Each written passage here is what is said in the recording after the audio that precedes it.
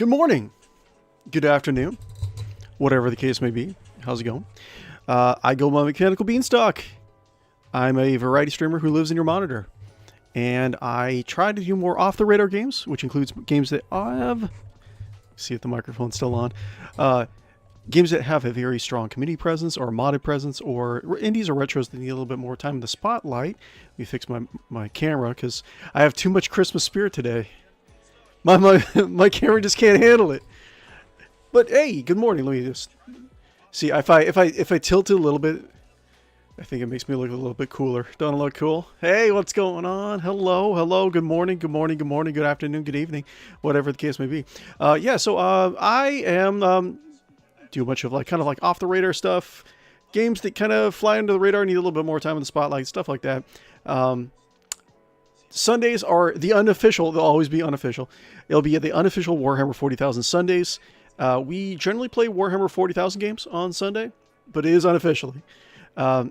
Main thing we generally play is a game called Warhammer 40,000 Rogue Trader, where it is a cRPG, where you are playing as a privateering merchant prince in the far-off future of 40,000 plus, where life is cheap, the setting is grim-dark, the secondary themes are kind of big and bloated and kind of stupid, but in a delightful way. But yeah, we've played through the campaign of this particular game once. We're playing through it again as a different with a different party, and as if a what if scenario. What if one of these grimdark city ships in the far future, was populated and crewed by a staff of halflings, right? Space halflings, right? In Warhammer 40,000, they are called Ratlings. So we have a primarily space halfling crew, Ratling crew, and just through some bureaucratic glitch in the system, these near human creatures are given a warrant of trade, a privateering contract, essentially, and kind of go out and build their own empire in the wild space of the Warhammer 40,000 universe, right? What else should I say about it? Oh yeah, the hat, right?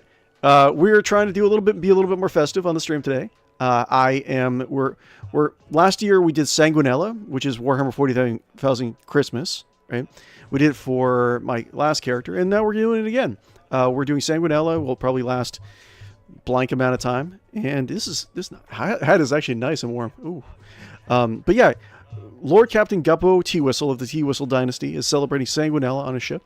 We are running errands for the various factions, starting to build up our wealth. But this particular setting, we're looking for wealth, we're looking for prosperity, we're looking for delicious food, and maybe a little bit of love is in the air. We'll see. Guys, if you haven't already, be sure to like and follow and subscribe on YouTube and Twitch. Really does help me out. Trying to catch up a little bit with my Twitch audience. On YouTube, I'm looking for 500 subs by the end of the year, just so I can actually flip that switch and actually monetize that as well, and build a channel. Essentially, it helps me out. Let's pop over it. I'll walk and talk at the same time. I've been known to do that. Usually on unofficial Warhammer 40,000 Sundays, we do like to take a pause every so often and talk about the lore of the setting that we're running around in. I still like doing that. I think I must be some sort of my inner LoreTuber is shining in those instances, right? So we'll probably be talking about, in our lore subject today, we'll talk a little bit about Dark Heresy, like the next Warhammer 40,000 cRPG that's coming out by owlcat. And I wanted to kind of brainstorm a character concept idea with you guys and just kind of use you guys as a sounding board, see what kind of sounds right, and kind of go from there. We're going to be talking about potentially making a radical inquisitor, a xanthite. We can kind of talk a little bit about that a little bit later. But anyways, let's see. Everything's all set up. Audio seems to be working okay. Let me know if you can see me, if you can hear me okay. Like and follow and subscribe if you haven't already. It really does help me out, like I said before. And here's an introduction. Another introduction, because these are the holiday versions of our party that we're playing through the campaign with this time. So we have a bunch of halflings. Halflings in space, right? We have Lord Captain Guppo Teawhistle. He is the Lord Captain. in his little fantasy Sanguinala outfit. When I was running Warhammer 40,000 Rogue Trader, like the pen and paper RPG, generally Sanguinala, it was be kind of like a combination of a lot of different ideas. In my setting, it was a combination of like kind of like more pagan aligned Christmas, kind of like a Roman, kind of like Roman like themed society, and there's a lot of like Mardi Gras like society. Like it will be Sanguinala would last like for weeks on end, and like it's not totally clear about when it really starts and when it really ends. Like the particular area of space that I would set my campaigns in, you know, the details of Sanguinala were kind of like lost. One of the Emperor's sons did give his life. That's what they did know in my particular setting, my slice of the pie of the Warhammer 40,000 setting, so to speak. But in my setting, yeah, it was like, you know, pagan Christmas, Mardi Gras, and Saturnalia all rolled into one. That's how we kind of it played out, right? Generally, it would be the parade would be like the, you know, as the Sanguinar would be like the main focus of the character, not necessarily just sanguineous. Depends on who you ask. Like I said, like the information about Sanguinala was just kind of like lost to the universe. There would be he would be fighting the Lubricant, which is definitely the bad guy, right? It's supposed to be kind of a nebulous demon or antagonist that in the parade play that would go on in my campaign, like no one really knew what the deal is with it. They just kind of like, it's a generic villain, right? But yeah, Lord Captain Guppo Teawhistle is dressed in his Sanguinala attire. He's, you can't tell, but he has no pants, right? He's letting it loose right now. He's uncinching his belt a little bit. He's going to have a lot of meat pies, right? I didn't do, I only did the holiday portraits for 𝕿𝖗𝖆𝖊𝖃. I didn't do it for the other pets because I wasn't really sure like what theme to kind of put on their pets. But there's his main pet, right? Barnabas, the I forget what the kind of bird this is, but Barnabas, the two-headed cyber eagle, right? Officer Molly, which is one of the mercenary characters that we still have in our party after this amount of time. She's our sniper, right? She has her very festive Sanguinala red, you know, and a little bit of like green to symbolize renewal, right? And lots of gold. Right. So we thank you, Molly. Your Sanguinala outfit is very, very good. Right. We have Jay, and like keep in mind a lot of these guys were modded to be halflings or space halflings in this particular game. So we have Jay, who is in our campaign, a what if scenario if Jay was a halfling, space halfling. Right. Very elaborate, of course. You know Jay.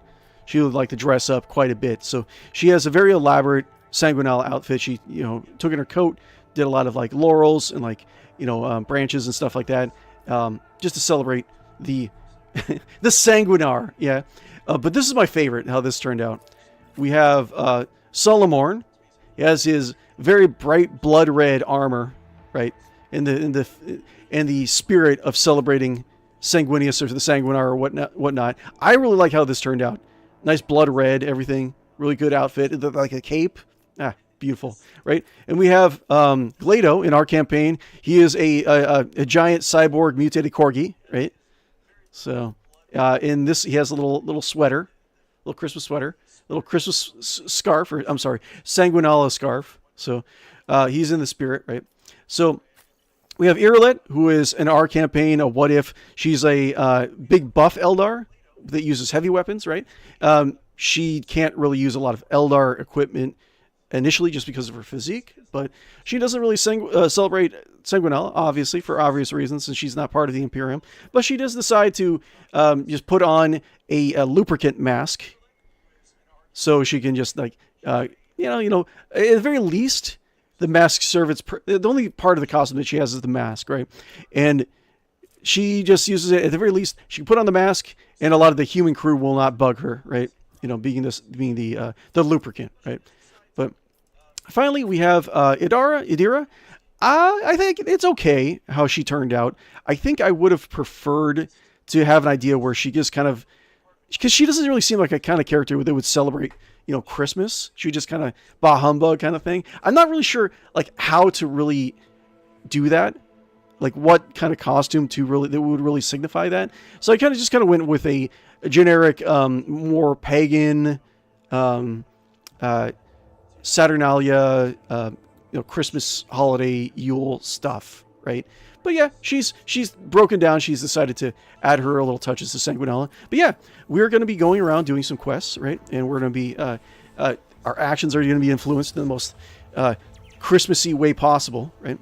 So we'll go back to the ship. And I think I would prefer to do quests that link up to Lex Imperialis, the most recent DLC, because that's why we started the new campaign, or to experience a lot of that stuff. So we'll see. Coffee.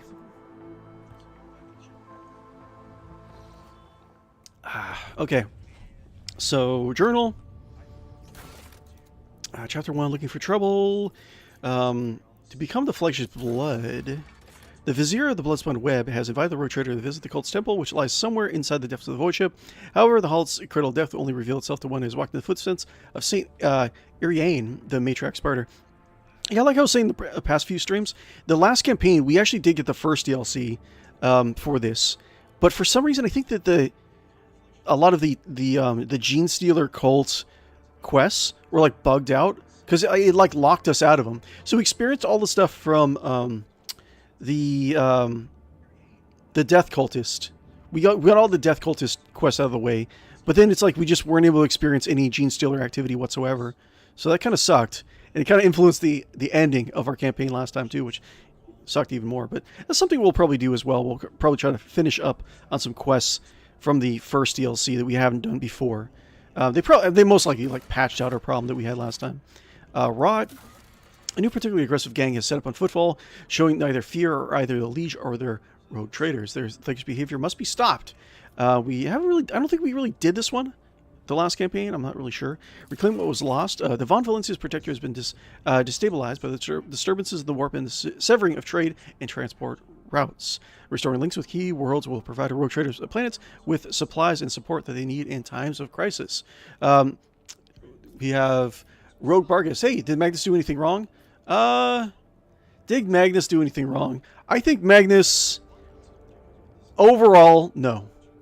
Overall, no, I don't think Magnus did anything wrong. He's just, I think there is plenty of instances you can say that Magnus, like, acted on there was a framework that Magnus acted on that was built by the Emperor and a lot of his, like, the outcome for Magnus could have been easily shifted. Like, if he knew a little bit more about what he was dealing with, because he is going to be dealing with the warp. Like, the Emperor knew Magnus was like the second most powerful human psyker in the Imperium, right? So the Emperor knew that, and I think the Emperor did know enough of the strands of fate to know exactly what was going to happen to Magnus.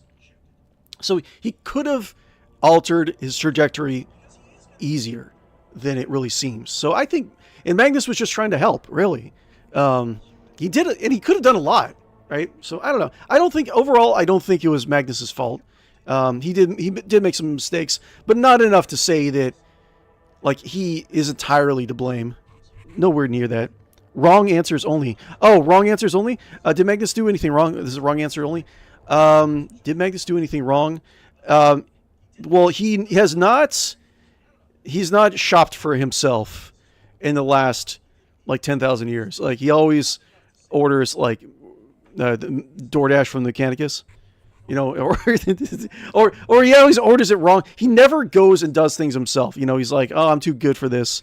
You know, he has little stink eye for, like, everyone. But yeah, if Magnus could just, like, go and order Uber, do DoorDash himself, like, get in his own flying car, that would work a lot better.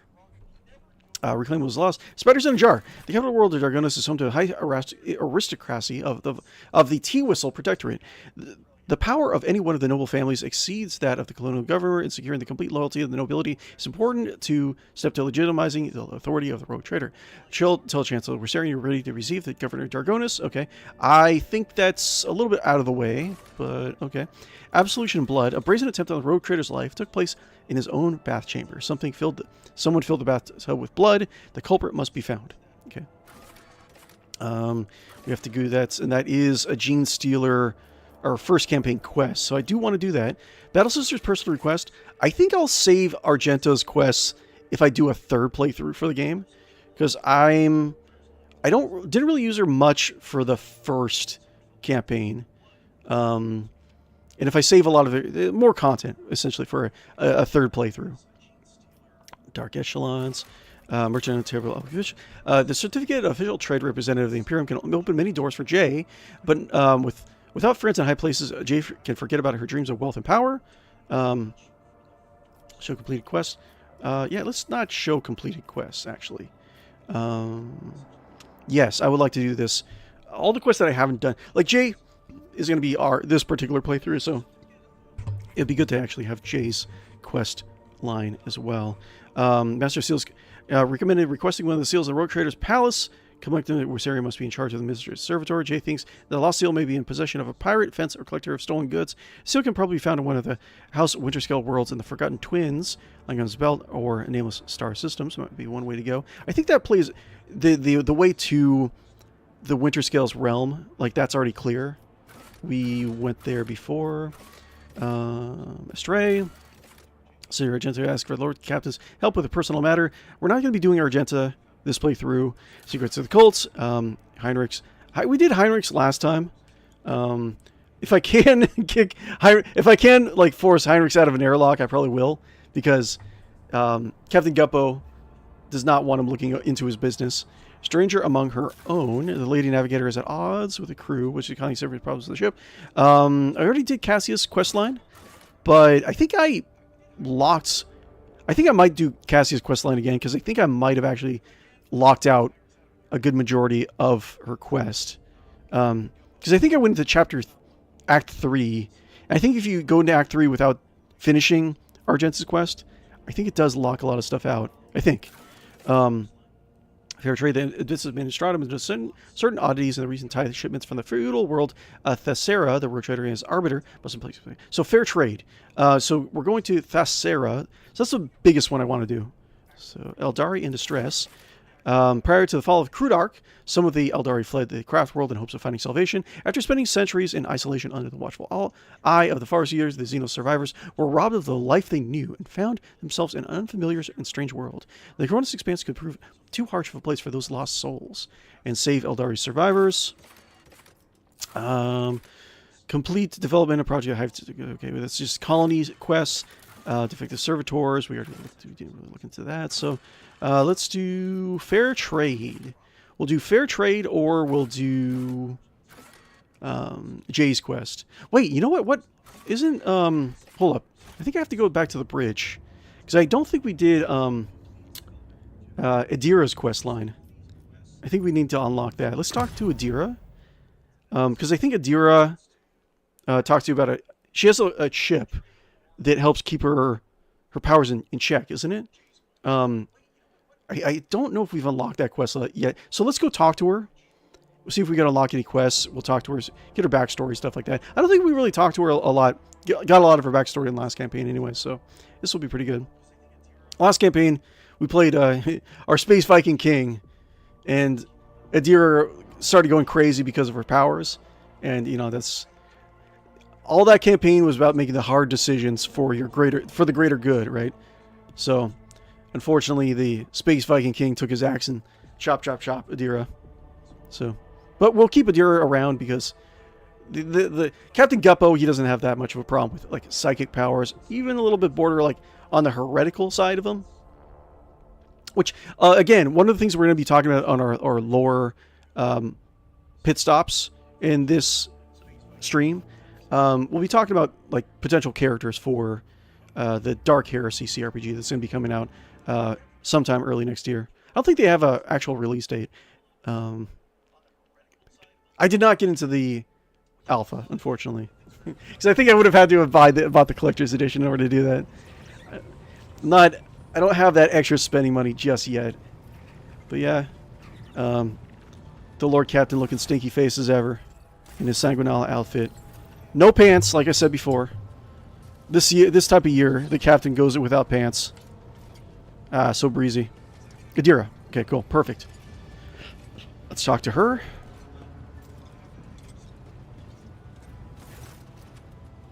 𝕽𝖶𝖌𝖚, the tall for a Ratling. The tall for a Ratling, middle-aged woman stares straight ahead, her eyes vacant as she rubs the implant at her temple. Her collar is undone. One of the clasps is on the verge of falling off. Says your presence, 𝕽𝖶𝖌𝖚 turns to you and offers you a crooked smile, even as her eyes look right through you. Tell me about your glorious Sanguinala, 𝕽𝖶𝖌𝖚. How are you? Let's see. Have you recovered from your encounter with the false 𝕽𝖶𝖌𝖚? I'm not going to lie. I haven't. Maybe I never will. But I'm not hearing random voices anymore. And I haven't been calling anyone from the other side. No. All that's done with. After what you did for me, I can't let you down again. Yeah, we saved her, right? You let 𝕽𝖶𝖌𝖚 live and promised to help her. Very well, 𝕽𝖶𝖌𝖚. We will hope for the best. Yes, sir, Lord Captain. We will. Okay. I want you to leave the ship. Where do you come from? Lyra, an outlying world in the Heathen Stars region. In the Coronis expanse, the deeper you go, the less visible the Astronomicon gets, and the less people know about the Imperium. The arrival of a rogue trader is the best thing that can happen to a world like that. The very best.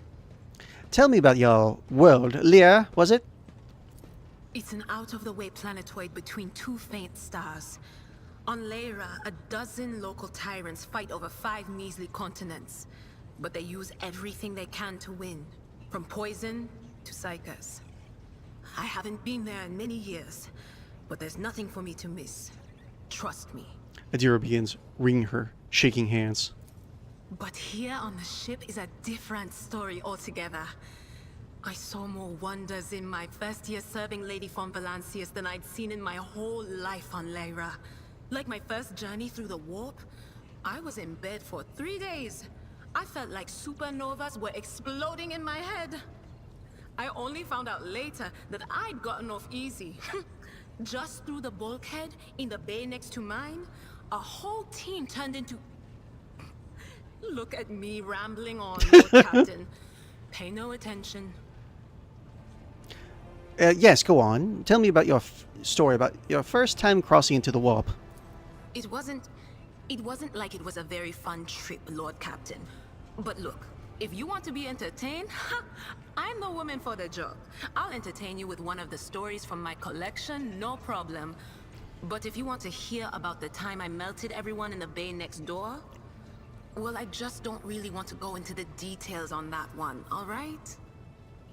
What did you do before you came to be on the wait, what was it? On the home and hearth. Oh, I embroidered wall hangings in honor of our national heroes. I did the same thing I do here, Lord Captain. Divining. Our rulers prized the ability to see into the future. Every psyker that could be found was worth a small fortune on Lyra. There's no such thing as a peaceful life on Lyra. People like me were especially sought after. They'd pick psychers up wherever they found them, buy kids off their parents, even just abduct them. Take me for instance. I got taken from my street gang. The older kids sold me when they noticed there was something off about me.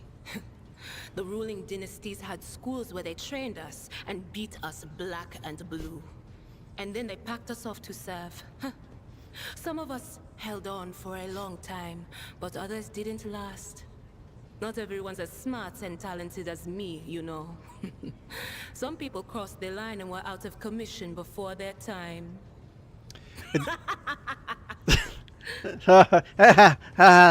Oh, yes. Adira looks at you expectantly. Then, as though clarifying, she uses her hands to indicate a head exploding and laughs. How did you end up in my auntie's service? Theodora von Valancius paid a visit to the ruler I was serving at the time. I don't know what the visit was for, and it's no business of mine anyway. I can still remember the way the voices in my head changed when I looked at her. They were practically screaming. She had so much behind her, and plenty ahead of her too. And as I gawped at her, all of a sudden I heard a whisper. A hint, a suggestion, nothing more. But I know the difference between idle chatter and a real threat. I seized my chance and approached Theodora. I managed to whisper a couple of words in her ear before the wardens dragged me away. They beat me and locked me up. No wonder. It wasn't my place to converse with outsiders. And then, Theodora's people came for me. They broke down the wall, butchered the guards, all so I could tell them my warning in full. So I said the rest, but I didn't want to go back to my old life. And so I entered the service of the von Valancius dynasty. Before being in my retinue, had you ever been off the ship? A few times. Not many. And if I think about it, why would I want to? I've got everything I need here. All the whispers I hear are familiar ones. They almost feel like family. And if I want to hear about the nightmares off the ship, I can. After some amasek. But don't go getting the wrong idea. If I have to, I'll follow you to the edge of the galaxy. It's interesting that she says it like that because, like, in the Rogue Trader pen and paper game, we've talked about this before, how there's one of my favorite disciplines out there is the Void Frost discipline, which is like cryomancy in space. And it's not in the cRPG as of yet, right? But it's all about the, like, drawing the cold and the absence of people from the darkness of space, right? Rather than like drawing it from like the atmosphere, the colder atmosphere of like a planet, right? The Void Frost is like you are you're used to just not having those extra voices like in your head. There's no life from other planets, right? Like the absence of life and absence of being. So it's more than just like getting. It's more than just like conjuring ice. It's like like you can detect like life around you, or like the absence of it, like slow down life, and then create like shards of ice and snow, and remove air from a pocket of, or create like pockets of air around like certain things. Make it easier, like make it you can enable yourself to actually survive in the vacuum of space. It's pretty cool. What she like talks about is just how like it would be surviving on like in wild space in the Warhammer 40,000 universe as a psyker. You don't necessarily have as many people like chatting in your ear and like pulling you this way and that with your psychic abilities. That's what makes me think about it a little bit. It's interesting to hear her talk about stuff like that.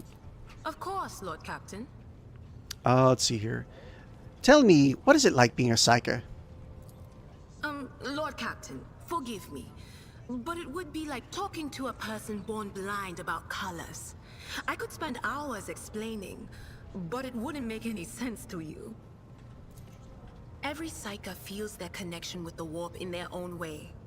One person might see spots and shadows out of the corner of their eye. Another feels fingers running down their spine.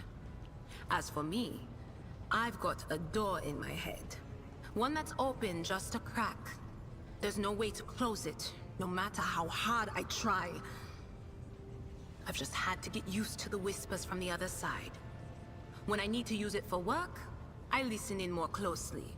But I usually just try not to notice it. How do you live with this whispering in your head? Training, habit, and a little amasek and a couple other things you can get on the lower decks. If you put all those together, it makes things bearable. Sometimes I even wonder if I'm imagining half the voices I hear. You know, when life on board gets a little boring.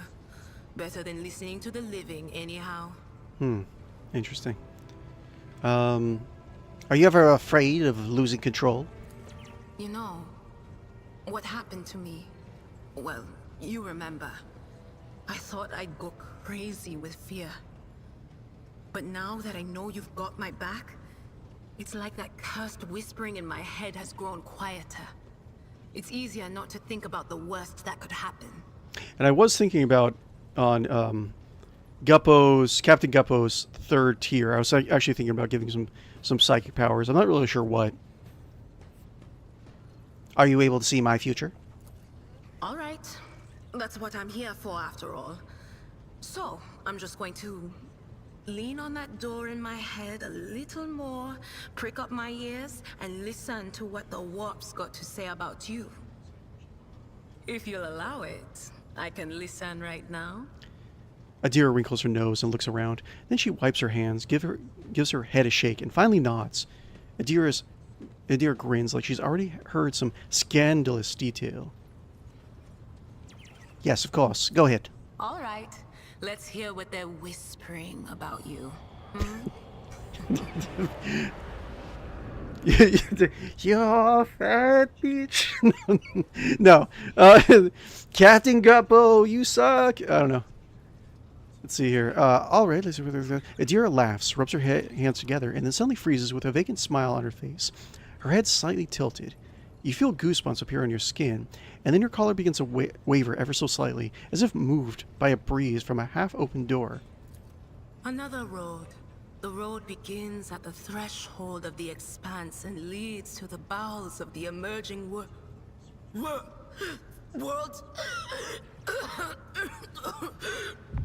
Reading the threads of fate is not meant for you, slave of the enthroned corpse. Step into the embrace of doom, for thus was it preordained by the architect of fates.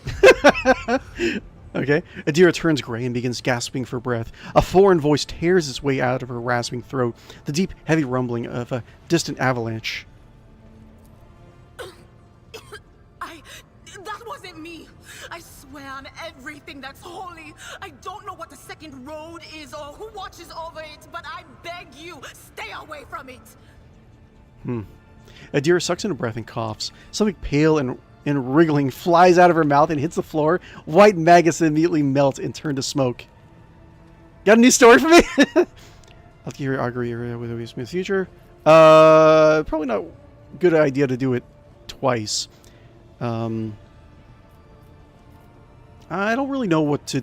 I don't want to like really talk about the any sort of Argenta storylines just yet. So I think we just have to be on our lookout for a replacement implant. That's all we have to do. So we'll do that. Of course. Always at your service. Glorious Whenever you need Sanguinala, Adira. Yeah. I don't know if you caw when you actually do the Aquila. I think you do this with your thumbs, and you do. That's how you salute. Okay. Well, let's see if I have any Sanguinala presents. The crew has not... the crew must be hiding their glorious affection for me. I don't see... Is there a present over here? All over here. Oh, crew. I know you got your captain something delightful. Let's see here. So we are going to... Okay, let's do... And save.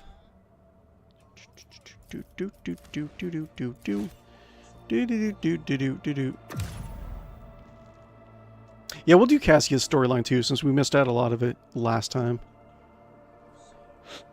I gotta remember to do that before Act 3. Let's see here what we got. Save the Eldari survivors.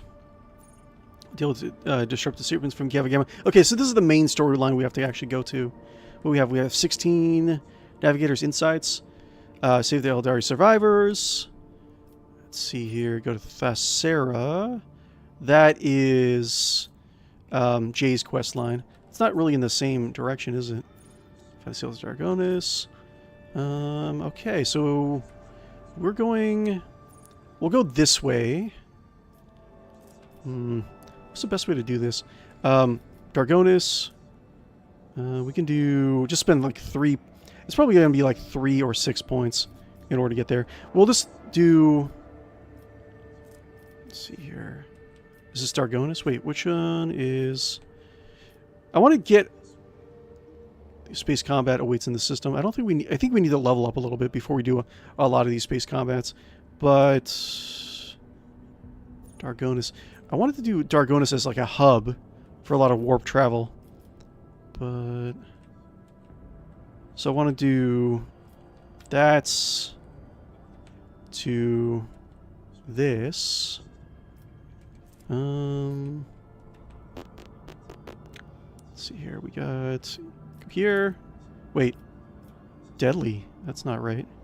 I think we go here. During the warp journey, the augurs discovered a strange object that has been following the Rogue Trader's void ship for several hours. Judging by the distorted telemetry, it was a strangely shaped vessel of Xeno origin. The unidentified pursuer tried to approach a void ship several times, allowing the augurs to observe the shimmering energy sails unfurled among the shifting currents of the warp. The strange chase ended after the mysterious ship vanished in the depths of the Sea of Souls. Okay. I would say that that's Eldar, but we're inside the warp, right? So... Shimmering energy sails. Don't really ring any bells. I mean, the first thing is, it does ring a bell. Energy sails... Like, solar sails would be like Eldar, but generally Eldar don't go into the warp itself. So, whatever. So we'll go here. That should be safe, right? Safe. This is... Wait, where's Dargonis? This is Dargonis, right? Yes. Dargonis, yes. So we'll go here, we'll go here... And we'll go here. Save. And we'll do... Lord Captain, I keep receiving reports about malfunctions among the various ship's systems. This time we are dealing with inexplicable temperature fluctuations. Thermal control failures were observed not only in the individual compartments, but even in the soldiers' protective equipment. Several crew members have suffered from burns and frostbite. Interesting. The tech priests are performing the rituals of machine spirit pacification and remain convinced that the issues were caused by spirits' obstinacy and defiance. The reports claim that the incidents remain well within the scope of expected performance parameters. I mean, that sounds like just a typical, like, Imperial day, right? You expect technology to have this kind of, like, wide fluctuations, right? Let's see here. 1 second. Light is a little bit high. 1 second, guys. Okay. Over the last few days, complaints about the malfunctioning thermal controls have dwindled, but the crew members have started whispering that the vessel's haunted. I mean, the crew members be doing that all the time. The tech priest's assurance is that only the machine spirit's tempers are to blame, are doing nothing to dissuade these ridiculous rumors. That's fine. The vessel's confessors report discontent among the flock. During the traditional sermon before departure, a ritual chandeliers, 100 candles were snuffed out at once. The missionaries attribute this incident to open ventilation shaft, but the voicemen noticed it and are whispering about an ill omen, fearing the woes that may soon come. 100%.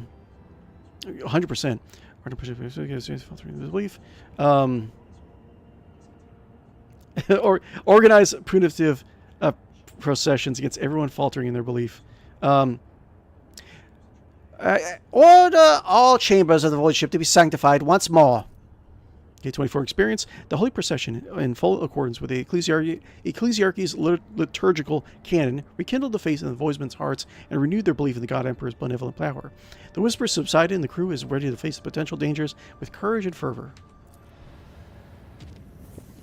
Okay, got a little bit of experience, not bad. So, I have 16 points. Thinking I can go... I think I need like 6 points, 6 points to make this route safe. So I can go 6 points, make this safe, and then take a look around the general area. So, doop. There's the course. And then make this safe. I can do unsafe. That's fine. Yeah. Okay, here we go. Visit, chart new routes. Cool. Awesome. And we have no more areas. Good. Let's scout around too while we're at this. Save. Visit. We'd save the Eldari survivors. So Captain Guppo is infatuated with his big Eldar bride, or big Eldar companion. She's like, oh yes, of course we'll save your people. Space battle, unknown ships. Ooh, that's a pretty star. A violent battle is unfolding before the rogue trader's eyes. Patrol ships from the Quarter Fleet are tearing apart two smaller Eldari vessels. Once they're finished with them, the void ships give chase to the third, already damaged vessel, clearly the intention of destroying it as well. Seeing the last ship's impending death, Yrlick calls out to the Lord Captain, her voice trembling slightly. Only the rogue trader's intervention can save her kin from the massacre. Send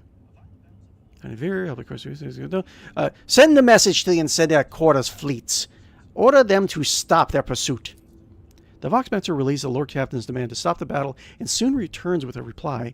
According to Quarter's ships, the group of Xenos are malicious criminals. They are guilty of raiding the system planets and robbing merchant vessels.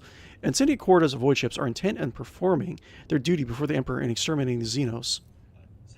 Yrlick suddenly watches the unfolding chase through the stained glass windows of the Captain's bridge. She grimly concedes that no crime should go unpunished, except her kin were flying transport ships. Okay. It would have been impossible for them to rob a ship, let alone launch a planetary raid. Vessels such as theirs simply lack the firepower to do so. The Monk are lying. Let's see. It's an intact void ship, 70%. Skill checks. No! Oh, wait. Can I load? Hold on. I want to try this again. Cheating, I know.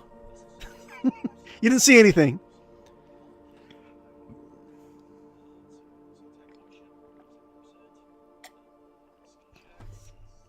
So, I am going to do a birthday / streamathon on the 24th.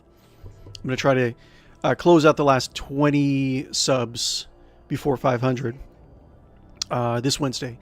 I was thinking about actually playing a modded Hogwarts Legacy, which is not necessarily the best for like a small streamer to play necessarily, just because, you know, bigger games, there's probably a lot of other people playing it. You just kind of get overlooked. But doing some modded play on that, I was going to have some Steam card giveaways and you know, try to ramp up traffic on our Discord and just the channels in general, right? So I'll probably be streaming quite a bit Christmas Eve, so I'll let you guys know about the specifics later on in the contest details. But essentially what you need to know is that, well, just need to have a sub for YouTube and an account on our Discord. That's what we'll be looking at. So let's do. Okay, one more time. Let's see if we can save them. We don't necessarily have to, you know, get or complete every skill check, right? Okay, one more time. I got to cut back and saves coming. Okay. One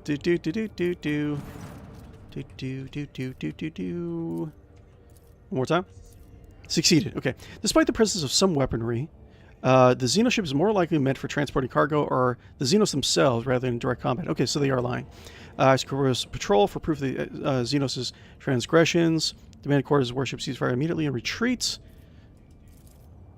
Patrol captains is outraged by the distrust. A rogue trader's will must be obeyed, but the Xenoships are currently on the border of the Kodra dynasty's holdings. Exterminating any of the enemies of humanity and the Protector's trade routes is a direct order from the Lord Captain and Incendiary Quarter herself. Coercion. Demand Quarter's warships cease fire immediately and retreat. The Court of Dynasty Patrol will defend the Protector's borders, be it from invading Xenos or from the threat of another rogue trader. Prepare for battle. That's fine.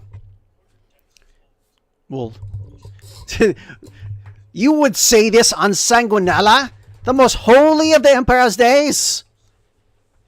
I will enjoy dancing in the wreckage of your ships, roasting our pies over the flaming wreckage of your ships. oh, wait, where's I? Okay, frigate. Oh, we got a couple falcons, falchions. Everything home. Just 2 ships. We're fine. The Hearth and Home and the Heartless can actually be with these guys. I'm not too concerned. Cool. Okay, so we do yes. Lance weapon. Oh, boop. Okay, first off, torpedo. Yes. Boop, and then get their shields down.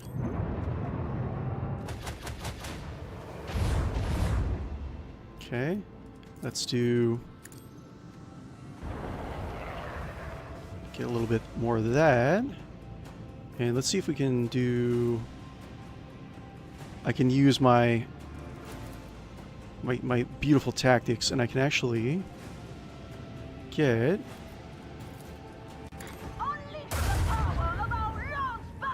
See, I can get another. I'm pretty sure. Yeah, I can do this. I can get multiple hits in on this guy. Hold on. Let's do. Yes, I have to do this. Deliver their demise. And I can do almost one more. And then just right up beside them. Broadside. Fate has provided an opening. Okay. How are we doing on shields? I don't see what my shields are at. Shields. 28s. Ah, starboard shields right here. So I should reinforce my shields on the starboard side, I want to say. Starboard, yeah. Okay, that's. And then I think I'm good. Swing run. So I can do. Can I do? Yeah, I think I'm good. Oh, I have to keep on. Damn it.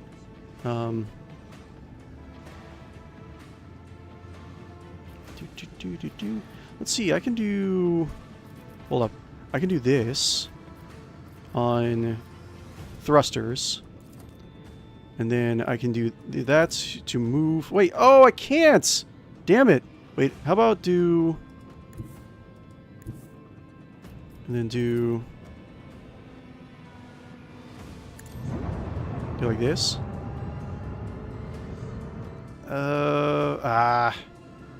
It's not the best way to go. I have to go all the way here. Lay in the course. That was kind of unnecessary damage. I got a little bit too eager. That's fine. We need to restart the void shields. Ow. Yeah, I got really eager. I probably shouldn't have. I should have been a little bit more careful.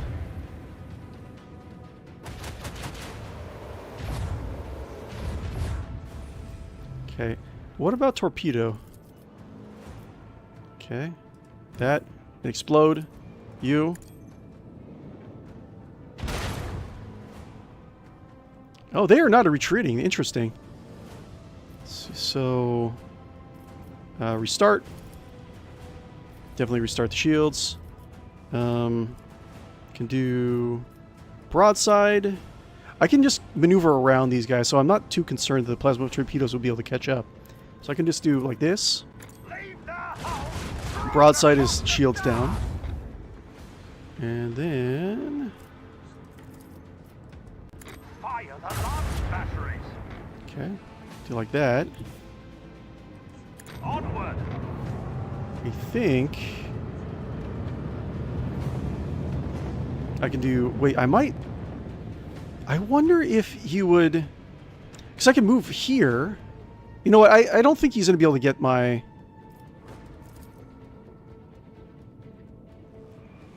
I can move here. I don't think the torpedoes can get me. I think the swing would be a little bit too wide. So let's do that. Then shield's already down. And we already have that. So I think everything's fine. I don't think the torpedoes can get me. Timorous blue shrouds oh the deck, crap. Lord Captain. Yeah, I made a mistake. I'm dead. Whispers grow louder. We approach oblivion. Okay. I can... Okay. Autosave. I can do this combat. I just made a big mistake. Like, I rushed into both ships' line of fire. I was able to soak all... I was not able to soak any of the... as much of that damage as I would have liked. And my ship is still relatively low level. Like, I haven't really upgraded a lot of it, like the hull points, stuff like that. So it was a good action damage-wise, but not for survivability. I can do this combat. I'm confident enough of that. Wah wah. Wah wah wah wah. Okay, cool. We get some free attacks. That's fine. He's gonna attack that side of the shield, that side of the shield. He's gonna launch a torpedo. That's fine. I can restart my shields. Okay, let's not... Let's be a little bit more careful. Okay, so my starboard shields are a little bit weak. Let's reset. And let's try to stay away from their lines of fire. Like maneuver our ship to be right behind these guys. So let's see here. One more. Okay. Macro cans are generally for lowering shields, right? I haven't really given much thought into whether or not that actually stays true to the cRPG, but I'm acting as if we're doing lore stuff, man. Let's see. Do that.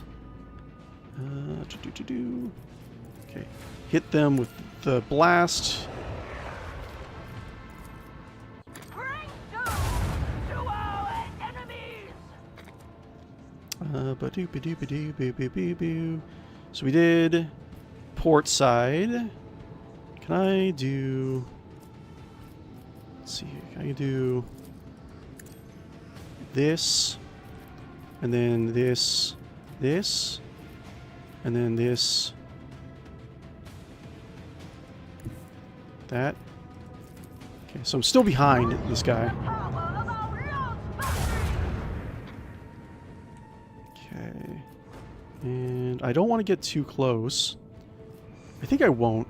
Let's do reinforce shields on the front, or the fore, as they say in ship terminology. Wait, did I do it again? Okay, that's fine. I'll do this. The time has come. Did I make a mistake again? Maybe. Ow, ow.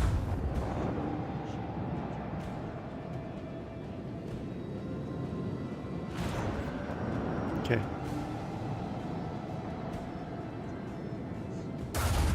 Okay, that's fine. Those torpedoes are not very nice. Okay. I'm alive! Yeah! I didn't do anything stupid. Okay. Safe. I have yet to do anything stupid. That's great. That's amazing. I can do torpedo there. Can I do... Oh, no, wait.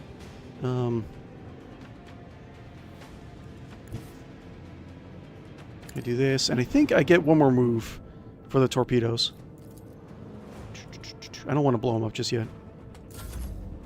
Okay. One. Can I do this on... Yes, this on that, and then this. Turn him around. So he's going to be going this way. I don't have to worry about that. But there's 2 torpedoes that are going this way, so I need to be... I could do a new heading, do a sharp turn and go past the torpedoes and go right here. And then most likely he's not going to detonate his torpedoes right next to his ship, right? You think. Let's do that. Boo, boo, boo, boo, boo. Okay, let's do this. Another salvo! Okay. Like that. And then we do...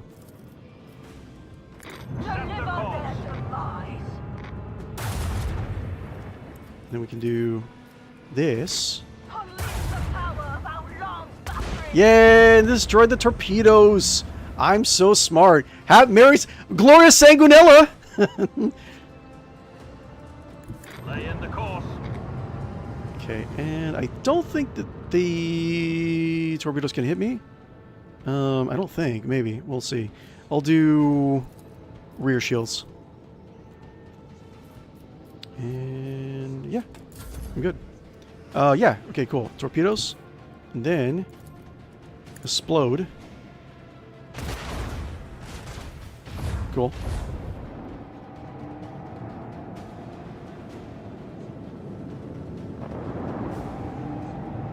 Excellent. Okay. And sure, let's use that. Perfect. Perfect, perfect, perfect. Let's get some maneuverability in here. Can I do... Wait. It's probably not going to let me to... No, I have to set up a charge. Not going to work just yet. Do, do, do, do, do, do, do. Boop. And boop. And then... Boop. Let's do... Boop. Boop. Boop. Oh, come on now. It's like right out of my line of sight. Wait, I know how to... Wait. No, this is fine. I can do a lot of different things, right? I can do that. And...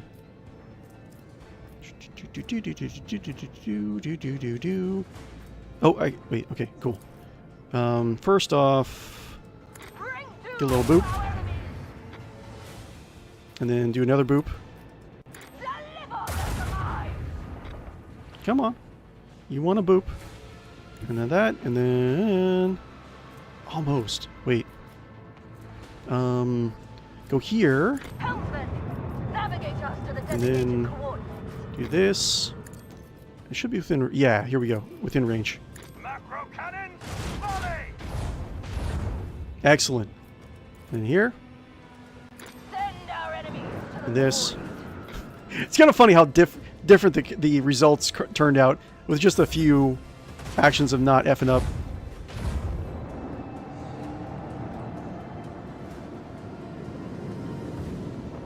I would like to finish them off by ramming into them. Don't steal my kill. Wait, can I do... look at this. It's so good, but... Can I do... Can I? Yeah! Of course. Yeah. Come on, let's do it. Onward! Glorious Sanguinala! We have purified the battlefield There we go, cool. of the enemy's taint. Wait, did we level up? No, we didn't. That's fine. Awesome. That was fun. Alright. By the Lord Captain's order, house quarter ships have been annihilated. Meanwhile, the wounded Xeno ship is rapidly distancing itself from the recent battlefield, attempting to hide in the shadows of the nearest world. Every attempt at contact is met with frustration. And the Voxmaster reports that the vessel is in deplorable condition. Who knows how much more the Xeno technology can endure before the irreparable happens. The Eldari are too scared and resentful of the Monkey for the recent deaths of their kin to answer incoming hails. Despite this, 𝕿𝖗𝖆 is certain that she can convince them to cooperate with the 𝕿𝖗𝖆𝖊𝖃 if she is allowed to speak with them. Persuasion? 0%? What? Oh, you have to use 𝕿𝖗𝖆? Oh, no. Give chase to the Xeno ship. Open fire to the wounded ship. Open fire. I mean, it's 0%. She's not going to be able to do it. So should I just give chase? What is give? What's the difference between give? Give chase sounds very aggressive. Are they going to like pilot themselves into the star? 𝕿𝖗𝖆 appeals to her monkey. Appeals to her. Bleh. 𝕿𝖗𝖆 appeals to her kin's wisdom, but the words of the outcast cannot make them trust Monkey. The painful loss fills the Eldari hearts. Only recently did humans destroy 2 vessels of the children of Asurion. And now they offer aid? Worse, they aid through the mouth of their captive sister. No, the Eldari will not fall for this trick.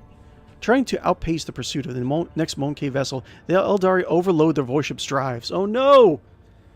Well, like even without modded 𝕿𝖗𝖆, like I don't think 𝕿𝖗𝖆 with her sniper skills really had any diplomacy.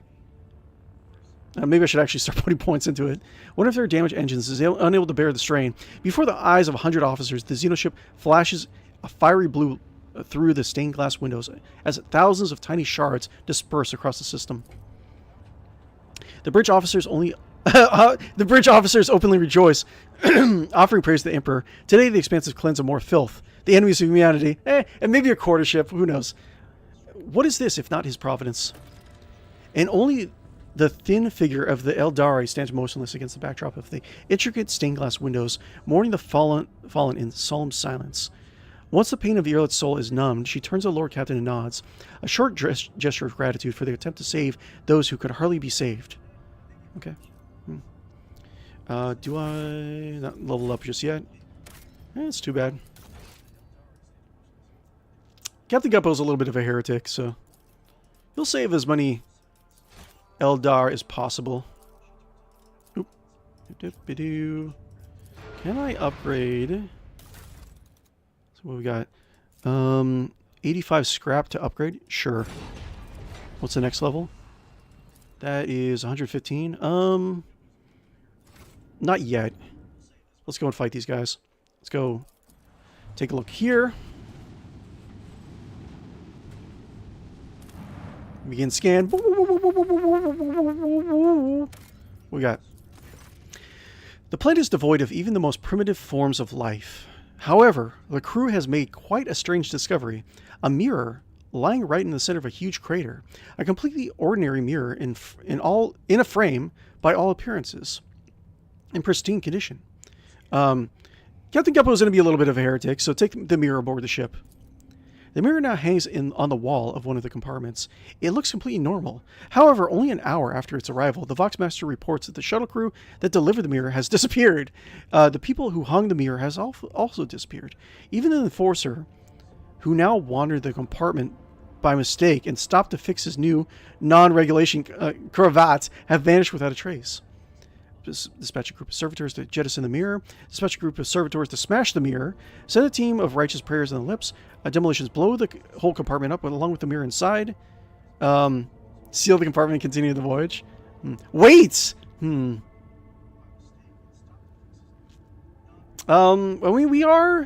we're going to dabble in the heretical a little bit in this campaign. So wait, jettison. I'm not going to wait. About 3 watches after the shuttle crew's disappearance, a strange squelching and snapping sounds are heard coming from the mirror compartment, accompanied by a putrid odor. Okay. Keep waiting, get rid of the... Force open the door. Keep waiting. Get rid of the mirror by any means necessary. Keep waiting. Yet more abnormal noises join the ungodly symphony playing behind the compartment door. The squelching and snapping were soon joined by a rattling, wheezing, and growling. Sensors also detected an increase in the ship's mass and the area near the compartment. Soon a faint human voice could be heard, begging to be safe. Save us. Open the door. The compartment was brimming with biomatter, strange creatures and plants floating in streams of a slimy substance revealed to be a type of mold upon close inspection. The missing crew members were also found inside, terrified and unable to remember anything. They returned to awareness while still inside the compartment. They had been only half an hour away from drowning in the biomatter still oozing from the mirror. Logic test failed. Whatever. Ah, yes, I'm sure it's pretty self-explanatory. It is spine-chilling to even contemplate the mirror's inexplicable properties.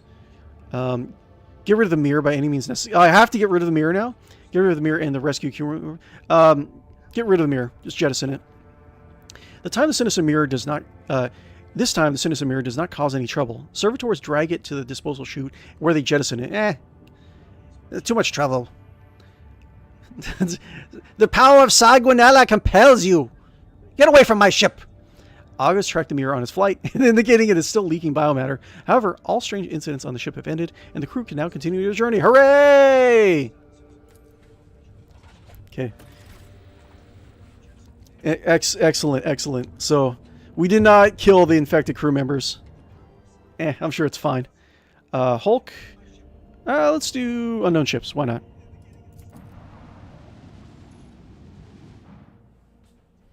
See how well we're doing. Let's get some action in here. I probably will stream a little bit later today. Guys, if you haven't already, be sure to like and follow and subscribe on YouTube and Twitch. It really would help me out if you would do so. My current goal is to get about 500 subscribers to kind of attempt to catch up to my Twitch audience a little bit. So if you can help me out before the end of the year, that would be great. Alert, the Drukhari have blocked some of your flagship's posts using unknown Xenos power. Your crew will gain control of these ports in several rounds. Ooh. Okay, interesting. A frigate. Oh, is that the only thing? Hearth and Hope. It's just one. Oh, he's almost dead. Wait. Is that it? Oh, okay. It is an ambush. Heartless. I think there's only... It looks like there's only two. Okay, interesting. Talon Cyrix frigate. Talon Cyrix frigate. Talon Cyrix frigate.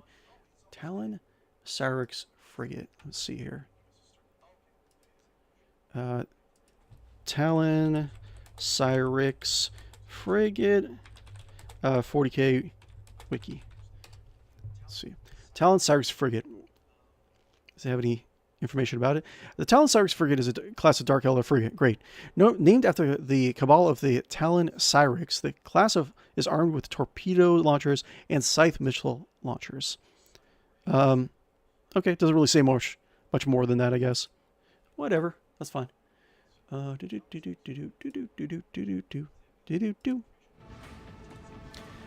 right.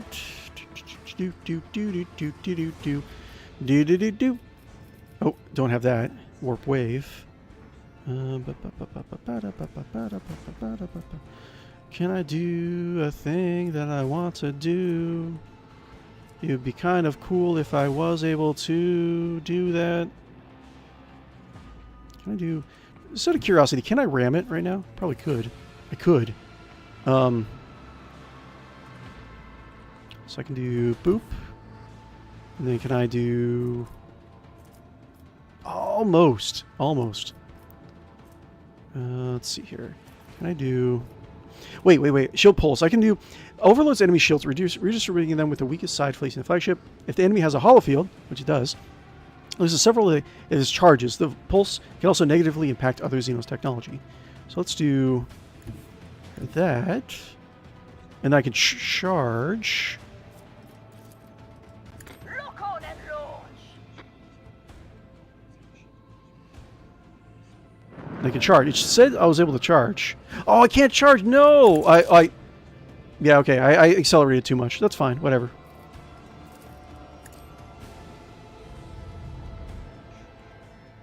Okay, that's fine.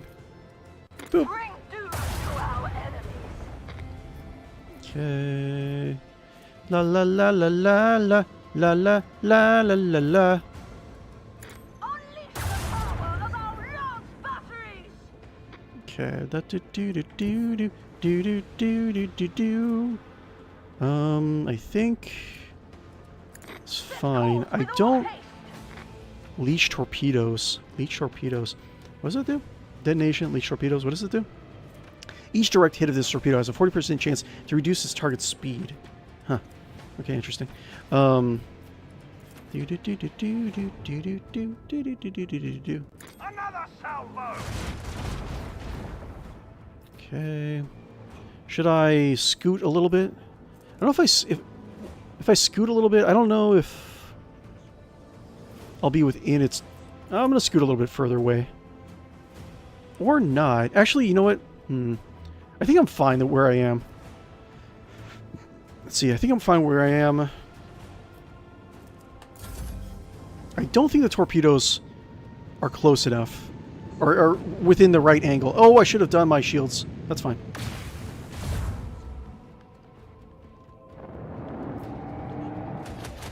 Get 'em. Should be fine. No.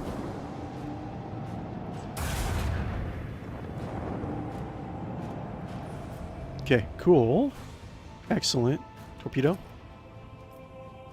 Do do do do do do do do do do do what? Oop, that's fine. That's and I can do this, and I can do another shield pulse. Let's see here. That was that. Shield pulse. Knock this out. Okay. Knock out your fancy Eldar shields. Filthy Xenos. Macro battery. Unleash the barrage of destruction! I hear their dying pleas in the Excellent. void. Okay. And I don't think... Let's see here. See if I can turn a little bit better. Boop. And then... Boop, ba-doop, ba-doop, ba-doop, ba-doop. This one's going down. Zap. Okay, and then... Can I do... What? Back? Off? Can I do... Nope, nope, nope, nope, nope. Tap. Boop. Boop. More lances.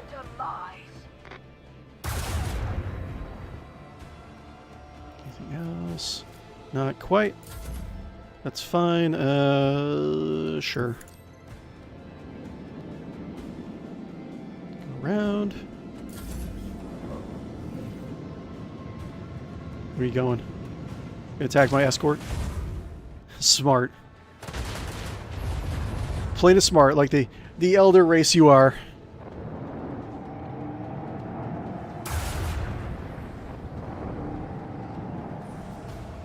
Okay. Zippity zoo. Zippity zoo, I got something phallic coming for you. Let's see. Do. Yay!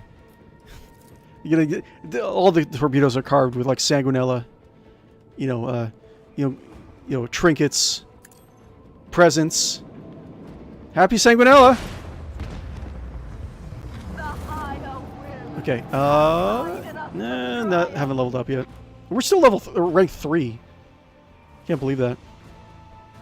Hope you guys are doing okay today. Glorious Sanguinala, everyone. Glorious Sanguinala. I hope the Emperor has given you his favor and protection well this year. I don't think I even took any damage. Zippity zoo, I got something phallic coming for you. This is a Sanguinala saying, I suppose. I'm pretty sure. Plasteel, we already have a lot of plasteel. There's a lot of plasteel mines, I guess. It's pretty common. A vigilant member of the Augur crew have detected a small Xenos vessel drifting through the void. The ship is unpowered and shows no signs of being crewed. Open fire, the inhuman scum. Send out a boarding shuttle. The squad boarded the vessel without issue. Corrosion had laid waste to the ship's systems, which led to the death of the entire crew. The interior is full of Eldari corpses. No weapons are found on board, and the dead Xenos, judging by their clothing, were not part of any warrior caste, merely the crew of the now defunct ship. The Xenos 𝕿𝖗 claims to have recognized the symbols of the dead Eldari's clothes. They are civilian refugees from Craftworld Crudark. Yeah, probably the results of that attack from earlier. Woo, woo, woo, woo, woo, woo, woo. Okay. What you saying, Jay? Jay? Oop. A mining world. It looks to me like a filthy, inhospitable hole where subjects freely toil in fathomless mine shafts, century after century, usually until death. Yeah, that's pretty much it. Typical Imperial society, but for the Emperor, of course, which makes it all worth it.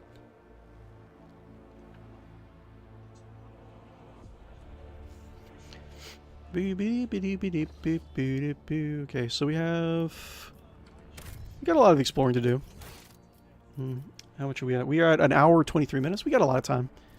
We can hang out with each other quite a bit. Let's do like, follow, subscribe. Save that. That's where our end goal is going to be right here. Let's go here. Dangerous. Unsafe. I don't really feel like doing a random combat encounter, rather. The clan servicing the Void Shield arrays petitioned the Lord Captain for aid.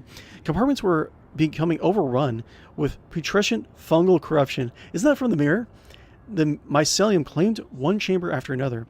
The thick black spores poisoned the rogue trader's servants, causing their eyes to burst and their veins to swell until their skin ruptured. Ew. The clan was issued reinforcement unirobes and gas masks so they can keep working while the soldiers burned away the infestation. Cool. Try new routes. Okay, we can go here if we really want to. Let's not go too far away, though. We have stuff to do on our Sanguinala to-do list. The captain right now, he's eating so much delicacies. He's eating, Grok's meat pies. And what else would be good? Drinking fine amasec from the goblet, like flowing wine. He's gonna gorge himself this day.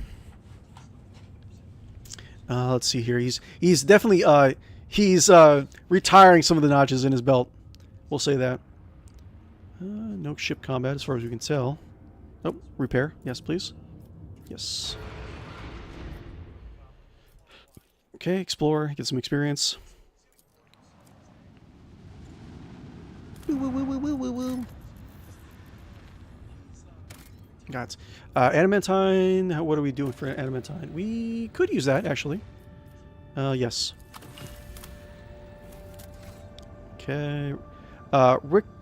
Recoliger's plots. Okay. What's going on here?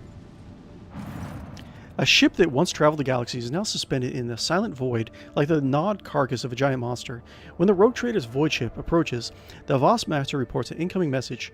A colony of Imperium's subjects have made their home in the bowels of the ship. They welcome the Lord Captain. Visit the colony.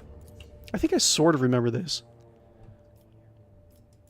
Let us bring the glory of Sanguinala to them. In his victory over the Lupercant, he gave the gift of abundance to the Imperial subjects. Everyone ate well. Wine flowed from the blood of the Sanguinal. Sanguinal? I don't know. I forget actually what I called Sanguinius in my campaign. I think the Sanguinal, I think it was, but game autosave. Okay, I think I've been here last campaign. I won't tolerate They added a lot of stuff, though. Welcome, your lordliness. Please, come right in. Our chief, she'll greet ya. All right, you nitwicks, quit your gawking and get back to work. Nameplate. Do these monkey truly spend their brief lives digging through refuse? Why do they not choose another path? Find another self? Do Xenos always abandon their vaunted paths whenever the going gets tough? That is why you will all crumble before humanity's resolve. Nice. Well, so what does it say? The plate reads, Lethanos Pride. The name Lethano surfaces in your mind. The history of a family from the Cronus Expanse who invested all they had in a family ship. The ship perished in the warp on its maiden voyage. The Lethano line never recovered from this crushing blow. Interesting. Yeah, a lot of stuff could be like changed completely from our first campaign, because they did add quite a bit to the main vanilla campaign. Your efforts to bring order only lead to greater ruin. If you would accept the world in its imperfect state, it would ease your existence. It would ease your existence, Xenos, if this servant of the Lex gave way to weakness and heeded your foul talk. But that is not going to happen. Cool. I'll lay claim to the I'll corrupt Solomor and just don't you worry. I don't know if you can be part of an evil campaign, or I'm sorry, not evil, heretical, whatever.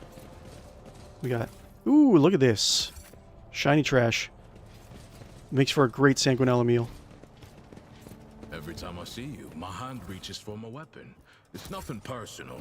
I will forever be astounded that a witch is allowed to live. Hang on. Since when do you have a personality? Look at that. Our resident killjoy doesn't just talk in Lex paragraphs. Oh, the banter. Follow my lead. That's...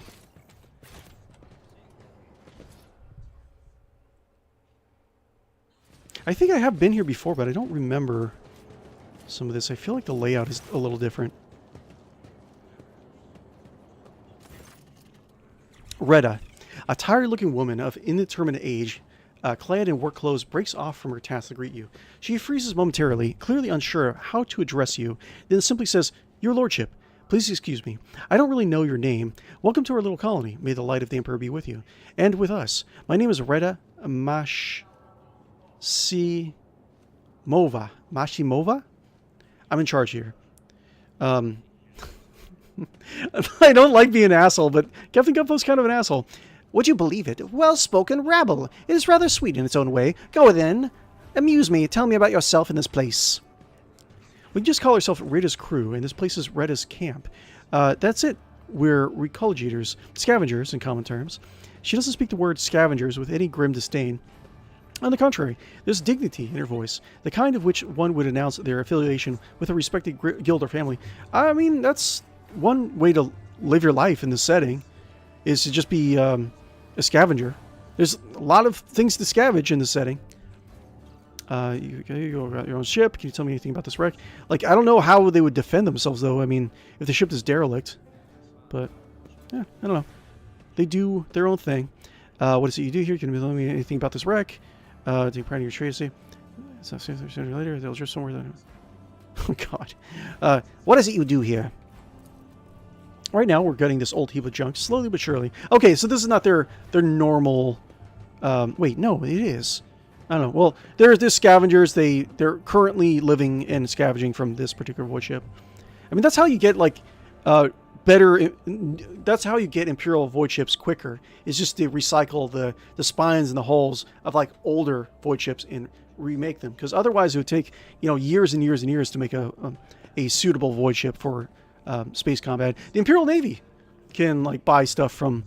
and the Mechanicus buy stuff from scavengers like this. I mean, they're a necessary element of the Imperium, really.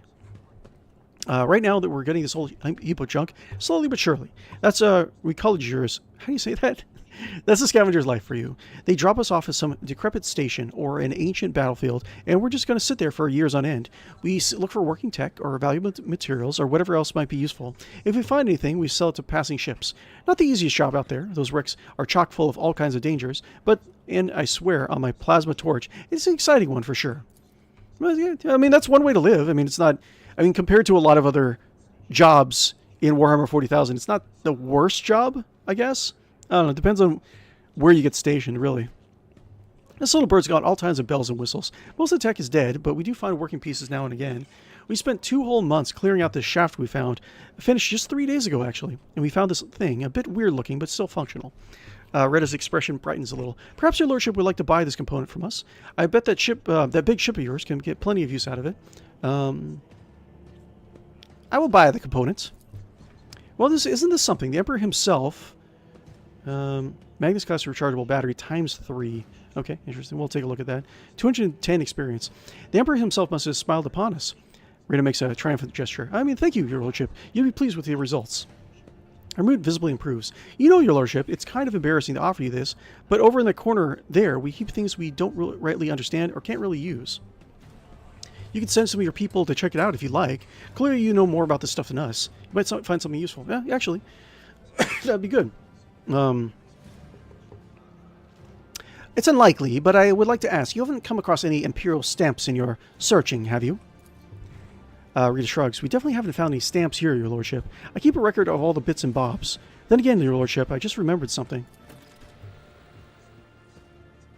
Here you go, your lordship. Rita holds out the weighty seal. Okay, she did. Nice. There are scratches on the handle where a coat of arms should be.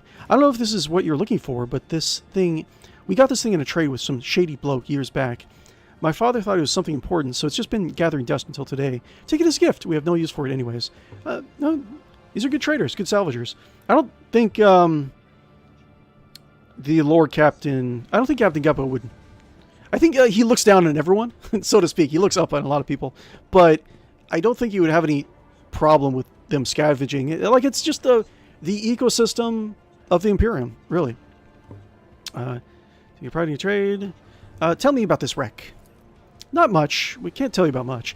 We're no eggheads, you know. We're manual labor. It's an ancient thing, pretty dangerous, and we don't know much about it beyond that. Before we came here, some tech priests had done their own bit of gutting. I mean, ritualizing. Bowing to the spirits and all that. They don't tend to leave a whole lot of valuables behind, that's true, but it's way too scary to go in before them. And hey, we dragged a dozen of their broken servitors out of the mines after. The carcasses smell awful, but you can pluck a decent number of parts out of a servitor and sell them. It doesn't seem like there's anything nasty living inside the wreck now, but the wreck itself is barely holding together. You go a couple modules from here, and that's it. You won't take another step without fearing that a broken reactor might cook you alive, or a whole module might depressurize. Well, it's nothing we haven't handled before, so we've having a poke at it, but we don't have a clue about what the ship is or who it belongs to. That, you know, would actually be a really fun, like, low-level campaign in for like a Warhammer 40,000 RPG. Would be just like a scavenger crew. Like, you're going even on like maybe a space Hulk, but you're just going around in like a dungeon, just finding things of value. You could find like how many feet of cable, like a quest of get this blank amount of cable, right? To wind it up, that sort of thing. That'd be interesting. Very interesting take on this thing. I see you take pride in your trade. Sure do. It takes skill and luck and a good head on your shoulders. We risk our lives every day crawling on top of some of these old buckets. If something goes wrong, we die. By the score sometimes. One moment we're here, the next we're gone. Kind of like worker ants. But you know what, your lordship? Our job also has something, how do I put it? Poetic about it. I hope you don't judge me too harshly, and don't take it as insolence. But some people, even big people like you... Oh, he's calling Guppo big! Oh, yeah, I suppose. Think too highly of themselves. Let's say your ship hops into the warp someday and doesn't hop out of it in time. And after 1,000 years later, another gal like myself, who needs to feed her 3 ankle biters somehow, will be rifling through its remains, looking for anything good. It's just the nature of things. So, yeah, I agree. Each of us comes and goes, but the way the world works stays the same. We have a lot in life, and mine is just as good as any other. Irlet. You are amusing, little monkey. Your life is shorter than a moss, and you spend it digging around the carcasses of dead, malevolent metal. As opposed to what? What do you oppose? You're just being all snooty for snooty's sake? But you speak of eternity in the stars, and I like that. It's like seeing starlight reflected in a puddle. God damn. We got... I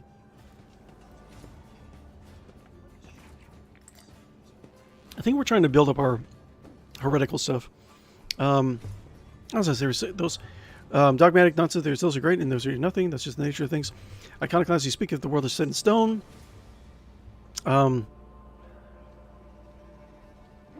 no, I don't want to say that at Irlet, because I want to keep open the path of potentially romancing her.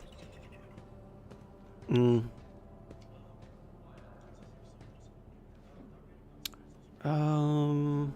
Dogmatic? Are we... I think we did... Oh, man. There's... Those things are great and those are nothing. That's just the nature of things. I can't remember what points I'm looking for. I think... I'm looking to level up Dogmatic once. I think. So I can say Dogmatic. Nonsense. There are those who are great and those who are nothing. That's just the nature of things. If you say so, your lordship. I'm a simple woman living a simple life, having simple thoughts, and if I happen to blurt out something, some bunkum, it's just because I'm not that bright. Do you wish me to? I see. Yeah. I mean, if they're not asking for me to take them out, I mean, they probably have transportation arranged to their next salvage operation, so I don't really need to provide them transport. Your lordship, Ritter falters as if flustered by her own nerves. Please don't take it as insolence, but it's not like I have much choice. It's not often that I get well-stocked ships around here. We could certainly use more provisions and some warm clothes. If it's something you would be willing to provide, we would be willing to barter for it with whatever we can dig up from inside the ship. It's just a respectable offer of fair trade. Okay. Yeah. I mean, if they can buy it, yeah, sure, why not? Let's see here. Okay, so Iconoclast. We're fine with Iconoclast. We need to level up our Heretical more so. We could probably do Dogmatic. So I want to get 2 ranks of Iconoclast and then 2 ranks of Dogmatic. And we can get... I don't really need Dogmatic, because I think Purging by Fire, I think is just... What? In the first round of combat, all critical hits scored by a Road Trader's party inflict Burning 10. Okay. Additional all fire damage suffered by enemies increased by 1 for each rank of Conviction Dogmatic. So that's 2. That's fine. Yeah, I can do that.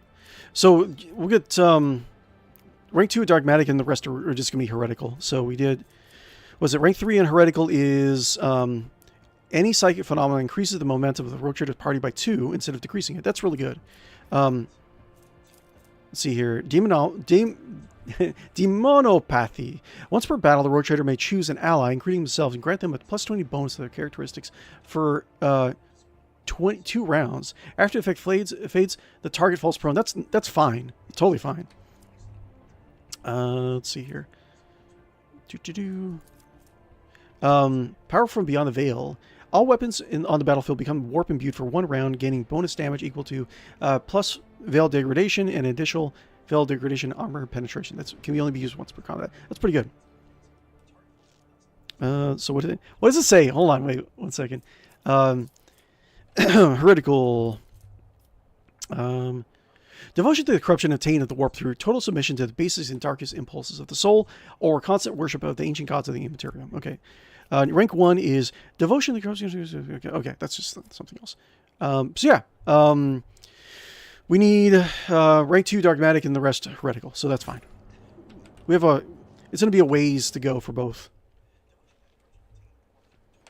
Okay, so we can sell. Account ship. See, can we sell? It's about time. In this work of crude craftsmanship, you can just make it one of the depictions of the Emperor commonly seen in the Cronus Expanse. Okay, cool.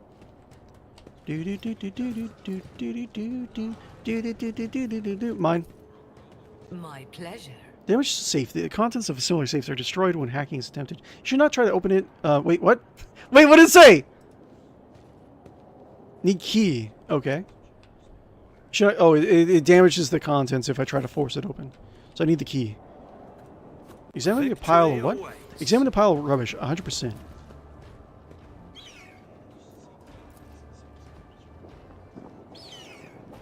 That wasn't so difficult.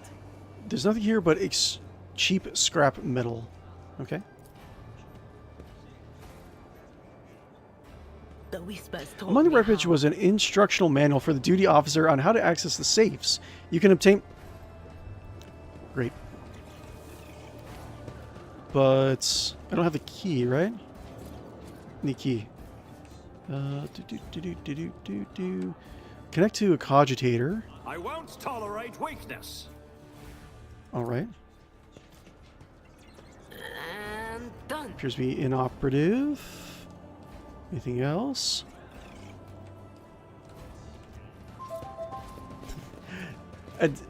Adelina, thank you very much for the follow. I appreciate it over on Twitch. Really appreciate you. Thank you very much. Guys, make sure you like and follow and subscribe on YouTube and Twitch if you can. Currently trying, like I said before, trying to build my YouTube following up to about 500 subscribers before the end of the year. We'll try to actually do a streamathon on Christmas Eve, my birthday. But if you can help me out before then, that would be great. Really does. You appreciate for everything you do for us. Just hanging out with me. Always a pleasure to hang out with amazing, smart, intelligent, and beautiful people. Just want to let you know. Key? No key? Okay, junk. Connect to a cogitator. New challenge for me. One and it's done. Inoperative. That's fine. Well, they're disassembling everything, so it's fine. My pleasure. Appears to be inoperative. Anything... You can probably get the key from this area, I'm assuming, right? And Cogitator is off, but it appears intact. You can try to power it from a local source. Sure. a job for me. Find the logic code to the safe. 45%. Let's see here. 45, 45. What's the difference? One and it's done. Oh, nice. You just actually logged in the duty officer credentials and obtained the code to the old safe. Okay, sure. Follow my lead. Stuff is happening.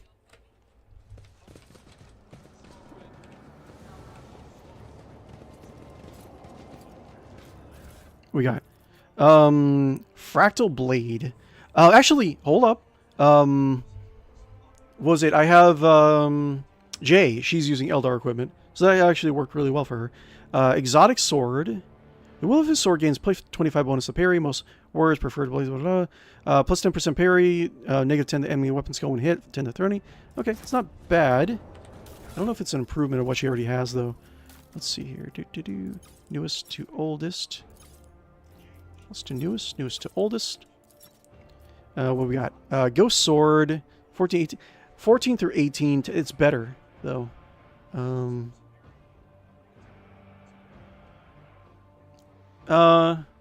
Yeah. You know what I can do? I don't think... Yeah, he can't use it. No, the Ghost Sword is better. That's fine. Whatever. I'll lay claim to the You know, last stars. campaign I did have, like, lots of, like, just random items that I could not use. I should probably just sell them. I mean, it's not like I'm really gonna need them, really. Turn to void ship. That was a pleasant little excursion. Got myself a Sanguinala gift.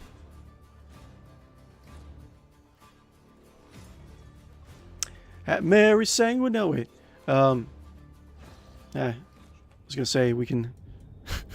I was thinking of singing a Sanguinala song. I wouldn't even know how to begin though. Identified void ship. Sure, let's go. A Vox notification from the Augur crew drowns out the usual noise on the bridge. Okay. An Imperium vessel, the Dark Piercer, cool name, and its escort ships are headed your way. Your archives make no mention of either ship or its owner. As you consider your course of action, the ship's captain contacts you first, introducing himself as the Pilgrim. The captain greets the road trader courteously and offers to purchase any information you might have on crystal phlogiston deposits.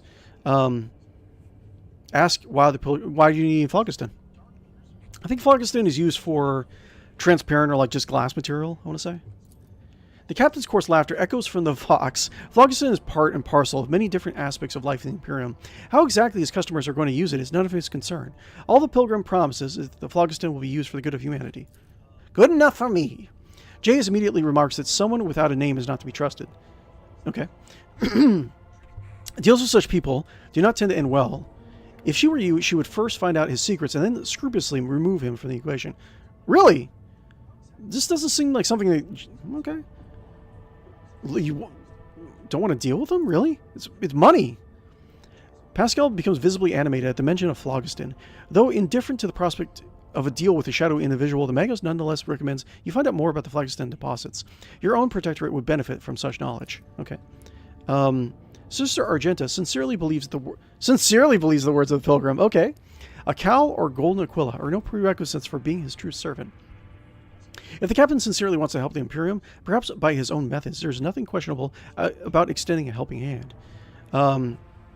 Information exchange for phlogiston. Ask by the pilgrim. Ask what you'll receive in return. Attack the Dark Piercer and plunder it. I kind of want to. Let's see. 69% commerce. Yes. The captain of the Dark Piercer is in the best of spirits. In gratitude for invaluable help, he sends you a small box containing ancient maps and documents. They appear to speak of a certain imperial world lost many centuries ago. Okay. Then, in a somewhat conspiratorial tone, the pilgrim relates a story about a standoff between two Xenos fleets, which he was told by an acquaintance. The person in question, sadly enough, died at the hands of the Inquisition before they were able to pass on the coordinates for the crash site of one of the Xenos ships. However, the pilgrim knows for a fact that the vessel met its demise on an ocean world. Okay. So Jay wants me to plunder it? I mean, they're just trade partners, really. We've dealt with pirates before. Bid farewell to the pilgrim. That's fine. We got stuff out of this. You can see in. Woo, woo, woo, woo,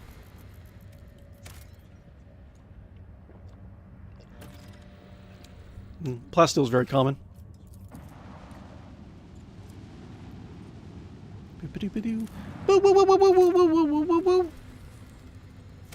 Ah, well, we got Promethium. Promethium. Oh, yeah, we can use that. Yes. Not explored. Bizarre ruins. The bizarre structure observed from orbit appears to be a ruined estate of a wealthy noble. Okay, interesting. Further searching reveals the remains of an envirodome and a landing pad, the main manor, and the servants' quarters. It is impossible to determine what exactly happened there. The search team has found something truly disturbing in the main hall. An opulently clothed skeleton sitting at the dinner table. The table is set with gold plates. Covered with old blood and piles of bones. The bones on the plates are clearly human. God, no other remains have been found in the estate. Search for anything valuable. The scout team returns with some expensive weapons taken from the skeleton. After finishing the report, they hurry away, whispering prayers. Did I get anything? Okay, cool. What'd I get? Assault las gun. Great. Every hit reduces deflection. Oh, that's not bad. How many rate of fire? 5. So it's assault las gun, but it reduces deflection. I mean, there's a scenario where that can be useful. Sell, I guess. What's going on? Leaf Steel 99. Thank you very much for the follow. I over in Twitch. Thank you very much. I appreciate it. You are an amazing, beautiful person. You deserve all the love in the world. I just want to say that. Okay, so let's back out. The cruising around in my void ship. Let's see, we are at almost the 2-hour mark. Let's do. Let's see, we did that. Let's actually go to our. Let's go to the storyline quest. Let's do warp travel. Say first. Let's go here. Well, then we'll, if we have a little bit of time before the end of the stream, we'll wrap up. We'll explore these two systems. Warp travel. Boop. A fire broke out on one of the decks during the warp voyage. The raging disaster consumed the entire chamber, destroying precious cargo and damaging the interior plating. No guilty parties were found. While clearing out the rubble, a few people claimed the soot on the plasteel beams formed the lines of cryptic alien language not known to humans. The delirious workers were executed and their bodies disposed of in the proper manner. Yes, of course. Of course. Typical day. Carry on. Should I do warp travel dangerous? I can do just dangerous. If we do like a random combat, that's fine. We haven't done any combat this stream.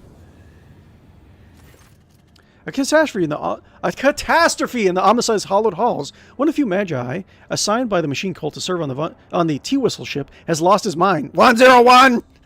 10111. Distorted binaric liturgies, the heretic has broken the sacred code rhythms and turned the ship's machine against the rest of the crew.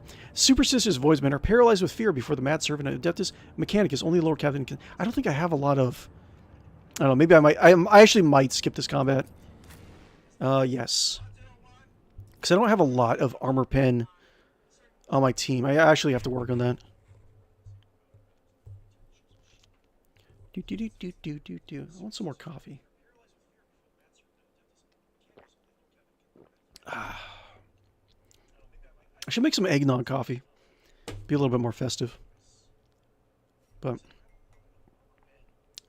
and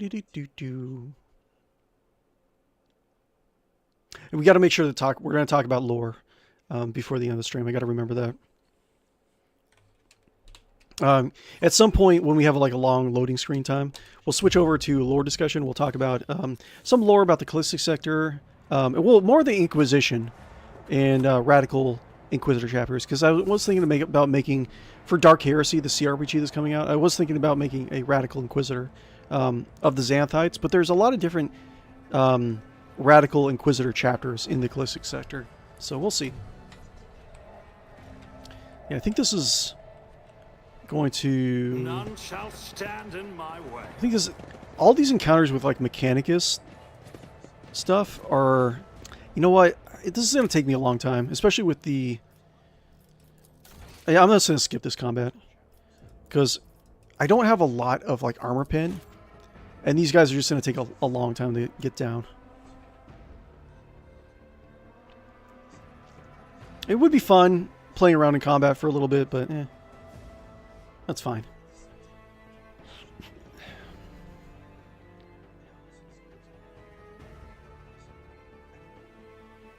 Guess we might as well talk a little bit about. Let's see here. Internets. Switch over here. Yes. So we'll wait until it actually loads up. But anyways, what I was thinking about doing, Radical's Handbook. Let's see if I can do. Let's see here. Falling from Grace, Dark Arts, Factions. It's 77. Let's see here. Where is it? Can I skip? Let's see here. Oop. Let's do full screen. So let's do 77, right? 77.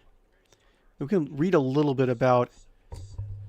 Well, you know what? Actually, this chapter we're reading the one of the original Dark Heresy pen and paper RPG. Some of the supplemental material. This is the Radical's Handbook, and this actually has ideas for the equivalent of like a radical prestige class, right?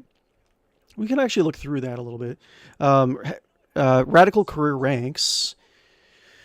So Forsaken Priest, I'm not really sure where we're going to even start with looking through some of this. Heretic Savant. We got Becoming Heretic Savant, Imperial Diviner, Malefic Scholar, Maltec Stalker. Okay. Sorry, my camera is actually blocking the frame really quick. But the Chosen Assassin and Favorite Agent of the outlawed and malign Phaonic faction of the Inquisition. The Phaonites are another radical sect. The Maltec Stalker is a living fusion of murderous skill, profane technology, and the power of the warp. So we're looking for just potential ideas for a new character, for a radical character for the Dark Heresy cRPG. I guess I kind of already explained it, but anyways, these dark weapons give them Stalker a living fusion of murderous skill, profane technology, and the power of the warp. These dark weapons were given to them by their. Sowing terror and death amongst affectionate enemies, and by the very diabolic nature, it epitomized the horror and malice of the Phaonite doctrine. I feel like I want to probably read more about the Phaonites first. Maltec, Tiana Howard Love, thank you very much for the follow. Appreciate it. Maltec scholars are built rather than made. First, the Phaonites select a trained killer of consummate ability from the ranks of their tried and tested servants. This candidate must also be of considerable mental and physical fortitude to stand the chance of surviving the process. And the Phaonites have long. I kind of want to read more about Phaonites. Let's go. Let's browse through some of this stuff. Mortihu, I don't think I'm saying this right. Mortiurge. In the Imperium, totalitarian control and summary justice are often the norm rather than the exception, particularly among the teeming multitudes of a hive world, and that judgment is uniformly harsh and often fatal. Accordingly, both the Adeptus Arbites and the many local enforcer cadres have need of hardened men and women whose talent lies in dealing death in summary execution rather than upholding the law or maintaining order. These troopers make up the infamous kill squads under the direct jurisdiction of the local Imperial commander and are used to guarantee their power. They also form the feared Arbites castigation detachments tasked to deliver the Emperor's wrath of the recidivist and those who would contravene high Imperial law without fear or favor. Even among those cold-blooded killers, however, there are those whose particular skill and callous dedication to their lethality makes them stand out amongst their ranks. Singled out and specially trained to operate independently among both as snipers and close-quarters gunfighters, the Adeptus Arbites refer to these specialists as mortiurges. That might be kind of cool to do like a radical acolyte of one of the radical factions that has an Arbite background. That'd be kind of cool. And we're kind of looking through. We're experiencing an Arbite character right now in this campaign, so that might be like once we get done with that.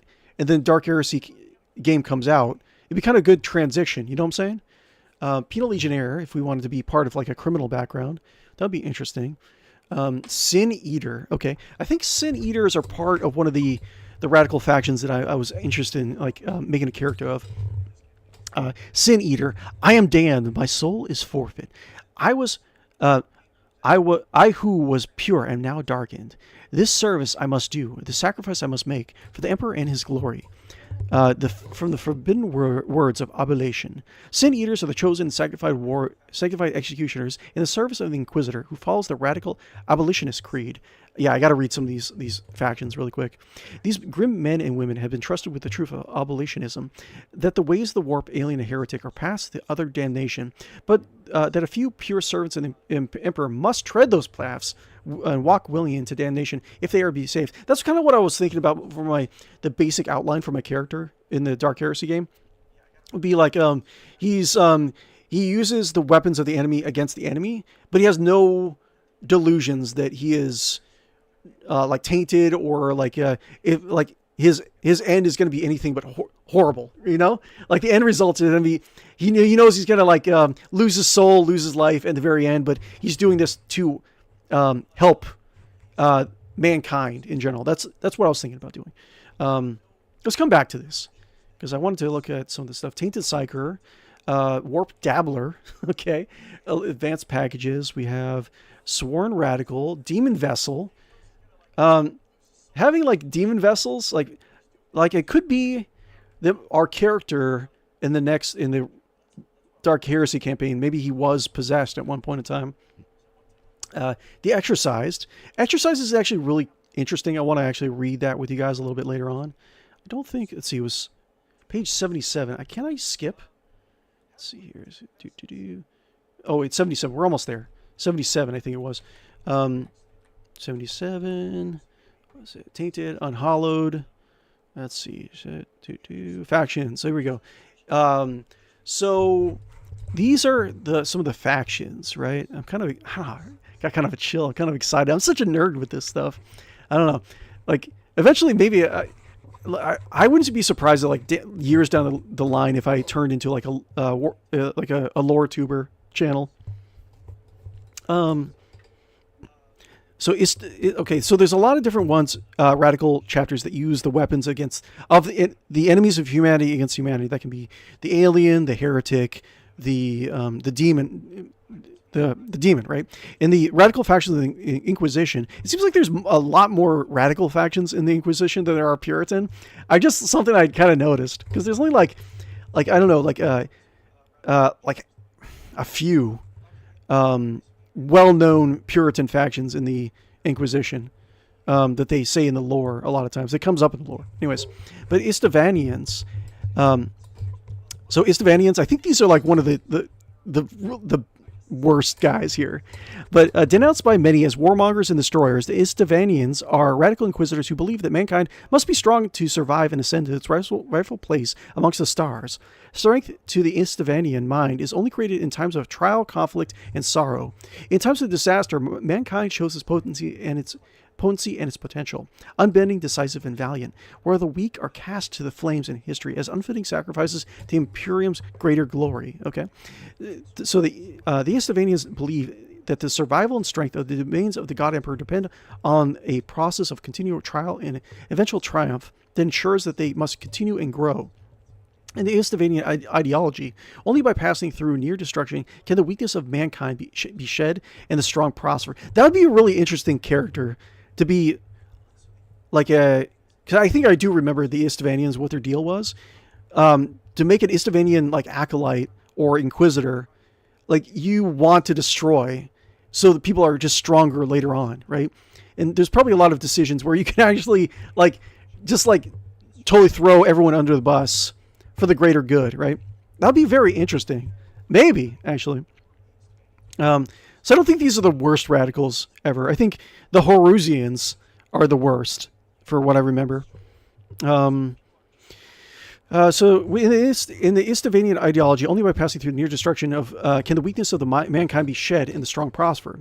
These are the convictions of the 𝕽𝖊𝖚𝖚s and the belief that they willingly spend the lives of the Imperium citizenry and the soldiers in the genesis of wars, misery, and bloodshed that they create within the realms as they swarm to protect. So they actively create wars in the Imperium, right? Through shadowy ideas and they like political maneuvering, stuff like that. So if a couple worlds have to die so the other worlds can be stronger, then they'll set out on a years long campaign in order to do it. It's very interesting. A lot of these guys can be... I kind of do want to play in a Dark Heresy game, like a pen and paper RPG game, because there's a lot with a really good GM with clandestine writing expertise. That would be really fun. I don't know if I have that kind of mindset to be that clever about my characters. Maybe, I don't know. We'll see. But it would be really fun. I can see that. Where you can what I'm getting at is that you can have the 𝕽𝖊𝖚𝖚s a part of a protagonist or an antagonist in the campaign, right? These convictions. I'm probably not going to read all of this. I'm going to kind of just read a couple paragraphs from each of the factions, and we'll come back to it later on. We'll go back to Rogue Trader, right? For if they do not act, the mankind's strength will fall, the Imperium's defenses will weaken, and it'll be beaten down until the humanity is rendered extinct. So yeah, these guys don't necessarily use chaos. They use don't necessarily use chaos. They're just there to cause conflict in the Imperium to make the Imperium stronger, right? So, if they have, if there's a rebellion on a world, that's gonna tear down a corrupt nobility line, they would fund it from the shadows, or they'll assassinate certain individuals, in order to bring down the rot and make it stronger, right? And a lot of these guys, I think some of them would operate out in the open, but a lot of them would just operate very clandestinely.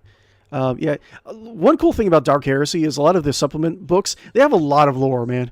Ross Watson, who wrote a lot of this stuff, who was part of the creative team, he actually does a podcast on YouTube called Lorebeards 40,000. I would definitely recommend checking it out if you haven't already. He seems like a good guy. Crusading Galaxy Expanse, current conspiracies. We have Streamboo again. Let's get rid of Streamboo really quick. Boop, Streamboo. Streamboo. Follow Streamboo. Nope. Okay, let's go back. Okay, so the next one is Recongregators. The Recongregators. Okay, the future of mankind is not something that is bought with mouth. Well, what was I talking about? I was just saying that a lot of the Dark Heresy supplement books, they have a lot of like lore and just like writing and stuff like that, little stories, stuff like that. There's a lot of stuff to really go from. Props to Ross. That's what I think I was trying to say. But anyways, a revolutionary faction of radicalism within the Inquisition, the Recongregators believe the Imperium society has reached a dead end of stagnation and decay, which has robbed mankind of the means of the will to survive in a predatory universe. There's only one solution to this danger. They believe to tear down the calcified monoliths of imperial power and make them anew so that mankind can survive. The ancient bureaucracies, the forms of rules and governance, the thinning blood of the ruling elite, and the irrecoverable must be replaced by those not fettered with by tradition and emboldened to make mankind's future anew. The price for such change is terrible, but for the Inquisitor of the Recongregator philosophy, it is a price that must be paid lest all fall into darkness and slow ruin. So this, you can be an iconoclast Recongregator, right? So yeah, like you're destroying a lot of like old imperial powers. And each of these inquisitorial factions, they all have like subcategories also. Like you can have more dogmatic or iconoclast or just plain radical. Like you could have you're only out to like destroy the nobility line. Like you're always like first maybe your section of the Recongregators, you actually believe in democracy in the far off future of 40,000 plus, right? So they're a lot of these factions are very, very interesting. And I don't think a lot of LoreTubers have really delved into it very closely. I'm going to follow like Lord Beard's 40,000 a little bit more and see what he eventually goes on. Because since he was one of the main creatives behind the series, he did Rogue Trader, he did Dark Heresy, and he did Death Watch. I'm not sure what the deal was, if he moved on after the other books in the original RPG series, but he probably has a lot to say about the backstory, a lot of the stuff. But I'm interested to see what that is when it finally comes out, when he starts talking about it a little bit more on his podcast. Inquisitors who cleave to the Recongregator vein of radicalism have a different philosophy on what threatens the Imperium and must employ unique methods in pursuit of their ends. Their principal aim is to save the Imperium, not from what threatens today, but from the oblivion which is blindly stumbling into it as a society. To the Congregators, the threats that face fellow Inquisitors that their fellow Inquisitors sees as most dangerous are lesser when compared to the greater danger of being crippled by stagnation and choked by mouth tradition. So, like, you can have Recongregators that actually, like, support advancements in technology. You could say that, you know? Because stagnation of the Imperium is paramount threat to mankind, which is stagnation of the Imperium. That's like the that's like the thing of the Imperium, right? It's kind of weird to have like a faction that goes against that. If the Imperium will not heal itself or it's wasting sickness, those with vision, strength, and power must provide the medicine, no matter how bitter it might be. Okay, interesting. Let's go do secret history. Look at all this lore about it, man. It's crazy. Xanthites. I think this is one of the things that I was thinking about. I think this is the faction I was thinking about putting my character in, but I'm not 100% sure on that. But I'm thinking about it. But like the 𝕽𝖶𝖌𝖚𝖊𝖊𝖗, that would be actually a very interesting thing, because you would be like a protagonist who would not have any problem just destroying like destroying a society if it benefits the greater Imperium. Because one of the things that they have said in the Dark Heresy cRPG that's coming out is that when you do investigations, you start investigations, you gain on like certain heresies and crimes. You can put together all the evidence, but you don't have to blame the right people, right? It's all up to you what you want to do. So technically, if you wanted to play an 𝕽𝖶𝖌𝖚𝖊𝖊𝖗 Inquisitor or acolyte, you could say you put the blame on someone who you feel is going to be a detrimental to society at large, because that would be pretty fun. Like, I don't know like how else I would kind of stylize my character, but 𝕽𝖶𝖌𝖚𝖊𝖊𝖗 seems pretty cool, and it wouldn't necessarily have to be just chaotic, right? But anyways, because Xanthites, right? And I heard the voice in the middle of the thunder saying, "Come and see." And I saw, and I beheld the children of men bearing terrible weapons, while the eightfold star was trampled at their feet. And the fourth seal shattered, and the beast did cower in new forged chains. An ancient seraph bore witness, their wings dipped in blood, and the lamentations were mighty, as they that cannot die were cast down. And the voice in the abyss spoke again, "It is done." This is from the Corinthio Prophetium, declared to be extreme moral threat and suppressed in 744 M41. Okay. To the Xanthite, the warp and its denizens are things to be enslaved rather than to be denied. To them, chaos is no less an enemy that must be fought and defeated, but one ultimately that should be tamed, bound to humanity's will, and put into the Imperium's service. Okay. Born to the paradoxical position inherent in the role of the Inquisition, Xanthites believe it is the Inquisitor's sacrosanct freedom to understand and even wield that which is forbidden, in order to better combat it.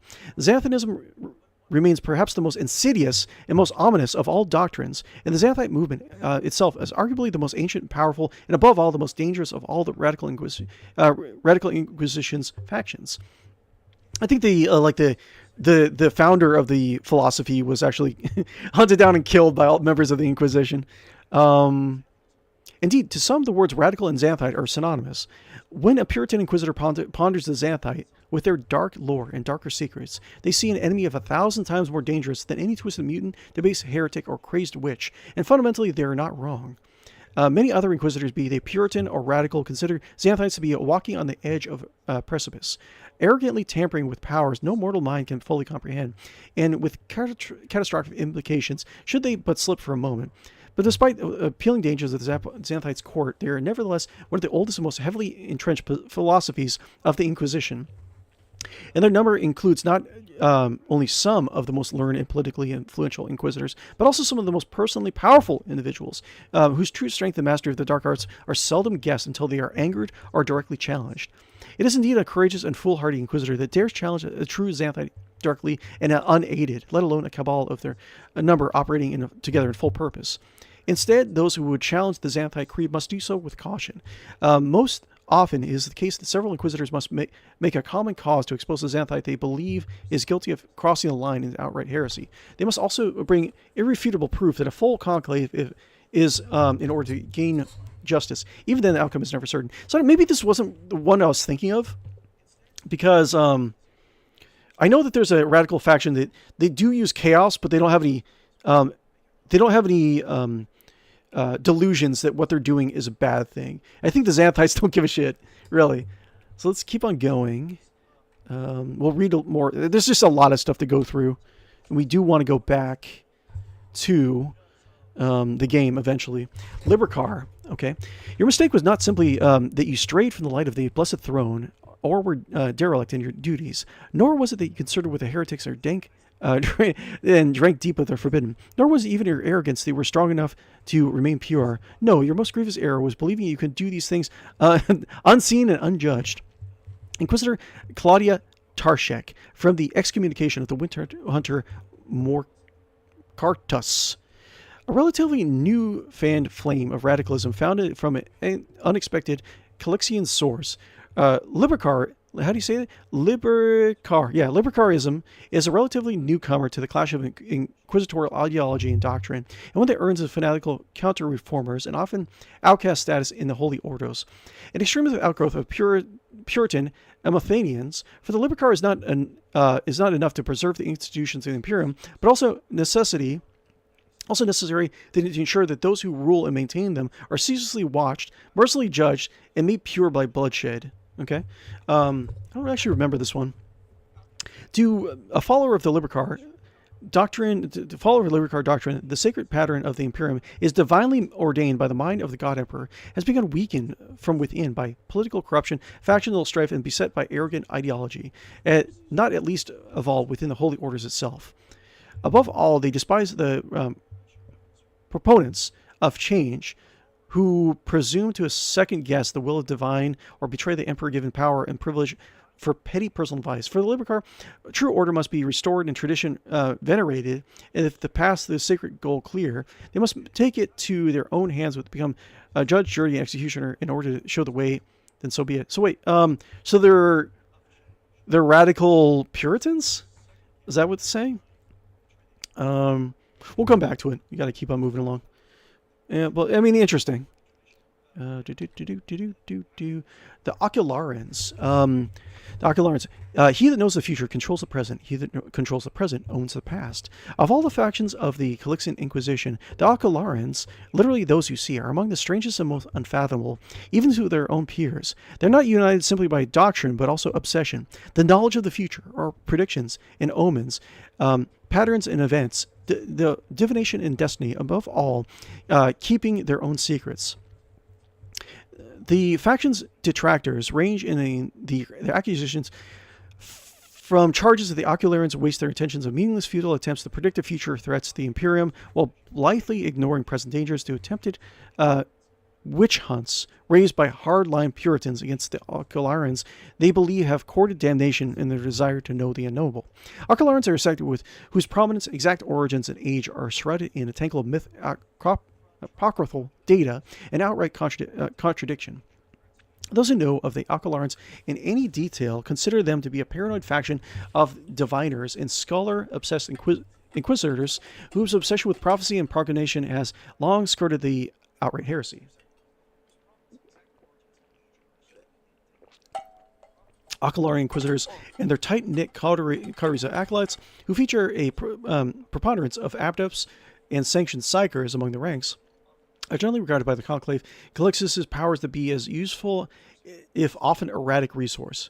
The Ocularans' abilities and skills make them an asset enough to remain tolerated despite their eccentricities and adherence to internal secrecy. The status quo does not, however, sit very well with many of the Conclave's Puritans, however, and many of the centuries strife has occurred on numerous occasions. The Ocularans often emerge as a victor, much to the shock of the Firebrands who have once challenged them. The true nature of the Ocularans' power, their history, and goals are more subtle and more terrible than even the most rabid witch hunter would dare believe. It's an interesting concept. I don't think that's really a character concept for me. Abolitionists. I think this is what I'm thinking of. Abolitionists. This is what I was talking about earlier. Abolitionists. I am damned. Is it truth that I cannot escape? It is the greatest pain that I've ever borne, but it's also the truest sacrifice I've ever made in service to the Emperor and the Imperium. From the confession of Inquisitor Lord 𝕿𝖗𝖆𝖊𝖚, 745 M40. Born in the fires of the War of the Brass. I think I remember that racked the Callistic sector in late M40, the abolitionist faction is an oath-sworn society of bitter fanatics who wield warp-forged weapons, bind demons, and command the powers of the sorcerers. It was a self-hating fury. It sees all in the Inquisition, but their own creed as utterly impure, corrupt, and deserving of destruction. Okay. The racked will the warp-forged and bind demons command all the powers of sorcerers. It was self-hating fury. That sees all in the Inquisition, but their own creed as utterly impure. Gorilla Den, I'm sorry, Gorilla Den would be fun too. Gorilla Den, thank you very much for the follow. I appreciate it. You are an amazing, beautiful person, just to let you know. Their infamy long outstripping their numbers, the notorious abolitionists. In case you guys are just coming in, we're just trying to get some ideas for radical inquisitors for the Dark Heresy game that's going to be coming out next year. The infamy long outstripping their number, the notorious abolitionist inquisitors and their trusted servants have determined to sacrifice themselves in the cause of protection of the Imperium, regardless of the cost. Consumed with their vengeful wrath and fanatic certainty, they gather profane artifacts, hoard forbidden knowledge, and wield the powers of the warp, while tolerating no others to use such methods. Their intolerance of other radicals have much in common with most of the puritanical factions. They believe that only the abolitionists may wield the weapons of and knowledge of the enemy and remain true to the service of God and Emperor. Yeah, this is the faction I was thinking of. They're unbending in their belief and ruthless in all aspects of application. I mean, it's interesting. I'm kind of like, now I'm a little bit more interested in being a Xanthite. No, not Xanthite. An Istovanian Inquisitor. That'll be kind of interesting. because it would pair really well with Dark Heresy's like judgment and investigation system. Like I could purposely like not damn one faction and damn another faction because it's just that would be better for the Imperium. Pure yet damned. Maybe you just read this last one. We'll keep on going. At the core of the Oblationist Creed is the total conviction that the power of the warp is corrupting without exception or degree. All touched by it are damned. Yet these powers are the most powerful weapon against the enemies that conspire to consume mankind. The Abolitionist sees the decision to wield demon weapons, bind unhallowed servants, and learn the arts of the sorcerer, or abstaining from such methods, as a choice between damnation and sacred duty to the God Emperor. To this choice, there are two possible responses: to withhold one's own hands for the weapons of the enemy and remain pure and impotent, or to damn oneself by taking up those weapons. To the Abolitionists, there is no choice at all. Their own purity is nothing but a tool to be used or sacrificed in the service of the Emperor. A pure servant of the Emperor who offers his very soul in his cause may bend the weapons of chaos to serve mankind. Abolitionists believe that others should not use chaos, and only those who sacrifice their purity to will chaos against itself in the knowledge that they are damned can truly serve the Emperor. Okay, interesting. Interesting. I'm like I'm thinking more like the 𝕽𝖶𝖌𝖚 Inquisitors. That sounds really interesting. Current conspiracies. Phaonites. I think Phaonites are really bad. How many more do we have? We have Phaonites. We have minor ones. Polypsychana, what was that? Let's see here. Yeah, I think Phaonites are really bad. I think those are like the chaos, like totally chaos aligned. The malevolent Xanthite splinter faction, reviled even by their fellow radicals, has long been declared excommunity traitorous by the Ordo Malleus.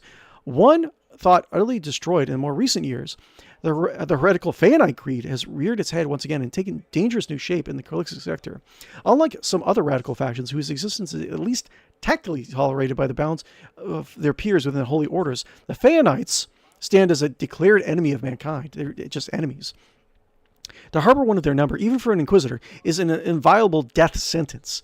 Cast out and persecuted for their unthinkable blasphemies and their unprincipled callousness towards the Imperium citizenry, the renegade sect has been charged with breaking of commandments laid down. I have something I want to, an idea I want to push out after this, but cast out and prosecuted for the unthinkable blasphemies. This faction, the fact of this faction's survival, despite the might of both the holy orders and the Adeptus Mechanicus being turned against them, is a testament to the insidious nature and their crucible of dark power at their core. Just what the governing force and intelligence first found, and perhaps this is probably going to be one of the main bad guys of Dark Heresy. It has to be. Just what is governing the force for intelligence first founded and perhaps is still guiding the Phaonites' actions remains unknown even to the highest councils of the Inquisition. The faction's first power base at the very edge of what would later become the Calixtic sector was brutally smashed at their ranks, purged from the Inquisition and the Adepta with great effusion of blood. However, the cancerous creed did not die. The Phaonites' long slumbering evils have come again, drawn in a sector already beset by troubles and conspiracies, ill-prepared to confront their subtle and dark powers. Since the rumors first began to be heard of their appearance, the Phaonites have slowly gained fresh converts to the dread cause within the Inquisition and among... How long have they been around? Like a long time. In their current incarnation, the Phaonites operate in pure conspirators, insidious whisperers, and murder shadows, hiding their presence and actions behind shrouds of secrecy and deception. They are swift to conceal their true nature behind persona of loyal members of the Inquisition, or by simply leaving no witnesses alive to tell of their passing. There are few radical factions of the Inquisition more hunted, more loathed, and more deadly.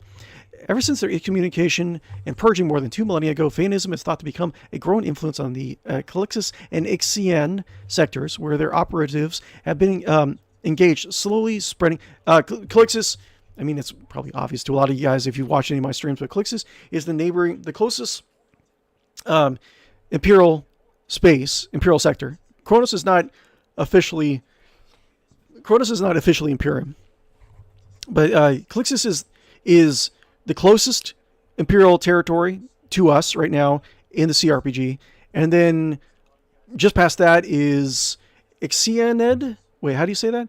Where was it? 𝕽𝖶𝖌𝖚 and what was the other one? There's one more Imperial sector that's close, and then beyond that, it's the Gothic sector. Since the communication person, 𝕽𝖶𝖌𝖚 is what I was looking for. One thing is certain: if the Feyenoords are slowly being reborn, is a matter of dire import for Ecclesian content oddly consumed with the intricacies and threat of their threats upon of their own. Well, the Feyenoords' past history, it didn't really explain who they were really in the first paragraph, but essentially what Feyenoords are, they're like totally you give yourself over to chaos, and that's the best way for the Imperium to survive and thrive. So they're not, they're just blatant heretics. They don't even give, I don't like, just calling them radical. I don't know if that's enough, really. Let's go back to the game. So boop. But interesting. But yeah, I'm interested in reading a little bit more about the 𝕽𝖌𝖚𝖊𝖃𝑠. That might be really fun. So, okay, we saved. We booped. And boop. Safe. Or travel. Whoop. Uncharted system. Chart new routes. Boop. Okay. Visit. Pascul Hanuman. Yeah, so 𝕽𝖌𝖊𝖃. So if 𝕽𝖌𝖃 Inquisitor, I do kind of want to like have like a chaos or radical bent. Like he uses the technology of the enemy against the enemy. But I don't know. I'm trying to think of like how to like visualize that in his character portrait, right? Maybe kind of have like a, like he styles him a lot of his garb and his interest from the old Space Marine legions. That might be interesting. And maybe we can, well, I don't know how, if power armor is going to come in. We could be kind of like a tanky, interesting. I could do kind of like a, 𝕽𝖌𝖃 acolyte that is more, I can make him more of like a tactical genius rather than a warrior. Or just a warrior. I don't know. Maybe both. Who knows? I have to think about that a little bit. Lord Captain, according to the telemetry, we're in the system of 𝕽𝖌𝖚𝖃, the main industrial world of Van Valentis dynasty. However, our astrobeth report that attempts to contact Governor Gaprak have been unsuccessful. But wait. The Voxmaster was silent for a few seconds. Lord Captain, a new report. 𝕽𝖌𝖚𝖃 is sending a request to exchange data. Should we accept it? Reply with our own request. As you command, Lord Captain. The Voxmaster switches to a nearby comm channel to relay your instructions to the crew. For several minutes, nothing happens. Lord Captain, reporting. The manufacturer is ignoring all of our requests and continues to send its own. The longer we do not accept their message, the stronger, more persistent the incoming signals become. I've never seen anything like... Suddenly, a deafening screech erupts from the bridge's Vox system. You hear violent tirades of garbled binary code, like the low chuckles of machinery. Lord Captain, it's interference detected in the compartments of the Vox system. Looks like the bridge is cut off for the rest of the void ship. Okay. Sector, Chronos Expanse, region, Cineris Malefictium. Oh, you know what? So... Another character concept that I had for the Dark Heresy game was a guy who like clones himself. So a lot of the mercenary characters we would have in the party would be like just the same guy, right? That would be a very interesting thing to pair with the 𝕽𝖌𝖃 creed, right? So interesting. Start a picked recording. The void ship's bridge, sounds of working cogitators and officers' footsteps. The everyday scene is being interrupted by ear-splitting beeping sound, followed by lumens going out. In the dim glow of the candles and emergency lights, one of the officers in frame cries out. Another falls to her knees, clutching her head. Over the beeping of voxes, shouts can only be heard. What's going on? The doors are locked. We've lost all contact with all departments. Decipher the incoming Vox transmission at all costs. Continue sending orders from the bridge and request status updates from the other compartments. Do that. The officer salutes and hurries to the bridge. The Vox system to the Voxmaster, who's leaning over her station. Moments later, a cry of surprise. Lord Captain, our transmission should be distorted as we speak. Depressurize the lower bays. Execute at depths of the machine cold. Disable life support systems. If even one command gets out, Lord Captain Guppo Teawhistle gives the order to stop the transmission process at all costs. Persuasion. Assign officers to all control systems and execute manual transmission override and send orders to the other compartments on paper. Destroy the ship's Vox systems. Stop the transmission process at all costs. Send officers. Tech use, yeah. The Vox Master nods curtly and connects the tangles of cables coming from the back of her head to the main Vox station. Spare the ship, I beseech thee. Shield us from this peril and allow not the heretical signals to pass. Victus enters one command after another. The station groans, shrieks, and sparks under her fingers, and a shock passes through the wires. Blood drips out onto the control panel, and Victus lets out a grinding cry, but does not relent. After a few moments, she crumples. The signals have been blocked. Then she falls unconscious. Scrap code. The voice belonging to the on-deck engineer who has turned towards the Lord Captain from his station. We've been attacked by scrap code, a tech heresy designed to corrupt machines. The transmission received from the planet. Oh man, this is a horrible Sanguinala day. What is it? The heretics are trying to give us some like horrible scrap code. I don't want that present. The Voidborn officer appears before the Lord Captain once more. Whatever it is that's attacking us, we have a backup procedure that can circumvent the Vox barrier. In the atrium leading to the bridge, there's a terminal for an isolated system that might still be unaffected. A loud pop. The pipes over the officers' heads. Gives the order to evacuate immediately. Coercion commands the crew to carry on with the duties until the very last. Runs for his runs for his life. Okay, just get out of here. Persuasion. Evacuate immediately. The rotator personally oversees the evacuation. Bring the plasma cutters. Get wounded to the exit. The officers repeat his orders. When the servo skulls following the Captain Guppo reaches the door, they fall to the plasma cutters and crumble outwards. The rotator is the last to leave the bridge. Carouse test succeeded. Leaning on the support beam, Captain Guppo takes a few deep breaths, trying to flush his lungs with air. Then he straightens, smooths his uniform, and heads towards a goal only known to him. The servo skull follows. The atrium is in a state of panic. Silhouettes skitter about the dark hall, illuminated only by the flicker of emergency lumens. Curt orders and someone's feverish words of prayer can be heard. Having lost all communication, the beheaded ship is writhing in agony. It takes a while for Captain Guppo to find the cogitator mentioned by the fallen officer. The panel of the obsolete terminal is riddled with cracks and bloodstains. And on the floor by the terminal, a tech priest lying in a heap with his head smashed and technical liquids mixed with blood oozing out of his ports. Lord Captain decides to take his chances in restoring the terminal. Succeed. The Captain Guppo rips the power key to the tech priest's mechadendrite and opens the cover on the terminal. Sparks fly in his face, but he is confident in his manipulation of the tangled wires and clanging levers. After replacing the cover and ensuring that the system is restored, the Lord Captain brings up the required data on the screens. Currently, the most frightening situation on the ship is in the arsenal. Okay. Some of the distorted commands, despite the bridge's best efforts, still made it to the compartment, and the lower-ranking technomats complied by raising the temperature inside the ordnance depot. The heat is about to hit critical levels, and all the shells are going to explode, blowing the arsenal and the neighboring compartments to smithereens. The Lord Captain knows where help is needed most. He decides to head to the arsenal himself, send officers to the compartment when the situation is critical. He wouldn't. Captain Guppo wouldn't go himself unless it's necessary.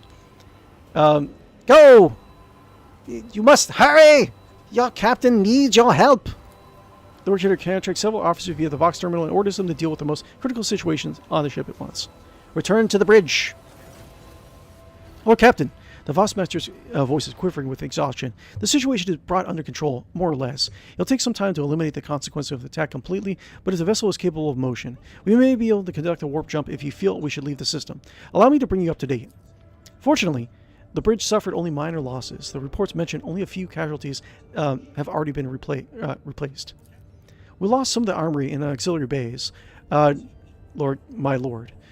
The false orders sent from the bridge were carried out by the letter. No one even stopped to consider them. It was the ingrained habit of rigorous obedience that led to disaster.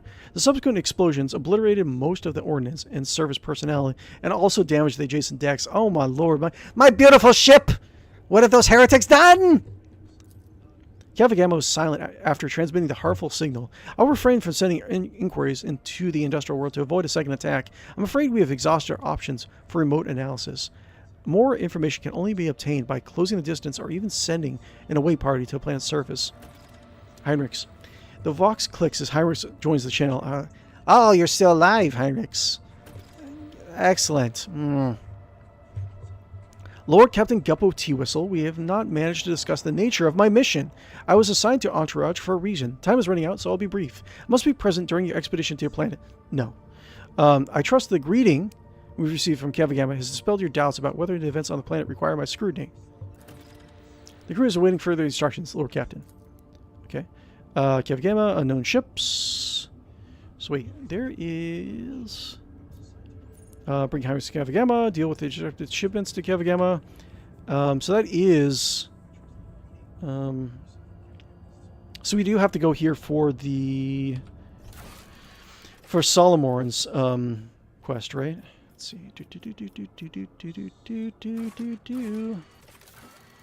The Adeptus Administrative... we must land on 𝕿𝖗𝖊𝖃. Oh, wait, no. There's no certain oddities of recent tithe shipments from the feudal world of 𝕿𝖗𝖃. Wait, I thought this was... Am I going the wrong way? Okay. Hold on. Let's get out of here! Wait, save for a second. 𝕿𝖗𝖃? I thought this was the way to go. I think I might be going the wrong way. Ah, this is always the way I wanted to go. Always! Let's see. How far? Wait, I thought it was the third. 𝕿𝖆𝖊𝖃. Where is... Oh, it's going to be on the other side of the galaxy, isn't it? That's 𝕿𝖗𝖃. But there are survivors. I could have sworn. 𝕿𝖗𝖃. No! Wait. I could jump all the way there.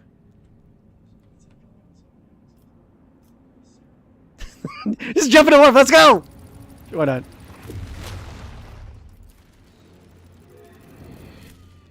Yeah. Sure. Why not? Okay. Cool. Yay! I have 6. Okay. Cool. Let's get out of here.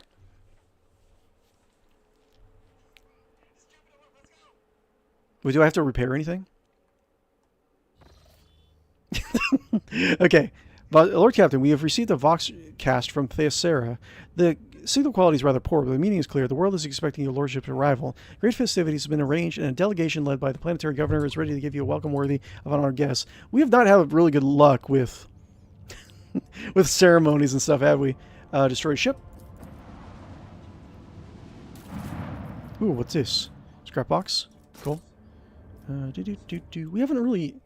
Okay, we don't have to explore. Okay, well, actually, you know what? Did we get like weapons? What's your plating? 5.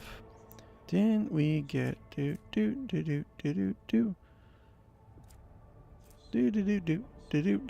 no. I thought we got weapons, but I guess not.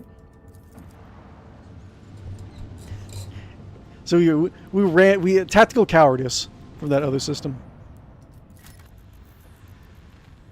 Gas giant, what we got? That's cool. What we got? I wasted so many insight on that trip. Whatever. Among the lifeless rocks and lava lakes, the ship's augurs have detected something resembling buildings. There's something awful about their outlines, but but their presence in and of itself suggests there may be more valuables that they can cover among these ruins. Yes, and the scouting team. The scouts are able to discern symbols of the Imperium on the buildings, deformed and fused together by high temperatures. The ore mining structures tell a sad story. Centuries ago, the planet and all of its riches perished beneath the radiance of the system's expanding sun. Oh, okay. Cool. I guess.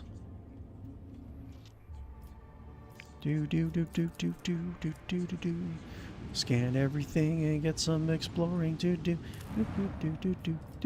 More gas giants. Gas giants. We leveled up yet? Nope.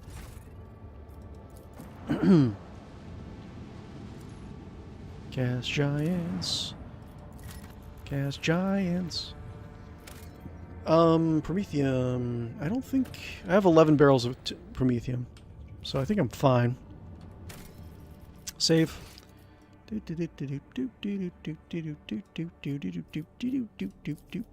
Save's coming again? What are you talking about? Game, don't judge me. I think that's it. Okay, Thessera. So we'll go here. We take Solomorn, and this is going to be the Solomorn questline, I'm assuming. High Fortress. Yeah. Interesting. Okay, cool. We're finally back on track for the Lex Imperialis DLC. After what, like months of doing this? A little more in the chart of civilization have been separated from the Imperium's fold for thousands of years. Feudal worlds tend to be underdeveloped, and degraded. Their technology is usually primitive, and their faith in the God Emperor often takes on bizarre forms. Cool. So yeah, I have not done this quest at all. This is all new to me. Let's see. Itchy.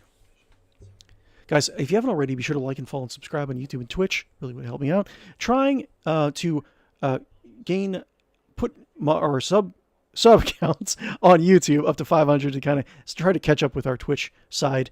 So it would help me if we are able to close that out by the end of the year. But whatever you can do, if you just want to show up every so often, lurk, hang out with us in our streams, totally fine. We just want to have a nice, welcoming experience for you guys. We do off-the-radar games and an official Warhammer 40,000 Sunday. 4 days out of the week, we do Saturday, Sunday mornings, and then currently Wednesday, Thursday nights.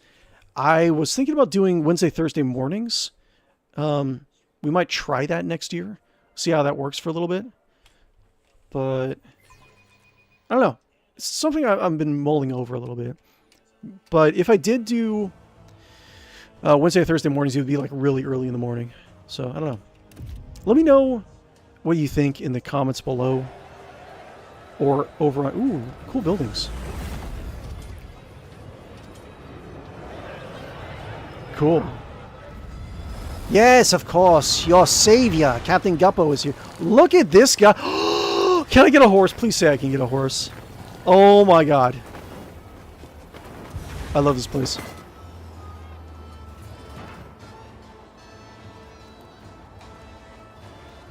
Horses! Ah, yes. Oh, where are we going to be spending our Sanguinala on? Look at this MFer. Governor Rualdo. A richly just man, riding a sinewy horse, breaks off from the procession. When he approaches, you immediately notice a strange detail. The man's face is pinned to his head with precious fastenings that stretch his skin across the skull. Okay, cool. Celestial guests, there's no higher honor than for us to extend our hospitality to such noble eminences. His Celestial Highness, the Rogue Trader, and an illustrious judicator of the Imperium, all of Thessera, clamors, trembles, and cheers. Roldo the Fair-Faced. Roldo the Fair-Faced! Oh! Awesome. Thank you, game. Thank you. Ah, that made my day. Roldo the Fair-Faced, and he has a face stapled to his face. Nice. Awesome. That's peak 40k. Yes, of course. Little fat halfling man in Sanguinala outfit walks up, all pride. I thank you for your courteous welcome, Governor. I thank you for your courteous welcome, Governor. However, we have come here to address a grave concern. Wait, listen to that music. It's like old-timey, like medieval music. Oh, I love this place. Governor Rualdo. But of course, Your Highness, it would be my pleasure to discuss whatever topic you have in mind. That said, you have had such a long and perilous journey behind you. Like any we fled Cavagama. However, like any self-respecting host, I must first propose... Oh, come on. We go one meeting without heretics coming and bombing us. No assassination attempts, please. Look at this. Look at this guy. Oh my god. Wow. Bluff the court fool. A smaller figure steps out of the crowd, dressed in motley attire of a court fool and wearing a sneering mask. Is that a mask or is that part of his face? It looks like... Okay, if that's his mask, that's a mask. It looks like different colors, though. My name is Bluff. I'm Lord Raldo's good mood. I tickle his governorship with well-spouted jest and itty-bitty gossip. And now I merely doff my cap to our celestial lords and ladies, and hand them this key to 𝕿𝖗 as a token of our boundless loyalty. The fool bows and offers you his gift. Thank you, Bluff. Accept the gift. It's like everything's cursed. You fool! You've accepted the key? The curse? Is that an organ servitor? Hold on. Oh, it's an organ. I didn't even notice it. Wait a minute, I'm just noticing this now. Drum servitor. Violin servitor. Oh my god. Amazing. I love this planet so much. This is like my favorite planet. The fool parts with his offering, then jumps away with an irritated giggle. The key to 𝕿𝖗. What does it say? A little gem and stuff in it. A large key with a 𝕿𝖗 coat of arms embossed on its head. Bluff the court fool. Being a paragon of grace that he is, would my celestial lord perhaps also deign to feast his ears on the latest 𝕿𝖗 gossip to go with my gift? I mean, kind of interrupting here. So the face result just as that. Look at the governor. The governor's clumsy attempts to stay in the saddle and his utter lack of noble bearing are bewildering to you. It appears that the upbringing of a 𝕿𝖗rian aristocracy is as unimpressive as this world's technological state. Noble blood runs in your face. Interesting. Raldo, I'm sure you know why we're here. Raldo knows, somewhat perplexed. I do. Well, I have absurd superstitions. I have an idea. Solomor, look at Solomor in his festive gear. Oh, amazing. I love it so much. Solomor, enough. According to data protocol Calixis Sigma UX 11-4, this MU class planet, type feudal, Astamir rating. The planet's Astamir rating reflects its strategic value to its Imperium. Oh, interesting. Learned something new. It has the form of an alphanumeric code that ranges from A0 to Z1000. That's pretty interesting. Okay.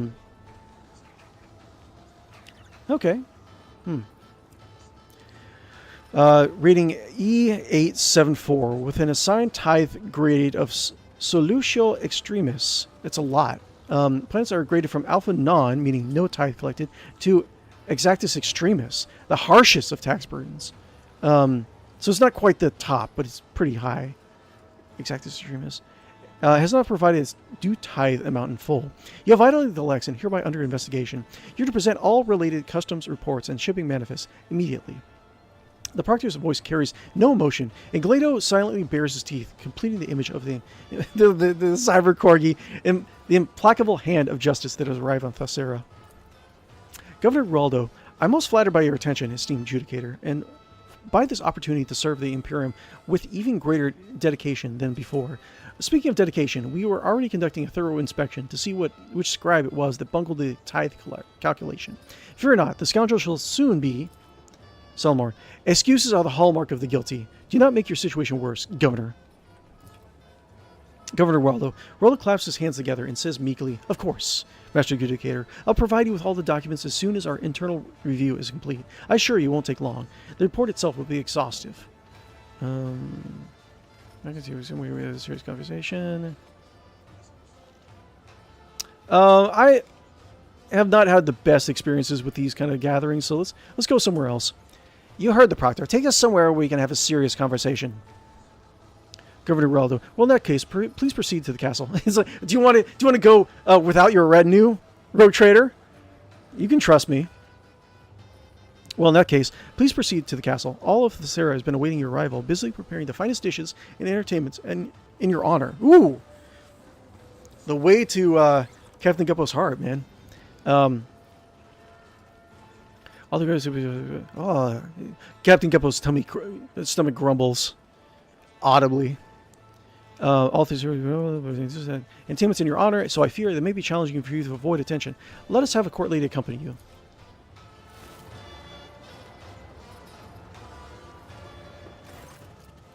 𝕿𝖊𝖊. Okay, interesting. 𝕿𝖊𝖊. She has the same, gem that the key has. A thin woman emerges from the torchlight, looking at you with a mixture of fear and awe. Her diminutive figure is practically drowning in her velvet and silk dress, and a resplendent necklace of blue stones adorns her neck. 𝕿𝖊𝖊, my celestial lord, at your service.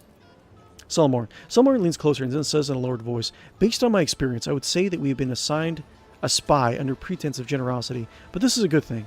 We'll use this young woman as our source of information about the world. For now, it would be wise to play along and question her thoroughly once we are away from prying ears. Okay, I'll take his advice. We have a good friend over the place. Mention entertainment, tell me more. Exquisite necklace. I don't want to steal her necklace, but I am kind of curious about it. Lots of stuff. Let's see. Rax. Mention entertainment. Tell me more. What an exquisite necklace. I'd like to steal it. Very well. I'd like to see what your place has to offer. Yawn. Remember, 𝕿𝖊𝖊, I don't want to hear a word of you unless I give you explicit permission. No, I have no absolutes in embrace entertainments. Actually, you know what? I'm going to use... Captain Guppo is going to use his charisma skills. Relax, 𝕿𝖊𝖊. Just pretend you are giving a good friend a tour of the place. 𝕿𝖊𝖊 smiles sheepishly. I'm afraid it's easier said than done, my celestial lord. It'd be like trying to imagine a mighty sun as a tiny ember, but I'll do my best not to anger you by acting too nervous. Tell me more about this entertainment.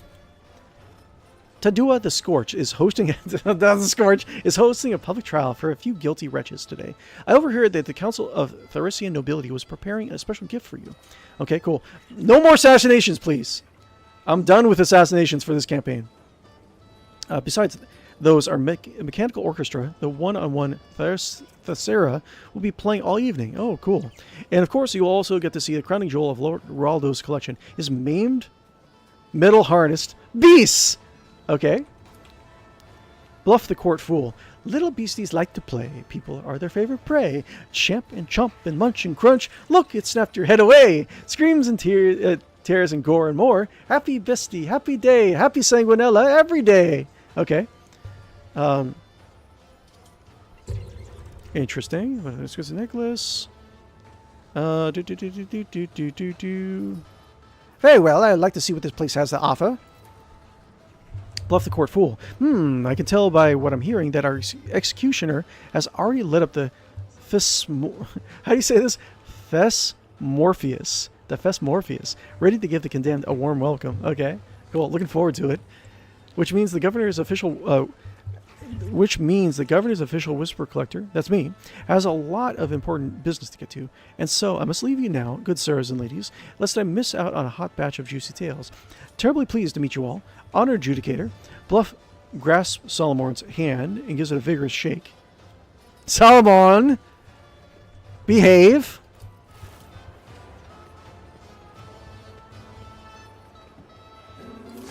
Oh! Nice. Before he can even blink, the cybermastiff beside him sinks his teeth in Bluff's forearm, jerking it back and forth in a fury. The attack lasts only a moment, but when Glacial lets go, the fool's limb is already torn to shreds! Oh my god, with a cry of pain, Bluff leaps away and melds into the rolling crowd. 𝕿𝖗𝖆 ruffles Glado's neck and turns towards you. Feudal worlds are rarely known for their bureaucratic precision. Reconnaissance on the grounds will tell us more than any report hastily scribbled down by these blockheads. I suggest we attend this trial and see how the laws of this planet are enforced. Okay, interesting. We're just gonna move on then. No, that's fine. Can we just see this? These people, 𝕿𝖗𝖆. Captain Guppo doesn't care. Let's go then. We have something to look at spectacle. Help in my investigation. We should not dally. We have plenty of time. You can't wait to meet some kindred spirits, Salamorn. Yeah, Captain is trying. Captain notices Salamorn's great skill, and he wants to kind of convert him away from the Lex just a little bit and have him as his permanent servant and bodyguard. Can't wait to meet some kindred spirits, Salamorn. Just a professional intuition. Shall we go? Let's go then. We shall not miss the biggest local spectacle. It's not the question of preference, but what might help the investigation. The execution will gather a crowd, and then in turn will gather information. They'll prove useful considering how eager everyone was to make their exit. Okay. We've got probably an hour left. Salamorn. Someone looks at the throng currently staring at you in wonder and trepidation. So, Celestial Lord, you're coming as a historical event for these people. Rest assured, the locals will be watching your every move, and a single word or careless gesture from you may well transform their lives on this underdeveloped world. Cool. Sounds pretty cool so far. It's him, the ruler of the stars, who descended on an iron bird.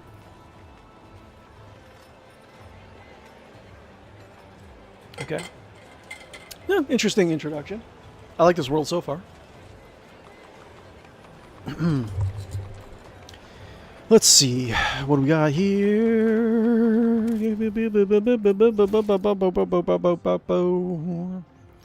Tiny man gets kicked. Hopefully not.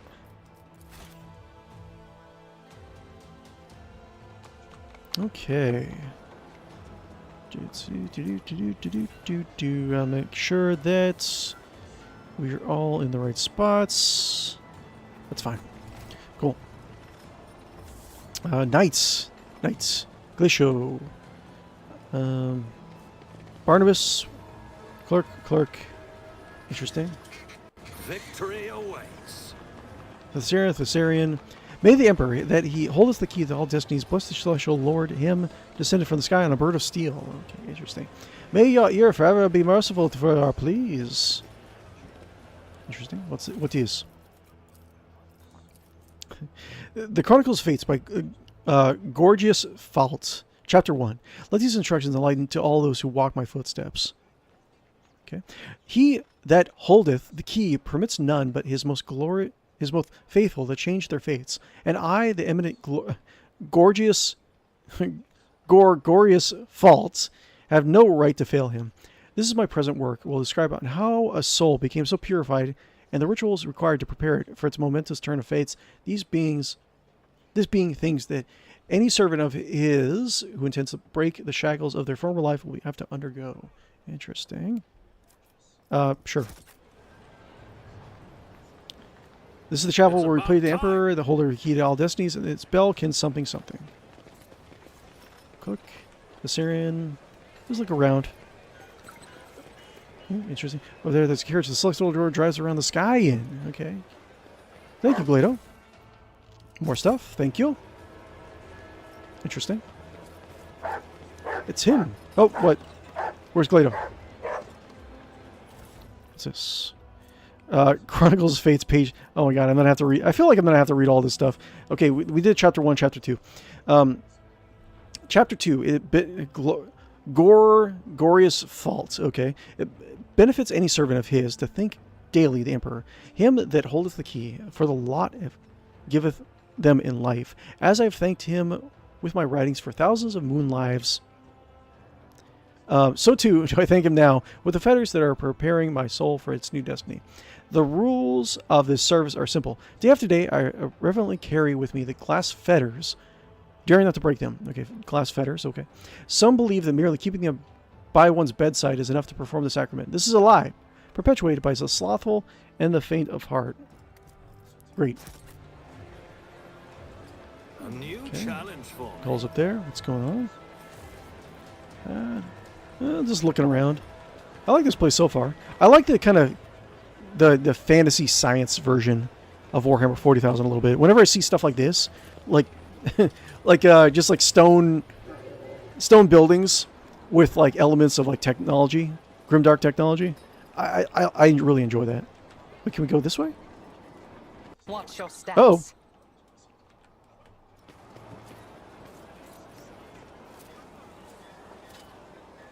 accomplished. Okay. Follow my lead.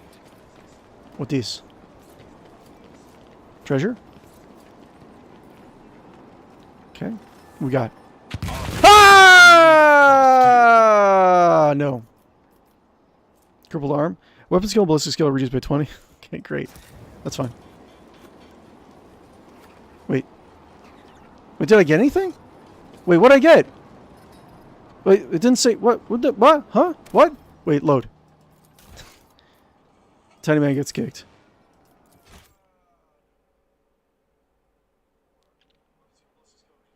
Okay. Any hoodles.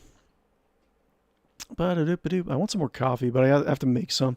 My coffee machine broke last week or so. So I have to use just a drip sieve to make my coffee now. As a coffee snob, I'm not happy. I torched many heretics that day. That's loading. Let's go over here really quick. I won't spend too much time in the lore or lore talks, but a lot of times when we Fanites, let's go back to abolitionists. Let's see here. Conspiracies. I think I do want to be an 𝕽𝖶𝖊𝖊𝖊 radical. Here we go. We talked, let's see, I think we did the first two paragraphs. So, evolution of might. 𝕽𝖶𝖊𝖊𝖊ians believe that strength is the vital quality in a hostile universe.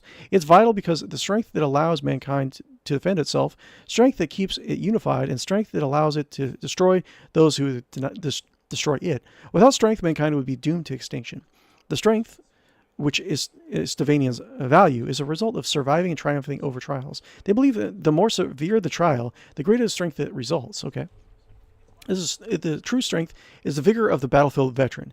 His body is scarred, his soul yet armored, his skill in arms without peer. 𝕽𝖶𝖊𝖆nian and their servants create trials for mankind by creating conflicts in which humanity can struggle, disasters in which they can find their true strength. Okay. While many are tested, some fail. And the trial is real test of mind, body, or spirit. Those who fail may not survive it at all. Those who cannot survive cannot triumph over the consumed. The 𝕽𝖶𝖊𝖆nians who view this as a blessing, as it removes weakness from the Imperium and often leaves what is strong. The elimination of those who are tested and found wanting is a principle of 𝕽𝖶𝖊𝖆nians to put into brutal practice. They whittle out the weak-willed, easily tempted, and decadent with war, revolt, and bloody crisis. Okay, we'll go back to the game. So interesting. In case you actually missed our first lore discussion, we were just talking about what character to make in Dark Heresy when it finally comes around. I'm thinking about making a radical inquisitor based on a certain discipline. But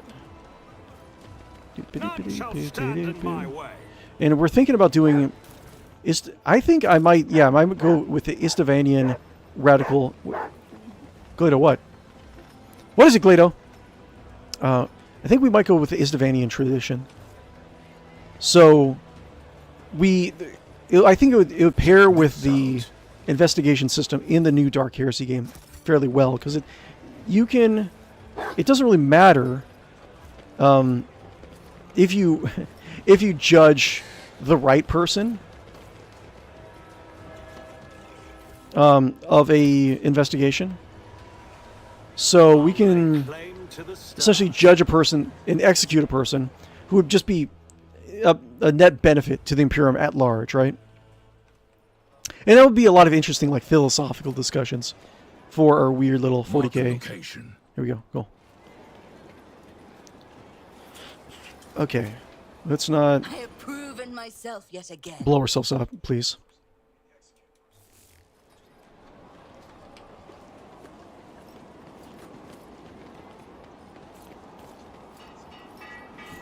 Glad it just runs right through it. I sense something cool. nearby. Victory awaits. Oh my god, that's why he really took a lot of damage, didn't he? The duty prevails. Okay. I rise above harsh. Okay, what was in here? Oh, interesting. Ebonite sword, interesting. I don't have anyone with two-hand expertise, but 18 through 23, that's actually not bad. Target hit with this sword suffer a number of static charges stacks equal to the damage dealt by the attack. Interesting. When a creature with those stacks is killed, all creatures adjacent to it, except the wielder, suffer shock damage. All creatures, so you can hit your party members with that. Suffer shock damage equal to the number of static charges. Most warriors prefer... Okay. Yeah, I mean, I don't really have anyone for it. Cyber Eagle. Okay, claustrophobia. Okay, I do have Cyber Eagle. It's my main pet. Cyber Eagle gains +10 to perception and deals 150% more damage. Cyber Eagle gains 20% dodge against obstructed enemies' melee attacks. That's not bad. If the Cyber Eagle dodges the obstructed enemy's melee attack, the enemy immediately hits its random adjacent ally. We already know about that. Okay. Sure. But I think that's still... I think what I have is still better.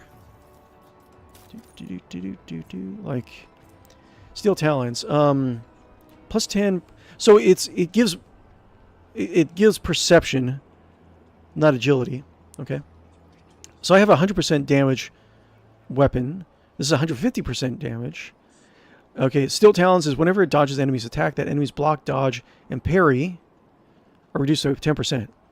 If the Overseer has Heretical, which I will, the enemy suffers an additional 5% to all characteristics, lasts until the end of combat, and it stacks. It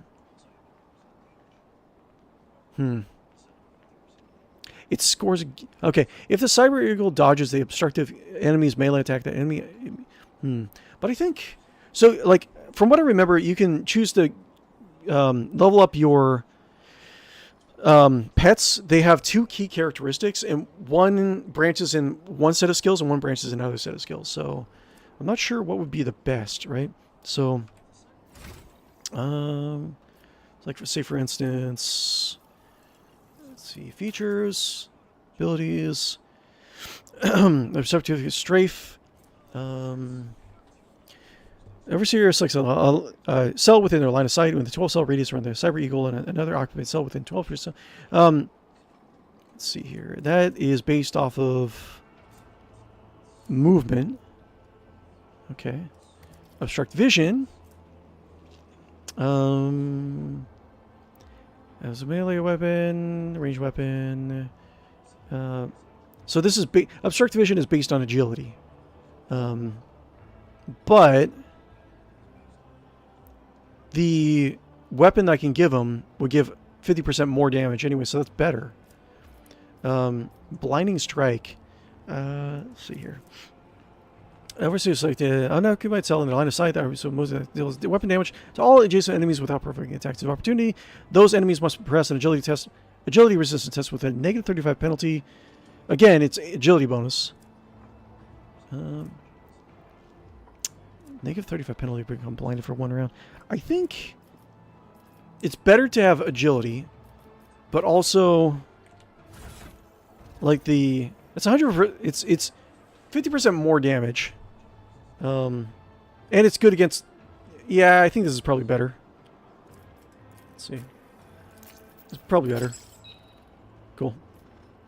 Wait, what was changed? 74 agility versus perception. 64. I think that's better overall. Okay. Better damage is always really good. And Cyber Eagles already do a decent amount of damage. I mean, they're pretty tough. It's about time. Can I get up here? No? Can I climb up the ladder?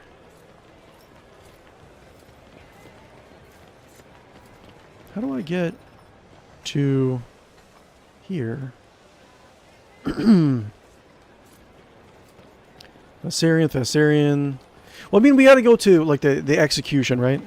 We're going to entertain ourselves. Can I get a horse? A new challenge. owlcat, can I get a horse, please? I would like to ride a horse. I would like to get a void suit so I can ride my horse even in space. I'll ride him along the hull of the ship. That's definitely an achievement I want. This tower is even more ancient than the castle. The emperor himself probably pulled. Okay.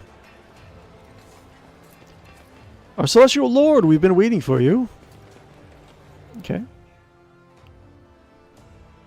What is this? Was it delight regrets heresy? Thought begets heresy. Heresy begets retribution. The question is something. Ignorance is a virtue. My armor is my will or faith or something like that. Okay, let's go this way. None shall stand in my way. Gods. I'm telling my grandchildren of this day. Yes, of course. I am very amazing. Bask in my greatness, all of you. You see Lady Noelle's rotting face? No matter Widener can fix that. They say the poor soul has been trying to cover her sores with lime wash. The kind they use for walls. Ew. Well, obviously we're probably going to meet her. Climb up.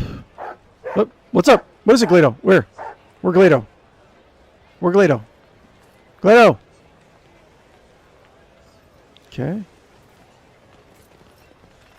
Can I go down? Climb up. I'll lay claim to the stars. Goods. Another one of these. Oh, chapter 3. Okay, so we have chapter 1, 2, now 3. Chronicles of Fates by Gorgorius Faults. The sacrament has been performed. I felt the cage open its gates. I felt him that holdeth the key open the lock of my body. At first, I found it hard to breathe. It was though the inside of my body was lined up with a vice that was not my own. In my mind's confusion, I cannot tell what moon life it is, which chapter of the book I'm presently writing. Okay, but the greatest one is all-knowing, and every turn of fate has been chosen by him in advance. Thus my new fate tries to resist me. I shall bring it to heel.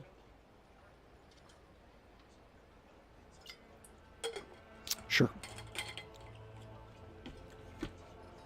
Okay. Add to inventory. Sure. I'm gonna mod a horse into this game. I want to ride a horse. Horse with a void suit, please. I'm gonna give a bad rating on Steam if I don't get my horse with a void suit. What's this?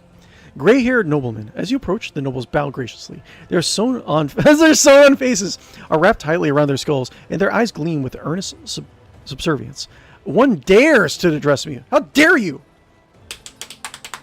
O celestial lord, grace us with your regard. When my brother and I heard of your arrival, we immediately sought to surprise you with an exceptional gift. Okay? Young nobleman, the ancient scrolls tell of a wonder.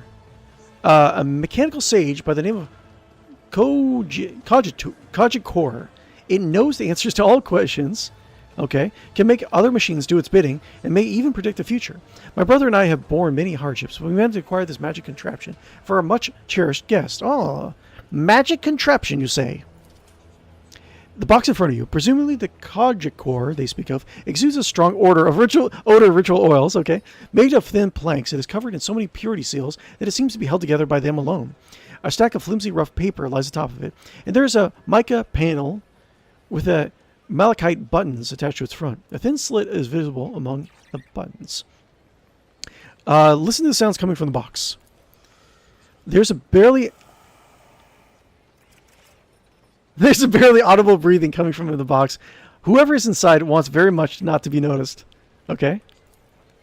Solomorn glacial stalks towards the box and briefly bares his fangs, while Solomorn frowns grimly at the device. Really? Then again, what else can you expect from this ignorant world? So the once. Okay. There's something I wish to ask this Cogicor.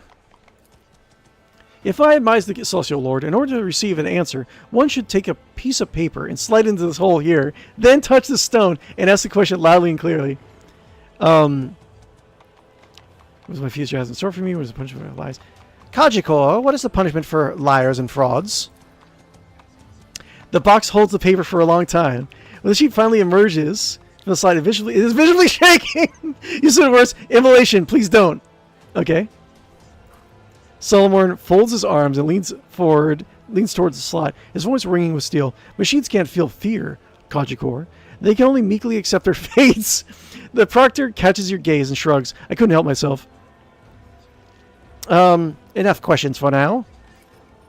As you wish, do not hesitate to pose more questions. You have this ink for many more answers. I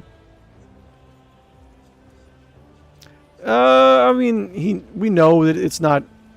Let's see the spotlights as well. Whatever. On to the plane in my chambers. What's their end goal? Like, do they think that? Wait, they're going to give this to me, right? Like, I mean, I'm not really sure what to do. Should I actually? It might be funny just to take it. I don't want to break it. I don't want to hurt. What would Captain Guppo do? What a rare and magnificent gift. I would be honored to display it in my chambers.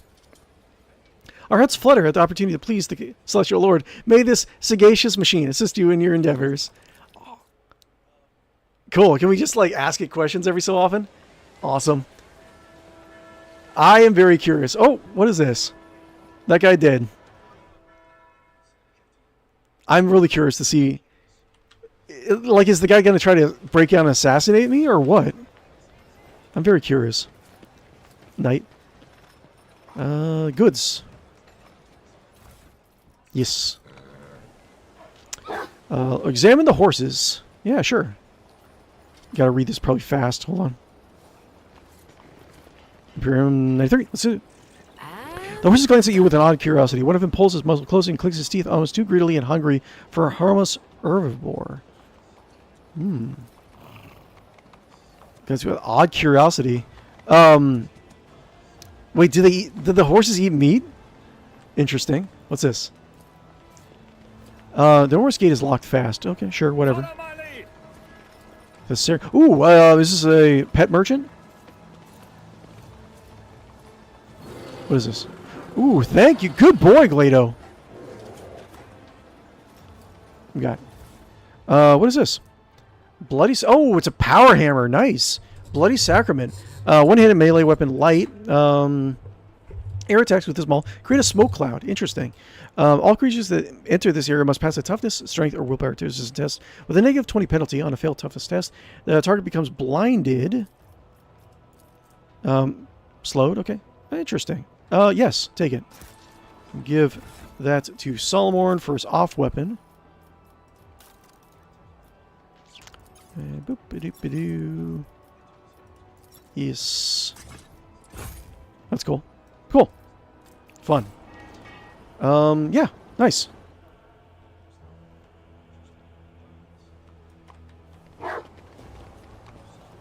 I'll go.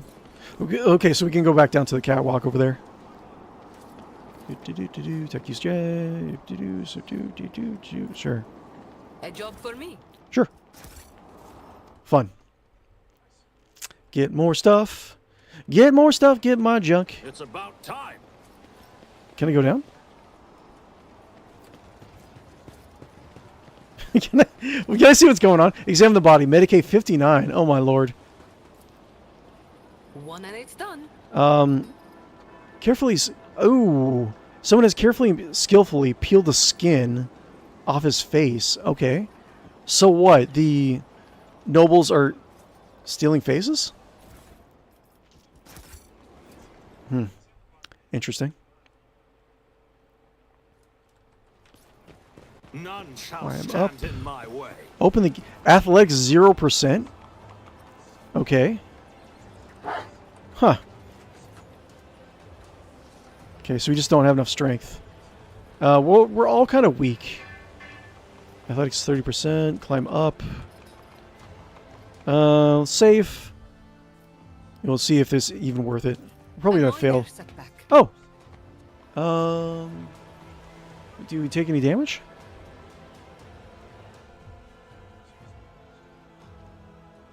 Goods.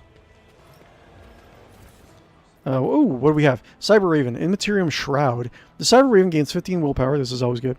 Enemies affected by relayed psychic power must pass an agility resistance test or become slowed.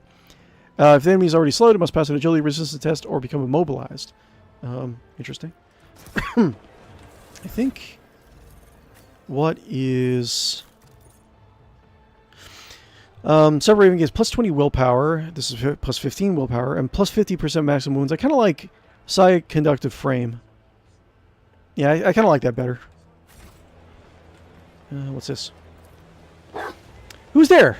Is that the Celestial Lord himself? You shouldn't have come here. What? Why? Okay. A new challenge for Great, me? I guess. And done. Cool. Didn't like break her neck trying to do that. 0% chance to open up the gate. Okay. We're all too weak. Weak little halflings. What's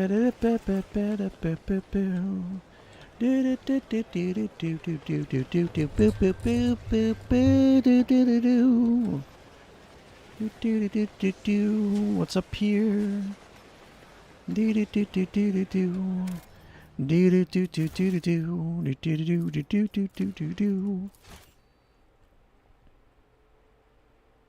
haven't really fought in a battle this stream, have we?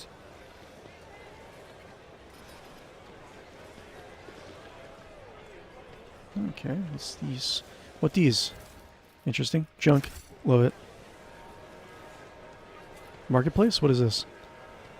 Interesting.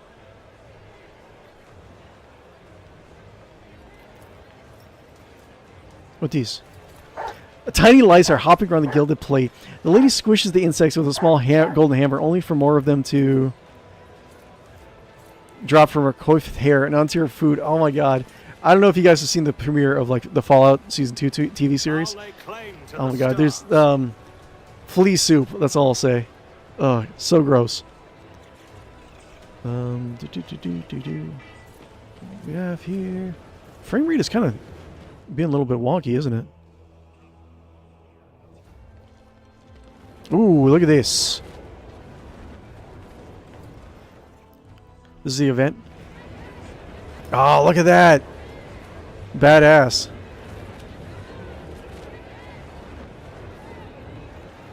Frame rate is being really weird. 𝕽𝖗𝖆 the Scorched. You see a man with a cruel grimace on his face and hands disfigured by burn marks. Behind him stands a ghastly-looking mechanism adorned with a polished skull of gigantic proportions. The eye sockets, their edges melted, gaze darkly in the crowd with the promise of inevitable punishment. This man, clearly an executioner, bows his head. The very messengers of the sky have come to decide our fate. We are honored, your celestial highness. What is this structure? 𝕽𝖃 the Scorched. The instrument of punishment is a personification of the great 𝕿𝖗𝖆𝖊𝖃 the martyred, who accompanied the legendary feat of slaying 300 heretics. Ooh, that's quite a number. As so this is like our Sanguinala vacation, really, coming here. As is glorious tradition, all mutants who affront the Emperor's gaze and stain on the face of 𝕿𝖃 must enter into the saint's iron embrace. Whether justice is served, hundreds flock to 𝕿𝖃, eager to witness the magnificent spectacle. Salamorn, you have just confessed that your semblance of justice serves not as a demonstration of lawful authority and deference to your subject, but as entertainment. Salamorn utters the last words with disgust, as if there could be no fouler profanity. And who do we have inside right now? Another heretic who violated the holy laws of 𝕿𝖃, and since his body is already turning to ash, such will be the fate of his name as well. To be scattered on the winds, that it may never again defile the lips of any who will live upon our sacred world. Maeve, never again defile the lips. Maeve looks ready to faint. She seems both terrified and nauseated by the sacred rite that has drawn so many onlookers. So what's the deal with Maeve, I wonder? Is she going to be, like, a very important NPC? Is she going to be, like, the secret heretic, the secret boss of this DLC? The law of appearance of bunch to deserve it was the last security of his day. Captain Guppo doesn't really care about the law deep down, but he's going to put on a show for Salamorn. Atrocities. I miss such glorious display. Do you have any... let's see here. A lot of here punishes you deserve it. Was that? Let's actually, we're trying to sway Solomon to our cause, so let's not mock his beliefs here. The law of the Imperium punishes those who deserve it. Was that the last of the accused for today? That was but one of the first bodies to stroke the 𝕿𝖗𝖆𝖊𝖃. It's going to get a lot busier now. Heretics! Burning heretics, everyone! As if to confirm the man's words, fire-breathing saint expels a puff of acrid smoke. While the guilty are being reduced to ashes, let us meet the next participants in our performance.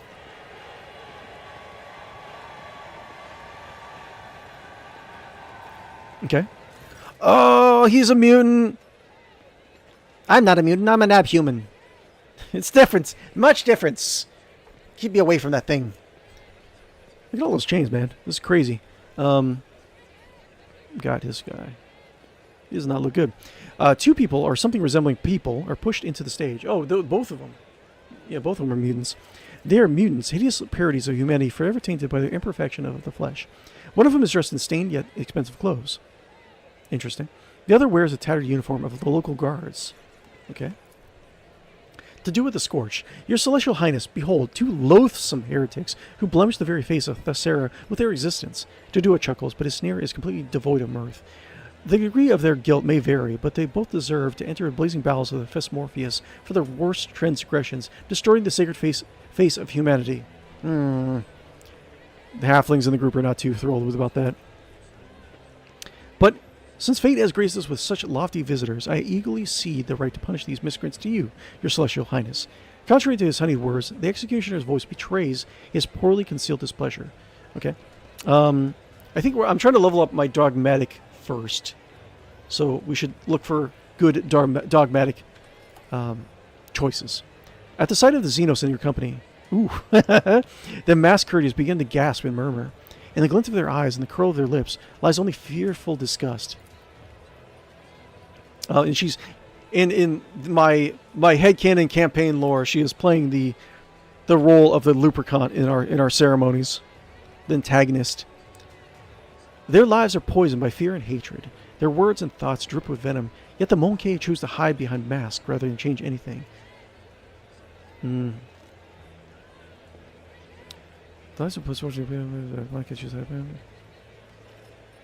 What exactly has this character lab? He should just give the execution. Get along with the execution. Okay. What do you mean by degree of their guilts? Todua fixes you with a fanatical stare. One of them, despite being one of the highest lords of 𝕿𝖃, spat on our world's customs by refusing to alter his destiny. The other did change his fate, even though he was just a lowborn wallowing in the mud. Okay. Solomon. Wasn't that Alex's name that I just hear? Solomon raises his voice slightly, indicating that the usually impassive arbitrator is profoundly indignant. I normally have no trouble passing judgment, but in this case, I don't even know where to start. What about the noble's crime? A rotten stain upon the noble families. He was hiding in his manner to conceal his deformities, but he had trouble keeping his mouth shut. He spread corruption among the minds of the courtiers, cast aspersions on the traditions of the world, and was insolent, swore profanely. Luckily, he has no heirs, and today his accursed bloodline shall be put to rest once and for all. Mutant nobleman, the richly garbed mutant, moans something. You notice stitches on his disfigured face. The zealous servants were evidently in a hurry to silence the condemned man, and eagerly sewn his twisted mouth shut.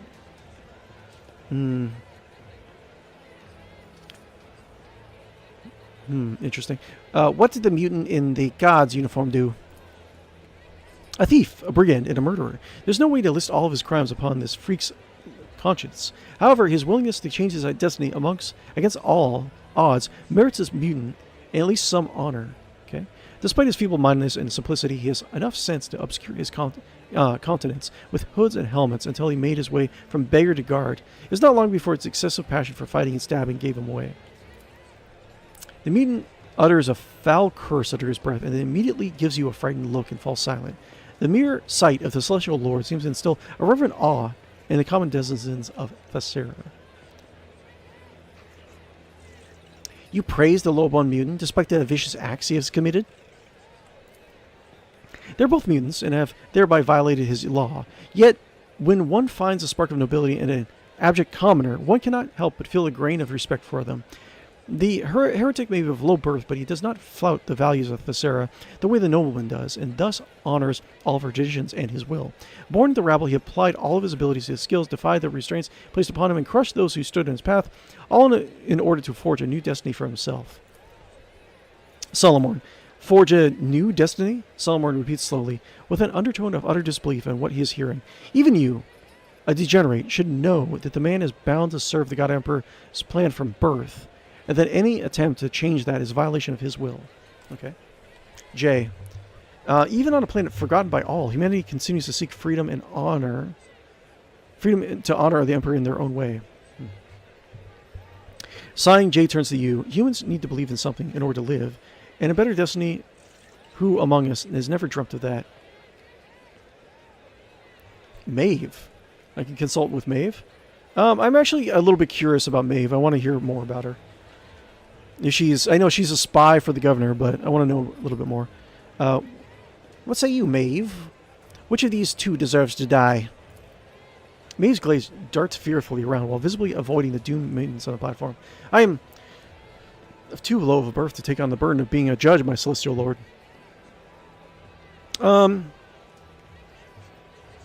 Okay, I can't get any advice from Solomon. I mean, he's like the law guy. I'm ready to announce my decision. The words of a distinguished guest is law. We are all trembling with anticipation. Maeve seems to have reined in the motions that were overtaking her, and she casts a timid glance at you as she awaits the verdict. Yeah, we don't really get a lot of... I mean, if I said to, like, open up the stitches, that would be an iconoclast. I don't want to do any more iconoclast. Wait, do I? Wait, no. Was it iconoclast? No, dogmatic is what I need. I need a little bit of dogmatic and majority heretic. Ah, well, if this is the law, then the law of this world must endure. Let them both burn. I knew your blood runs hot, your celestial highness. Let us stroke up the great 𝕿𝖗𝖆𝖊𝖗. Bluff the court fool. Is he still without his hand? Bluff the court fool. Oh, the stove is burning hot today. Watch yourselves, my good fellows, for the celestial lord is feeling generous. Burn him! Burn them all! Yeah, get in there. Hopefully your pathfinding works perfectly now. Yay! Burn, heretic! Burn! Having taken your plentiful offerings into its gut, the 𝕿𝖗𝖊𝖃 roars and billows on smoke. Spurred by its cruel spectacle, the crowd around you begins humming to the beat of the execution device. Within that noise, you hear the sound of hungry anticipation. Irlet. Irlet's voice is weak, but your elucidator still picks up her quiet plea. Isha, give me the strength to look without seeing, to hear without heeding the triumph of spiritual darkness. To do with the scorched. And now my favorite word, next! Bring out them heretics! Guess what we have next? Some heretics! So, wait, hold on. Who wants some heretics? What's that? Does anyone say they want some heretics? Yeah! Oh, here we go. Another mutant. He's already guilty. He's a mutant. A pale, bony creature, barely able to move its legs. Aw. In a place of a mask, it turns a horrific medley of features towards the world. This ugliness, however, is nothing like that of the previous convicts. The thin, squeamishly twisted mouth is fused to its cheekbones. Malicious eyes peer into the crowd from under hideous folds of skin. The face of this heretic appears to have melted and congealed. So, like, in the Warhammer 40,000 setting in general, oh, well, we have a lot of heretics to go through. Look at that crowd in the background. But, like, generally a lot of heretics, or a lot of mutants do develop, like, kind of like a bloodlust. Like, there is a reason for the mutants to be purged, unfortunately. Is he just another mutant? Interesting mutation. Thessarian fever. You need not worry, your celestial highness, it's not contagious. Thessarian fever, okay. just get it over. What's this heretic guilty of? The execution does not answer right away, but makes you wait for a moment. Oh, it's building suspense. But his crime is even more grievous than the scaffold has ever seen. He was granted a new destiny, but chose to defy it. He turned away the greatest gift he could be offered to the loyal sons and daughters of Thessera. Maddened mutant. The wretched man's gaze drifts over the crowd until his piercing eyes meet yours. His head twitches, his face contorting in monstrous grimace. Shut up! Shut up before he gets in! Yeah, this guy needs to burn. I won't give up. I won't give it up. I won't! Hey, Bluff! Bluff coming in. Oh, no, no, no. We didn't come here for you to stay quiet. Squeal now and squeal louder!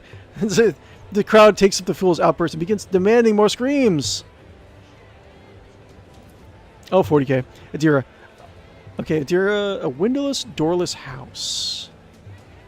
A windowless, doorless house. Okay, so Adira is staying still, her eyes glassy. The master is gone. Only beasts remain. So it's a sealed container with... It's possessed. Maybe it's the creature is possessed by something. Awareness 100%. Where is that blasted court fool? You glance at the crowd and suddenly see the fool prancing and flitting among the gawkers, clearly trying not to be spotted by you. Shoot Bluff for its insolence? Wait, what? I don't understand. What's happening? Oh no, we didn't come here to stay quiet. Squeal now and squeal louder. Well, I don't understand. Why is it a problem that he's not here? Mister's gone. Only beast room. I'm assuming she means the mutant. Teach the gathering a lesson. What does that even mean? I thought a better entertainment. Forget the execution. Whoever brings me that fool. Wait. I don't understand. Why are we attacking the fool? We didn't come here for you to. I won't give. Why? I understand. Why are we punishing the court fool? Am I missing something? We didn't come here for you to stay quiet. Squeal now and squeal louder. And then.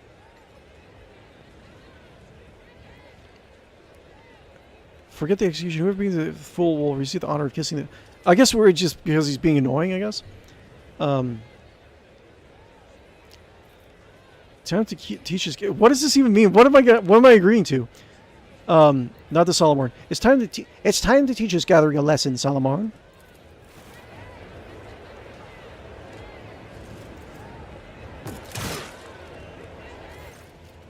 Without uttering a word, the arbiter draws his weapon. A shot rings out. 28. And a deafening shriek rises from the throng of people. You catch a sight of the badly wounded fool disappearing into the crowd. He is messed up, man. What, he took damage from 𝕿𝖗 and then took damage from a shotgun?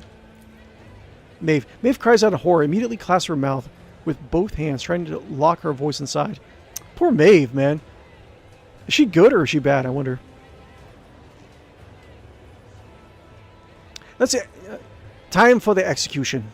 Execute this one already so we can be done for the day.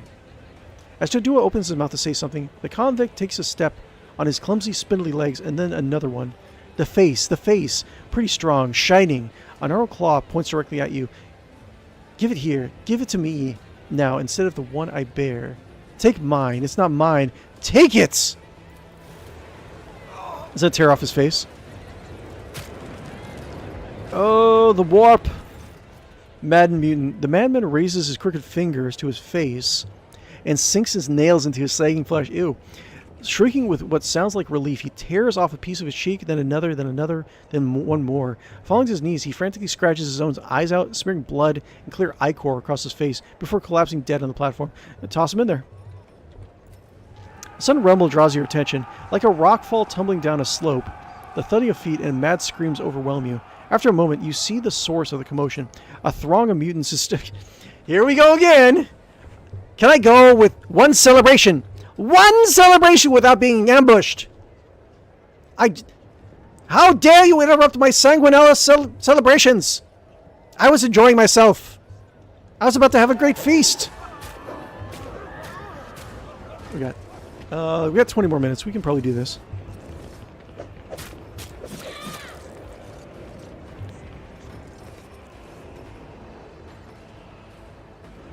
Ambush. Take a knee. Okay. And bow before me. Interesting. Give me strength. Oh, we actually have backup now. That's good. 114. Sullen mutant, feeble mutant. What's the what? Feeble mutant, sullen mutant, feeble mutant, rotten mutant. Oh my God, there's a lot of them. Feeble mutant. Is anyone else back here?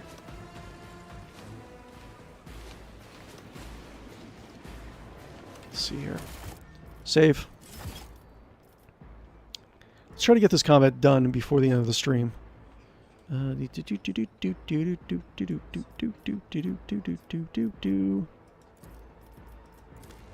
Yes. Okay. So what's the deal with these guys? Let's see here. So first off, Trembling Mutant. Trembling Mutant. What's that? Tadua the Scorched has been knocked out. Trembling Mutant. Was it melee, fist, punch? What's it do? 10 through 15 damage, 20%. It should have no armor penetration. Mutation. The creature's body is covered with blisters and bumps. Its limbs are naturally transformed. Its weapon skill and willpower increased by 25%, but its dodge is reduced by 50. Festering sores. When this creature dies, its blisters pop, spouting blood on adjacent enemies. Okay, it's a good thing I don't really have a lot of melee. This affects the affected enemies suffer 1 stack of unbearable itch. Gross. This effect stacks up to 3 times and lasts for 3 rounds. Unbearable itch. For each second, this effect, toughness is reduced by 5 and agility is reduced. Okay, so it just reduces your ability to defend. So it's sullen, trembling mutant, sullen mutant. What we got? Oh, he actually has a weapon. Feudal sword. It has less armor penetration. Okay, that's whatever. Kick. Oh, you can kick. Okay. Deals 4 damage to push the enemy away. Charge, mutation, festering sores. Okay. Let's see. Feeble mutant. Feeble mutant. Thesseritium bulbos. Ooh. Bloated with Thesseritium, this creature's body is about to burst. It runs to the target and blows up, dealing from 25 to 30 warp damage to all non-mutant targets within a 2-cell radius. Interesting. A Thessarian fever. This creature's flesh sparkles with Thesseritium dust, increasing its strength by 25%, or 25. When this creature dies, When the creature dies, the Thessarian transforms its concentrated emotions into warp energy, dealing from 20 to 25 warp damage at all non. Okay, so it explodes, and if you kill it, it explodes. Got it. Interesting. We got Soul Mutant, Feeble Mutant, Rotten Mutant, and Rotten Mutants. What are Rotten Mutants? Toxic Spittle. Okay, so range. Targets affected by the mutant's poisonous saliva suffer 5 toxic damage and toxic 15. Okay. Okay, so range, guys. So rotten mutants are range, and the glowing ones are explosive. Interesting. Get into your positions. Let's see here. What do we do? Let's see. 3 over here. I think I'll do the left side since there's only like 2 exploding guys over here. There's 3 exploding guys over here. So it's less resistant here. And no cover. We'll do boop bidoo boo bidoo boo bidoo boo.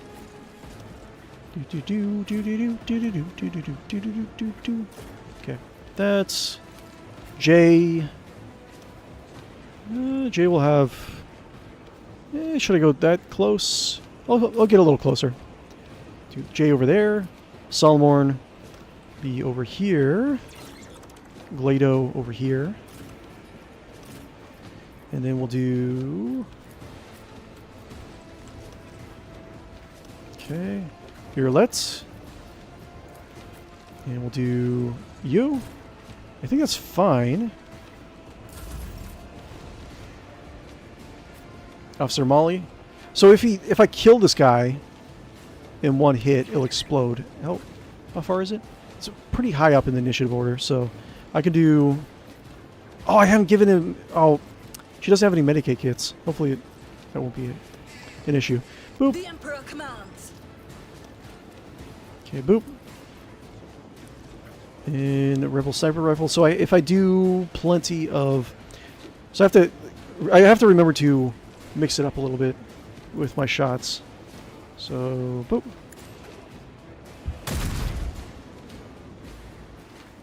Okay. So we'll get rotating stacks. Rejoice in sir. Your defiance is futile. Wait, didn't I?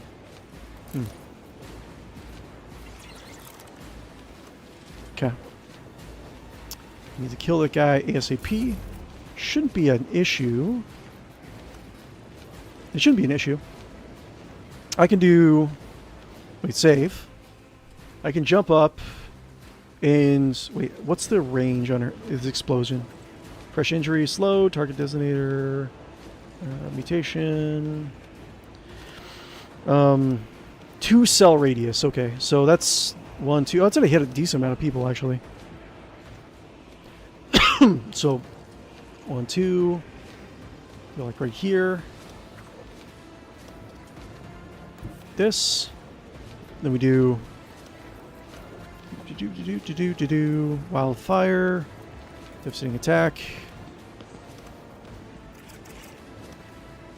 I can Tap. do that with the right We do incentive. bop. We do this. 53. That's fine. Can I do... Hit them both. So I'll lock the exploders in place. You've got a problem? I've got a problem. Okay. Can I do anything else? Then go back.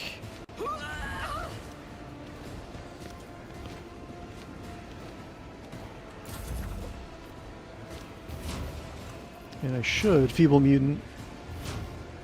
Yeah, I think I got a really good initiative order. So this guy is going to go and explode, right? Okay. Let's see, save. I can do this. I can explode these guys pretty decently. So let's do Science 1 will serve until the very end. I'll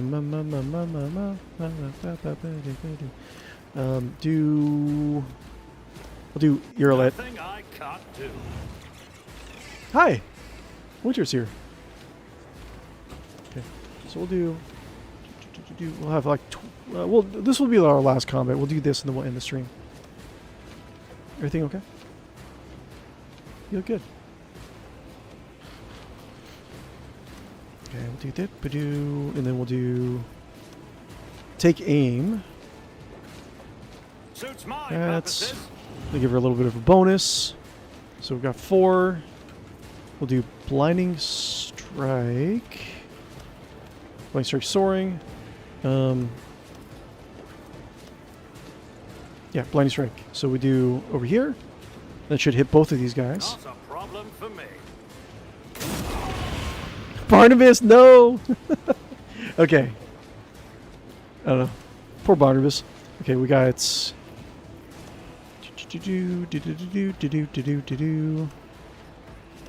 Bring it down. Got 2 more.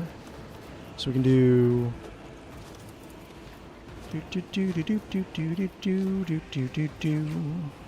Let's see, I'll shoot this guy. Watch and learn. And then do this. This. Should do... it was this one, right? Yeah. I am not your zeal. Ancestors Cool. guide me.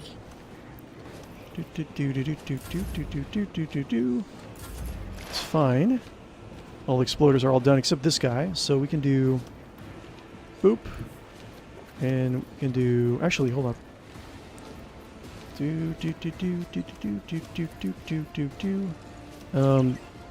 Yes, do that. No buff, and then Vesper. Evil Eye. Let's move. Can I move this and then do boop? That should be enough. Yeah.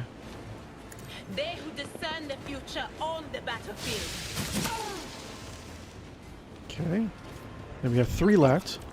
We can move Vesper out here, I think. Boop. Quiet whispers.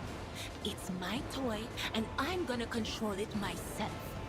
And then we can do this.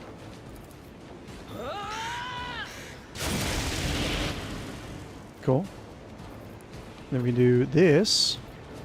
Blind them all. Okay. All right. One more point, huh?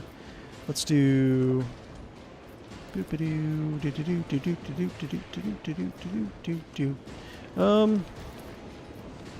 Sure. On it. Cool. These guys are definitely gonna die. Okay, well, there's only one more bomber. There's probably gonna be reinforcements. There has to be on this combat. This is a little bit too easy. Alright. So, 5 ticks. Let's see if I can do like this. And then this. If I must. And then should I warn? Or should I just... Yeah, I'll warn the familiar. Control shot. If it serves your cause. Okay, and then anything else I can do? I can do direct damage equal to 20% from the maximum wounds. Give attack advantage and reset the cooldown until the end of the turn. These abilities can only target. Let's just do that. Buff of damage. 3 hits, 16 shots. Wait, is that it? Boo. Wait, can I... Can I do this? Wait, no, I probably don't want to get that close, actually. Let's see here. I want to hit the most guys. 60%. Not really much I can do. What if I did this, this?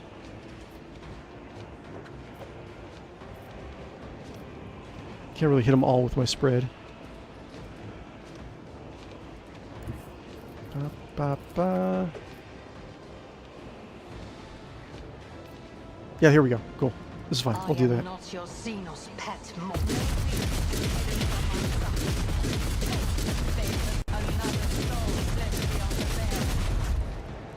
Shadows are reversed for a moment. Okay, sure. All right.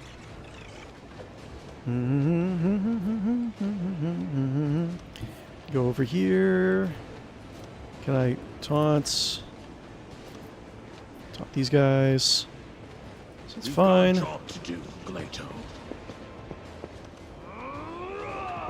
Cool. Then we do 𝕿𝖗𝖆𝖉𝖊𝖗, apprehend, rotten mutant. Yeah, let's do the range. I'm pretty sure these guys are ranged. Rotten mutant. Go hit that 𝕿𝖗𝖆 if you can make it. Probably not. Might not be able to make it. Oh yeah, nice. Good job. Okay, we got 3 left. So we can do. Boop. Understood. And then we can do. Lock this guy down with a charge. And yeah, that should be fine. It won't take long. Okay. Anything else? Can we do a shot? Yes. Cool. I'll take it as a priority. Okay, do this. Get ready to parry. And that's fine. Force grenade, sure. Can I do force grenade on anyone else? Force grenade. Yeah, that's fine.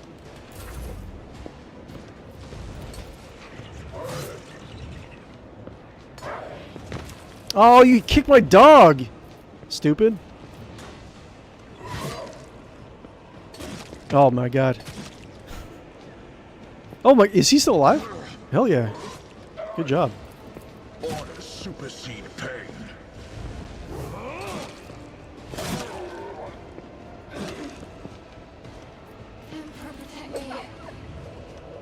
Oh, poor Glado.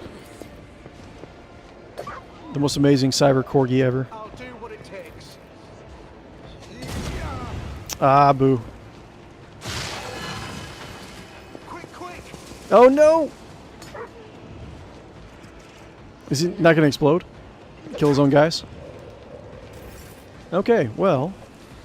That went pretty well. I could... Wait, I could probably snipe these guys. Let's see here. Okay, I'm pretty top heavy or bottom heavy in terms of like my initiative order.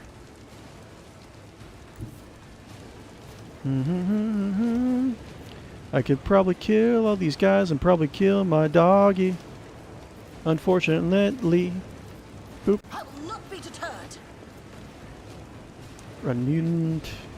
Can I do 36, 15. Let's do the thing that I want to do. Do. See. Boop. Wait, no. I did that last time, so let's do boop. And sure. Rejoice in service. Let my fury rain down upon Cool. thee. All right. I could do.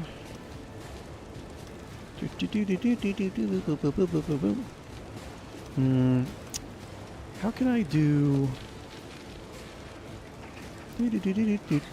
Save. I could go here, kill, and get a jump charge. Watch my back.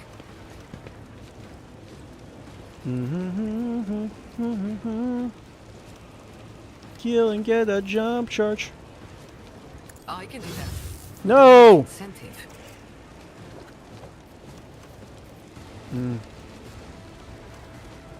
Tell me.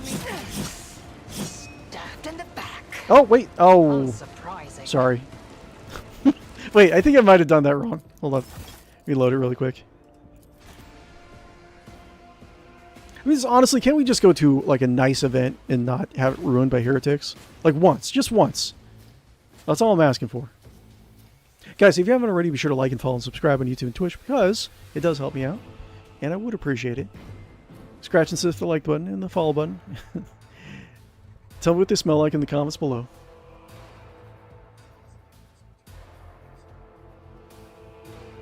Loading times. Takes so long.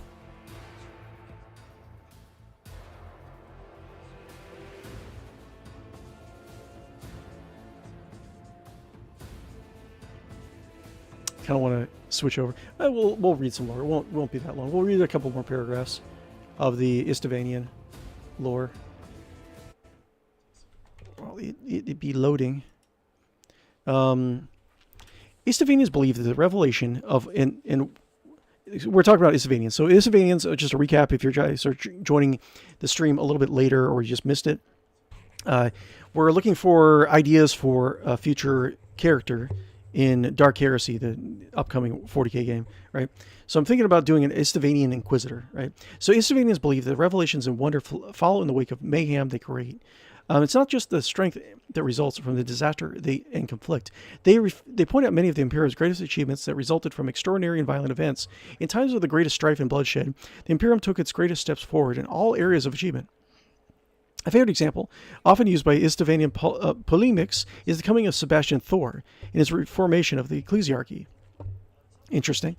And the elimination of the hidden weaknesses of the ecclesiarchal dominance and the renaissance of the imperial power that followed it.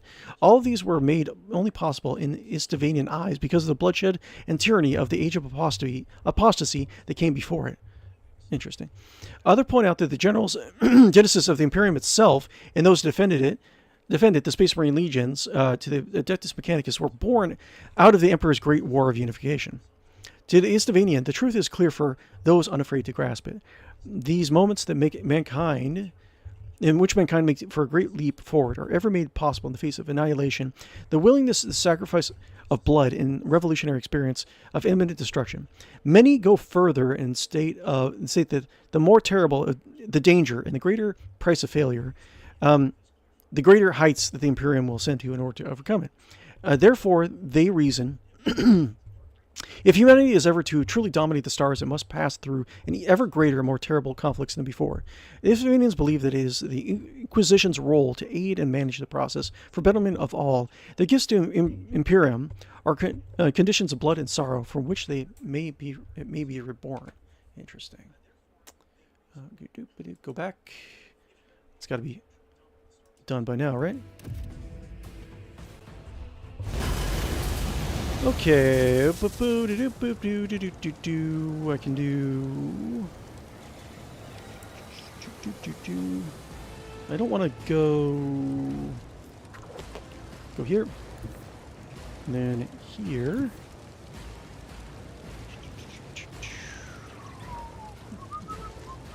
So there's something else I want to do. I can go here and then do, let's see here.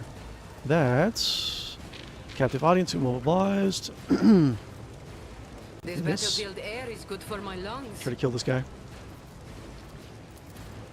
43. That's fine. Don't get too cocky.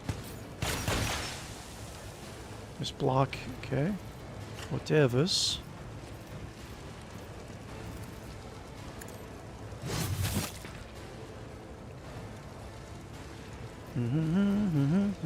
Yeah, I'll just go back. That's fine. Just hit and run, that's her tactic.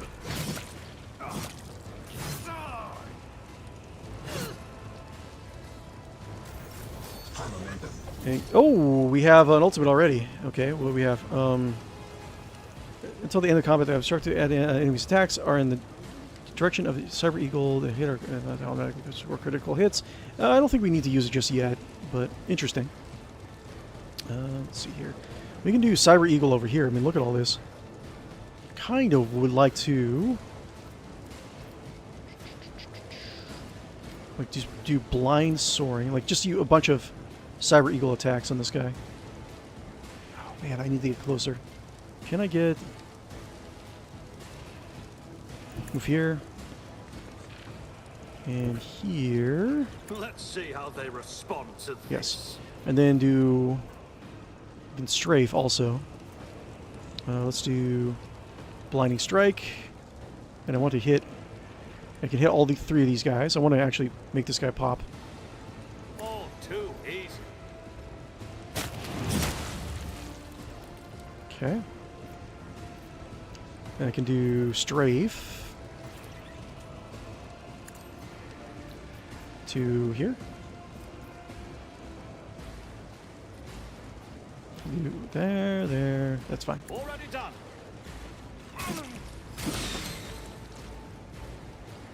Okay, any more? Obstruct vision. Kind of want to kill him. How do I do so? I can do this. Nothing I can't do.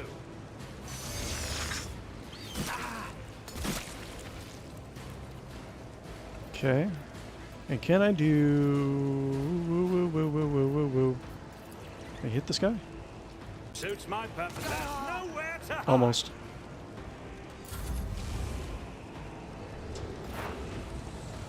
Okay, and she can use it too. I think this is actually a pretty good heroic act to use. Until the end of the comic, this Overseer can relay attacking cyber powers through the Cyber Raven. But Cyber Raven's about to die. Maybe not. I don't know. Let's just do it. My little whisper told me it's a great idea.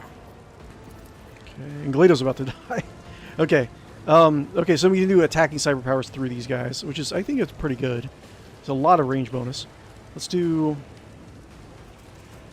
Can I do, like, this? Oh, should probably save, too. Make them all move towards this line. Dominate. And then we can also do... But of course. that. And then, Damn! boom. What was the command again? Oh, right. Let's see what you can do. Yay! Nuked everything. Sorry, Galeto. Okay, so I don't think we have any exploders, but I'm pretty sure there's got to be backups, right? There's got to be reinforcements. Okay. What's that?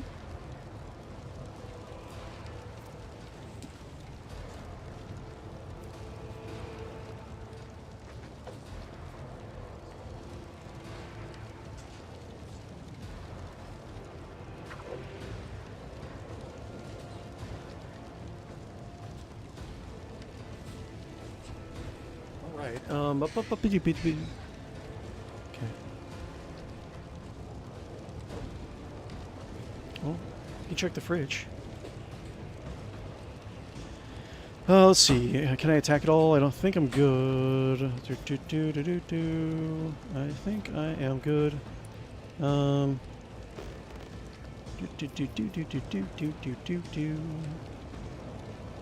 I'll go here and kind of like block some movement. Quiet, Whispers.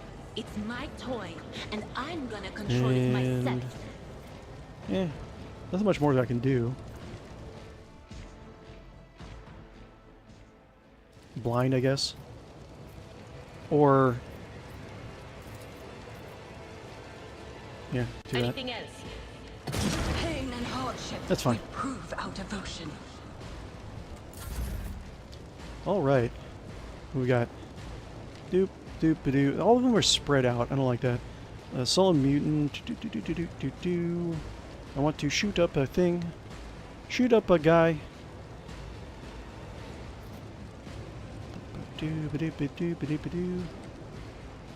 Sullen mutant. We can go and kill this guy actually.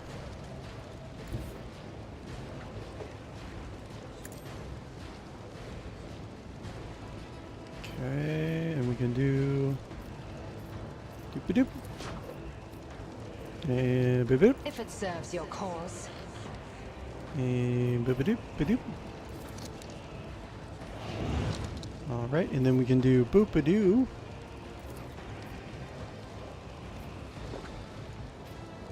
For 16 shots. I am not your Xenos pet. Come on, come on, come on, come on. Just a little bit more. Yes. There we go. Cool. There's 3 more. Solomorn. Chupa chubba chubba chubba chuba chuba chuba chubi. So can I do?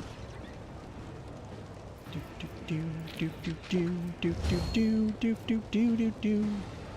Can I do this? Can I do this? Can I do this? Yes? No? Choo-choo, chugga chugga choo choo.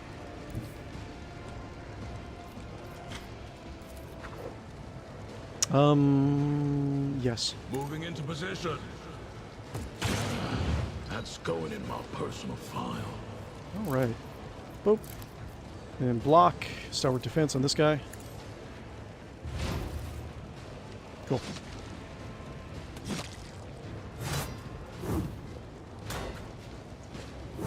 Nice.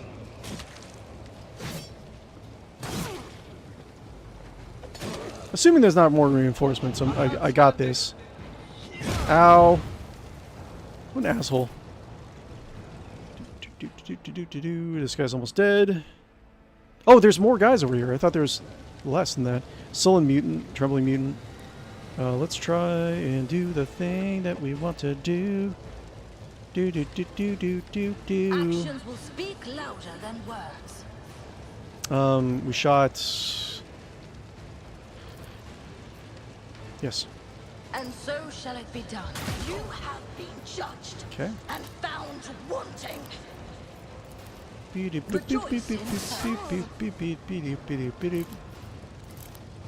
That's it. That's all I can do. Yeah, her damage potential is kind of like petered off a little bit. That's fine though. There's just fire everywhere. Boop, Can I do 1 jump? I can't. Wait, I can't jump? Wait. I don't want to hit the fire spot. I think I'm fine. Doop-a-doo, and I can do this. You've got a problem? I've got a prize. And I can do chop. Come on! Come on! Don't get too cocky.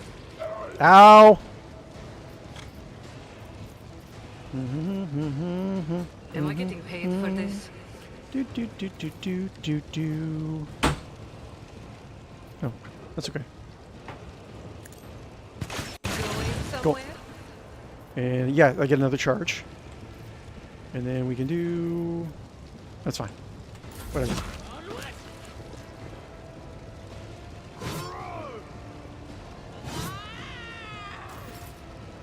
Okay. Soul movement, trim movement. I kind of want to kill this guy.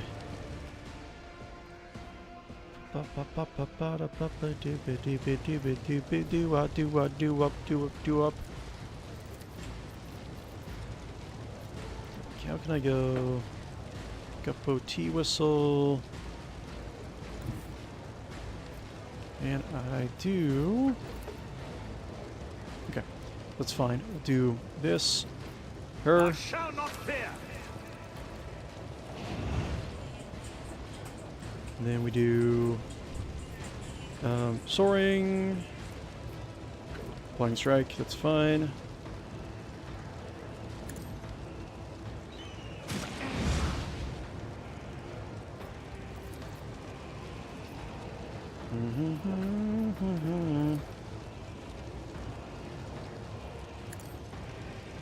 Wait. Soaring here. Wait. Wait, I can do this. Hold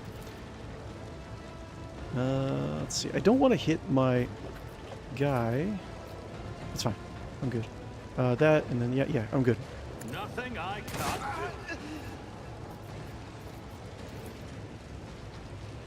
do. Boop, boop. Cool. Yeah, that's fine.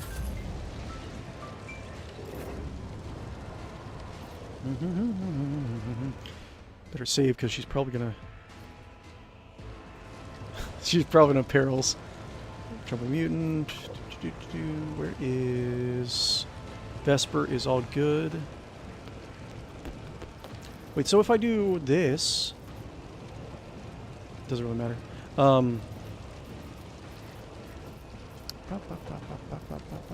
This deals more damage anyways. Oh, 133, goddamn. Okay, let's see. Hopefully it doesn't pop her head. Madeira. What an unfortunate Go. turn of fate. Delightful. This. Let's see what you can do. Ugh, damn. What was the command again? All right. Cool. I think that's okay. A-okay. That's fine. And this guy's going to take a while to run all the way down here, so I'll do combo. Boop. This. If I must. That.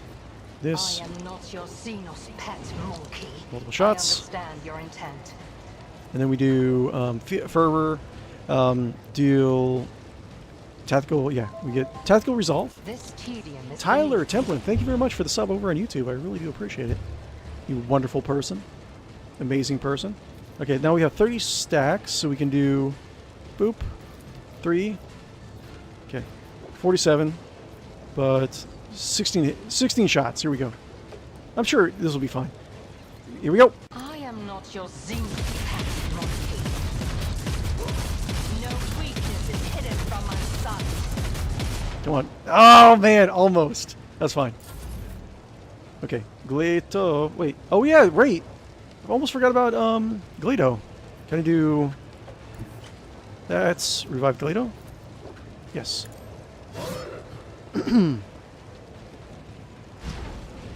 Cool. Just for fun. We can do Target too close. We can do 𝕿𝖗𝖆. Come over here. Let's test our skills, 𝕿𝖗𝖆. Apprehend! Nom nom nom nom nom nom nom. Okay. And we do what? Till the end of the time we come with additional wounds. Yeah, sure. Why not? Activating extermination protocol. That's only one more guy. Let's have 𝕿𝖗𝖆 go off on his own. 𝕿𝖗𝖆, we're undertaking this task. What is he doing? Where are you going, 𝕿𝖗𝖆? Okay. One more, no reinforcement so far. We'll see what happens. I will not be deterred. You know, I might actually give her a different weapon.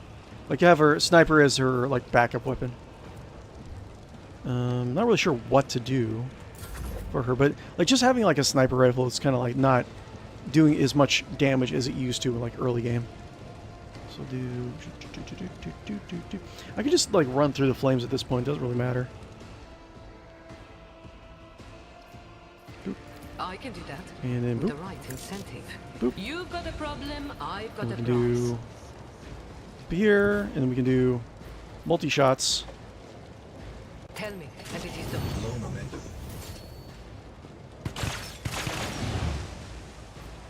Okay, and then we can do... yes. Suffers one random... That's nothing. Do that. On him. Wanna see a trick? Death Waltz. No. Yeah, we can kill this guy. It's fine. I think she's bugging out. Is that it? Okay. So... do... Can I make it? So... do boop. Am I getting paid for this? Oh, we have to do... Hold on, wait.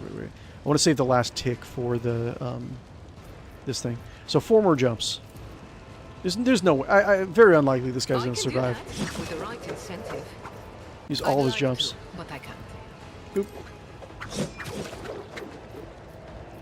More jumps.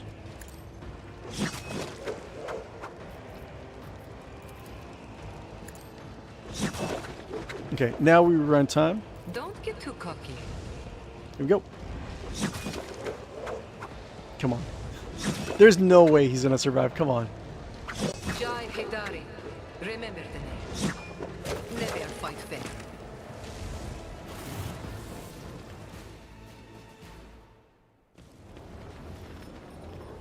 That's typical governor. Oh my lord. An ambush. I'm so sorry, Lord Captain. One more ambush once again. Governor Rudoldo, you're Rudoldo. Your Celestial Highness, I apologize for the late arrival. I wasted a great deal of time in idle squabbles with that oaf of a treasurer as he was looking for the shipment Chronicle. I only heard about the attack after it had already begun, and the elevator might as well have not been moving at all. It was so slow. Solomon, the treasurer, the elevator. Who are you going to blame next, Governor? Solomon has probably dealt with this like plenty of times. Are you the ruler of this world or a casual onlooker? You'll take measures immediately and restore order, or I will conclude that you are sabotaging the road trader's visit, either by intent or simply due to your own ineptness. Governor Rualdo. The governor babbles in fear. I never thought. He takes a deep breath. The culprits, of course. The culprits will face execution post-haste, my celestial lord. So look around the square. An oppressive silence hangs over the previously bustling plaza. The people are taking in the carnage, clearly avoiding looking at you, but still catching your every word. You notice Maeve standing nearby, gazing around her with horror in her eyes. Find those responsible and bring them to me. The duel is scorched. The condemned mutants broke loose and attacked the townsfolk. Broke loose. No. No. You have to be punished. The condemned mutant broke loose and attacked the townsfolk. It's been a long time since anything like that happened to Your Celestial Highness. They must have been sniffed out. They must have sniffed out that today is a special day. The executioner's lip curls, split by a blow during the fight. The commander was responsible for guarding them. He got careless. The commander needs to be punished then. Commander Lucra, his armor rattling, one of the knights steps forward. I'm Lucra, commander of the fortress. I can attest that the ungodly mutants were restrained properly. It's the 𝕿𝖗𝖆𝖊𝖗. The smoke whipped the brutes into a frenzy. Okay, so it's either the commander or the executioner. Okay, this DLC is going to be all about like law and judging people. My celestial lord, I swear on my life that my knights and I did everything we could to keep you safe. Who could have foreseen that 𝕿𝖗𝖊𝖗, after gorging itself on the miscreants, would start to drive the mutants mad with the smoke? I mean, it's still your job, Commander Lucra. To Duela the Scorched lies. The 𝕿𝖗𝖊𝖗 does not taunt heretics. It fills them with terror. To shift the blame for your own failure onto... I mean, it sounds like he's to blame, really. To shift the blame for your own failure onto a sacred weapon of justice is a heinous crime and in it of itself. Commander's guilty. The executioner's to blame. There's been enough. There's been enough death. Never. Not on Sanguinala. Perhaps your celestial lord would be willing to show mercy if the guilty worms beg for its feet. Bossing on the guilty put them to death. Oh, you know I've not yet hit my fill of executions today. It is the 𝕿𝖗𝖊𝖗 for the both of you. The commander is guilty. Solomon. Look at the little man. I mean, like the executioner was doing his job, man. They did not fail at his job. He's just burning heretics. But the commander, I mean, yeah. In one precise movement, the proctor carries out the execution. Lucra falls in the ground with a crash. Governor Rudolph, you are a savior today, your celestial highness, and in gratitude, please accept this personalized sword from my treasury. Fatebringer once decided... Wait, Fatebringer? Wait. Once decided the outcome of one of our feuds. It killed a rebel leader, and peace has reigned on this planet ever since. Fatebringer, huh? Primitive sword... no, it's nothing. Most word prefers... Yeah, it's not that great. I think it's thank you world all. Is that to get this all... Something going to be better. Return the gift. Someone may notice this a tempered bribery. I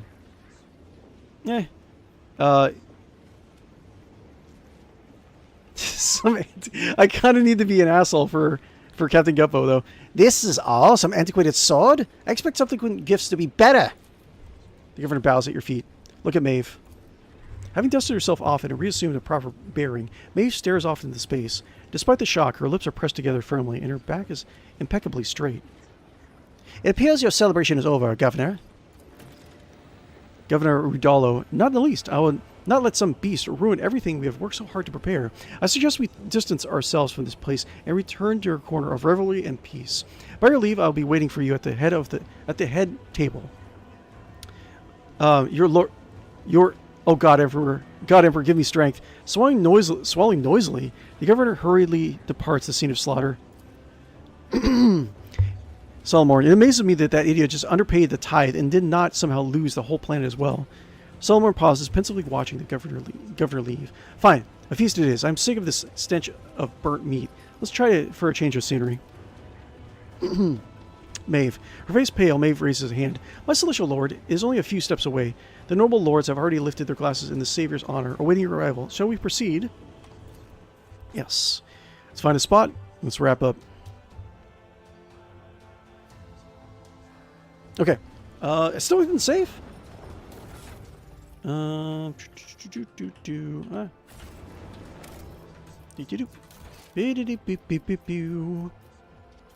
Fun. That was a fun battle. Like that. Little man with a big plan. So, that's pretty much it, guys. Thank you very much for attending my stream. Yeah, I think what's going to be going on is... I think I definitely am going to... It takes skill and talent. I definitely am going to make a... What was it? Is 𝕿𝖗𝖊𝖊𝖗 Inquisitor for my character. I think what we'll do is we'll name the campaign like 𝕿𝖗𝖊𝖊𝖗 Clone Lord or something like that. We'll have the two aspects that we're thinking about. We'll have the 𝕿𝖗𝖊𝖊𝖗 philosophy, and we'll have the Clone Lord abilities. Like he clones himself to gain more knowledge, and betters himself, right? Like if once the clones die, they transmit their information to the Inquisitor. That sounds like a cool character concept. I like that, actually. But yeah, thank you guys for attending my stream once again. Be sure to like and follow and subscribe if you haven't already. Like I said, trying to close out the year on 500 subs, so you can help me out with that. Should be greatly appreciated. But yeah, like and follow and subscribe on YouTube and Twitch. Subscribe and hit the like button. Tell me what they smell like in the comments below. I'll probably play this again next week. We'll continue Sanguinala. And then eventually we'll go back to switching between this and like Battlefield Gothic or something like that. Stay tuned to Discord, social media. I'll let you guys know about the contest I have going up for my Christmas Eve birthday streamathon. And what else can I say? Yeah, I'll see you guys on Discord, see you guys on social media, and I'll see you guys later in the week. Have a happy holidays if I don't see you sooner. Okay, guys? Bye.